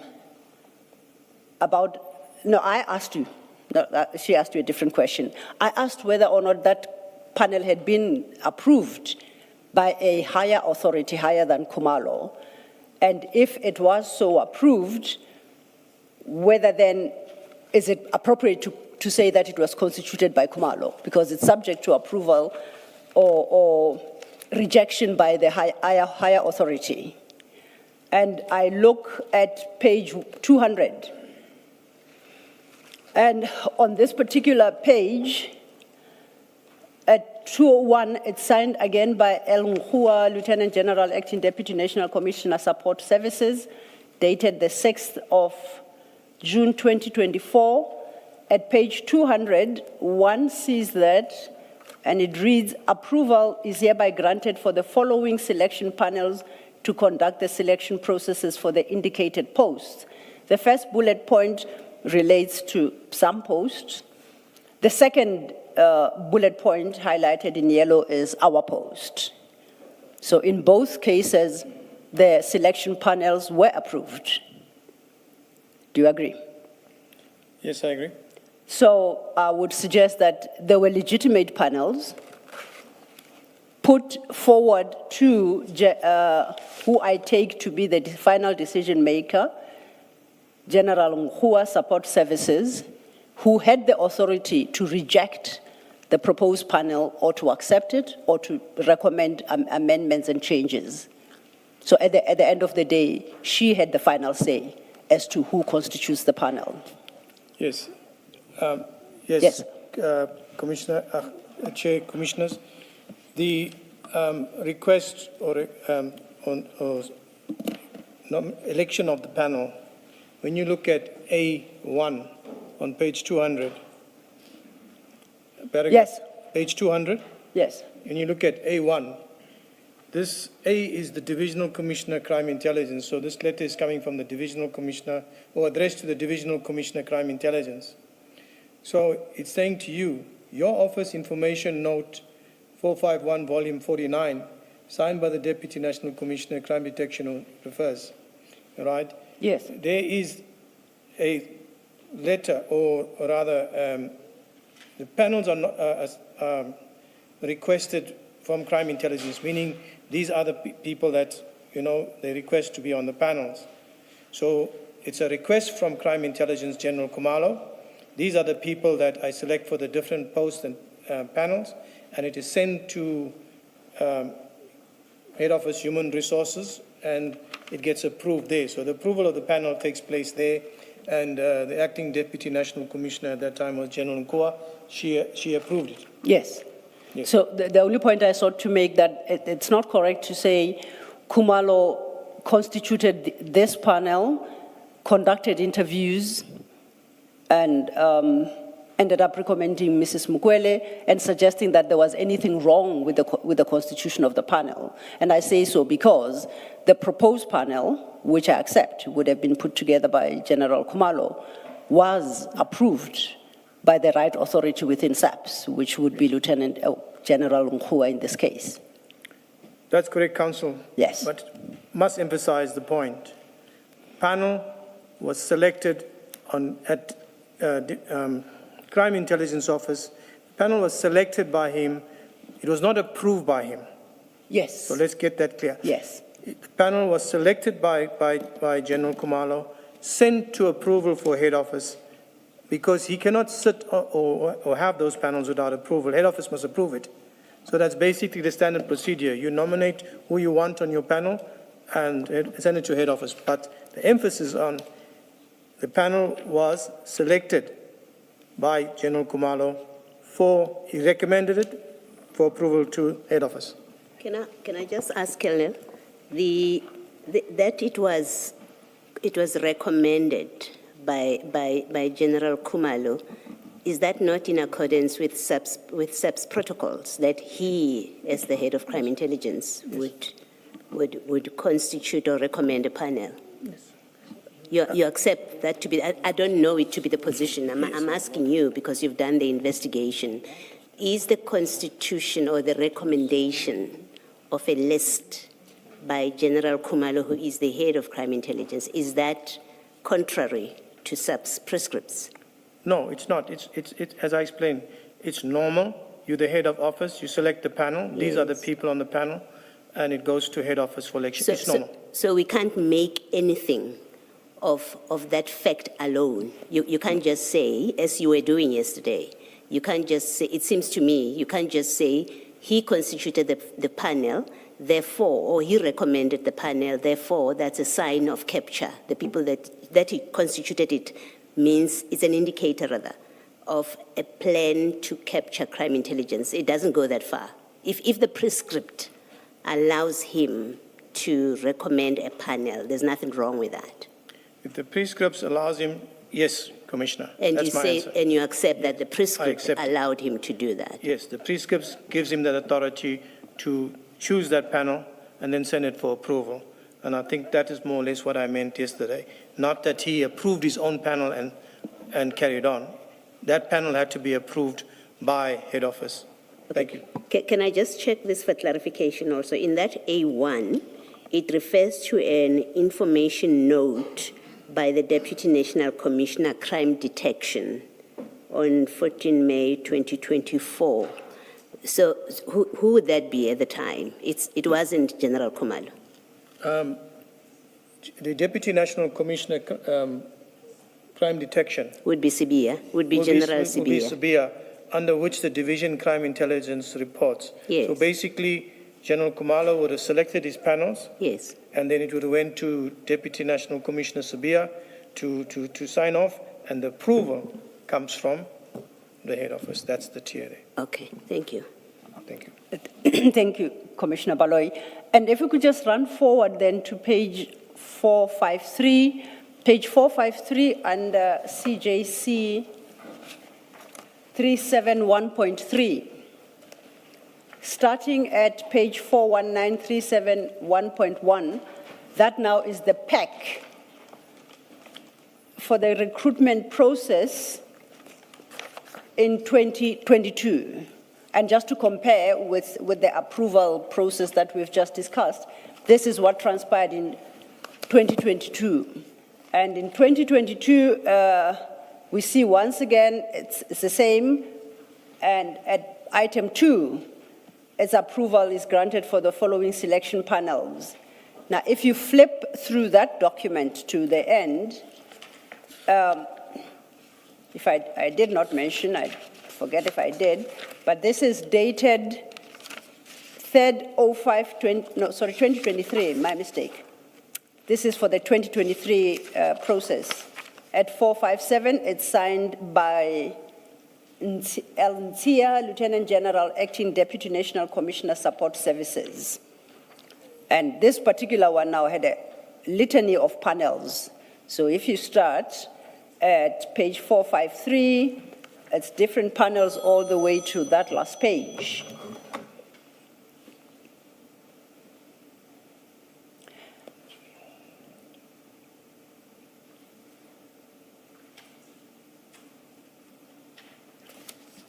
Pardon me, Chair. Yeah. I forgot to switch it off.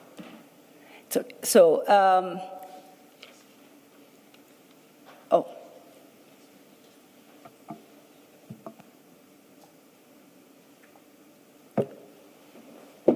Apologies, thank you.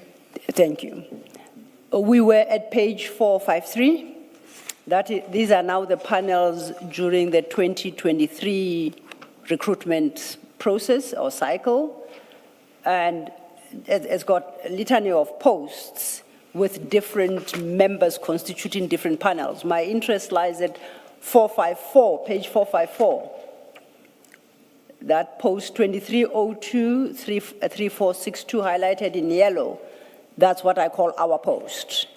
And in 2023, that was the panel that was approved, led by General Kumalo, members General Lushaba, General Mulajana, yes, I am correct, and General Khan. And so the 2022 as well has got a list of approved panel members. So this seems to be the usual process that panels are put to some authority who decides whether or not the proposed panel is approved or not. That's correct. And the same process was followed in 2024, resulting in the appointment of Mrs. Mukwele. So would you agree that insofar as the issue of panel and constitution of panel that appointed Mrs. Mukwele, there is no concern there? Is there still a concern about that particular panel?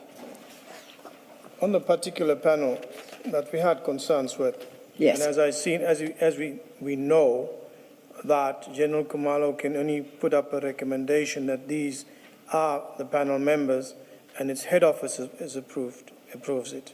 Yes.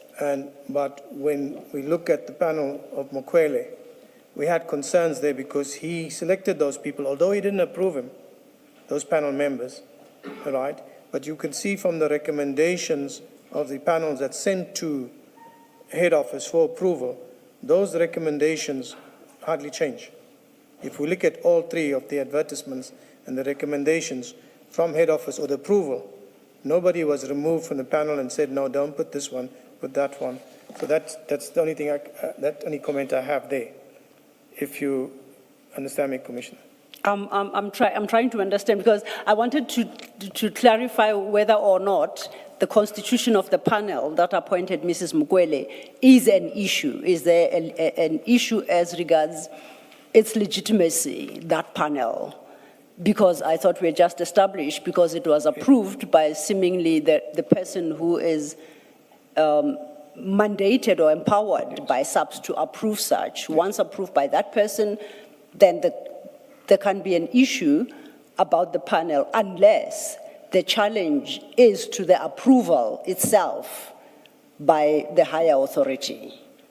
But that doesn't seem to be your case. Yesterday, your challenge was to the constitution of the panel, and I just wanted to clarify that now that it's approved by, I think it's General Mkhwanazi this one time, is that a properly constituted panel, or are there still concerns that the commissioners should have regard to? The panel is approved by head office. Yes. There's nothing more you can say about it. Yes. It's approved by head office. So when I say it's approved by head office, it means it's authorized. So the point that I wanted to make yesterday is that the panel was selected by, although it was not approved by him because he could not approve it, it was selected by him. It went to head office, it was approved. So that is an approved panel. That's it.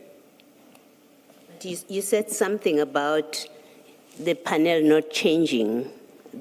I think you started that. You said, well, yeah, it was approved, but if you look at the three different panels constituted, they never change, and then you stopped at but. I think there's a point you wanted to make about the changes to the panel over time. Maybe you should make that point.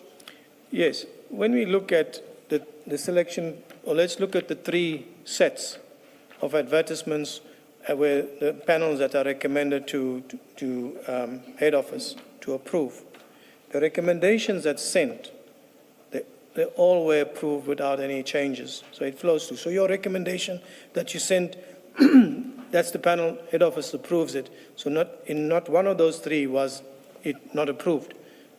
That's the point I want to take. So normally to reach out, meaning that the recommendation that you make, it is very rare that head office is going to change it. Put it that way. Taking it from the three, you can see the pattern that is not changed. So that is just what I want to say. But you're not saying that's a problem of General Mkhwanazi? It's not a problem because it's approved by head office. Okay. Unless, there's something else there. So let's take it as the panel is approved by head office. It's an approved panel. Yes. Okay. Colonel, in your affidavit where you applied for warrants of arrest, you took issue with the constitution of the panel. IDAC inserted itself in the panel process, and IDAC said, why was Khan not put in the panel? Why was so-and-so put in the panel and not General Khan? Why does IDAC have that difficulty? Why is it IDAC's business who should or should not be in the panel that interviews at crime intelligence? Why is it IDAC's business? Can I respond? Yes. Thank you, Chair. Thank you, Commissioner. Sorry, Commissioner, I thought you were raising your hand. We are charged with an investigation. And we draw that inference from the investigation that we're charged with. So when you look at the panel is recommended by Khumalo, it's chosen by him there. Although he does, that's what we are speaking to. The panel is not chosen by anybody else at that office. Like, who can we say? No, we know who chose it. He chose the panel. The problem is, so yes. what we are saying there is that he chose that particular panel and sent it for recommendation, and it was approved. And the issue we have there with it is that there was other crime intelligence generals that he could have used to sit on the panel, because it's a sensitive crime intelligence post. It's a covert post. But and is that not for General Nkua and General Sibia to say, I'm not happy with this panel or I'm happy with it? If they are happy with it and they approve it, what business is it of IDAC to say, we would have preferred Khan there and not that person? Why does IDAC involve itself in those things? IDAC does not constitute panels that interview candidates in crime intelligence. Why does IDAC go to court and say to court, I want warrants of arrest issued because I'm not happy that in that panel that general was there and General Khan was not there? Why is it the business of IDAC? Thank you, Chair. Thank you, Commissioner. The panel was one of many reasons, many causes in the application. It's not just only the panel. Let's talk about the panel.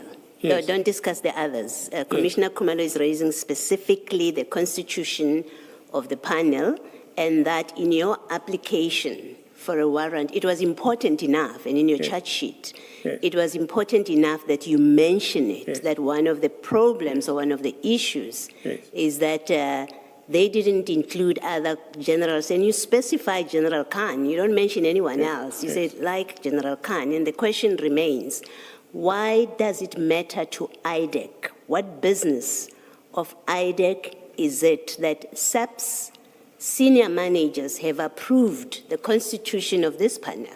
Where do you come in as IDAC?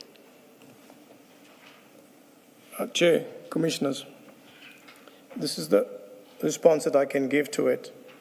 It follows through from my investigation. Although I am saying to you, the panel has been approved by head office, but the recommendation of that particular panel started with General Khumalo. So it's one of the inferences drawn from the How can you draw an inference when the prescripts give him the power to constitute a panel? What inference can you ever draw from the constitution of a panel? If the prescript says the power lies with Khumalo to constitute his panel, what inference is there to draw when he does exactly that which the prescript does? And in this case, you're not drawing an inference of anything. There are no facts on which you draw an inference that it's problematic. Yes. You actually say, well, he should not have included, I think it's Gabela, he should have put in other crime intelligence officers. Yes. For example, General Khan, quite interestingly, you say, for example, General Khan.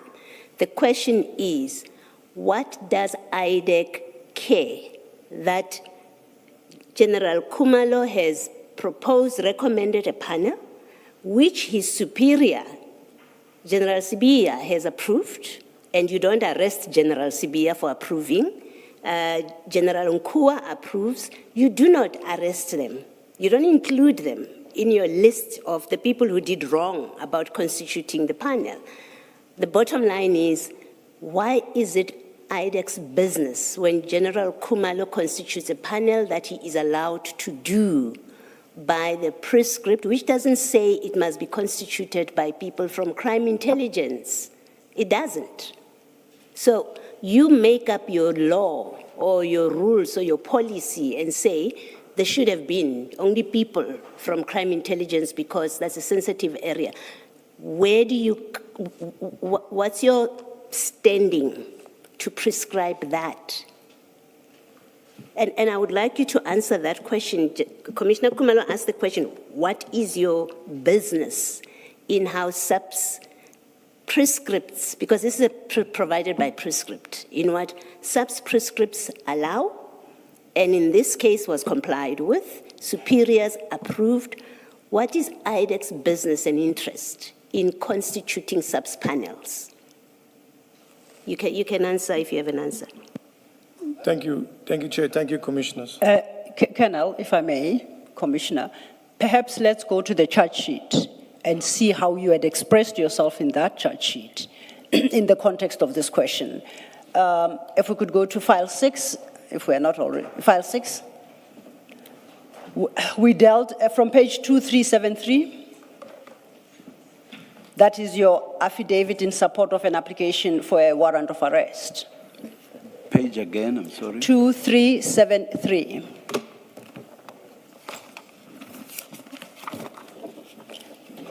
And that affidavit in support of that application for warrant of arrest, you do make a number of points, including this issue, but perhaps it would be easier if we go to 2424. 2424 is the charge sheet which starts at 2418, same file. That's the start of the charge sheet. And at 2424, page 2424, you have a chapter there headed the appointment of accused 7. We know accused 7 is Mrs. Mukwele.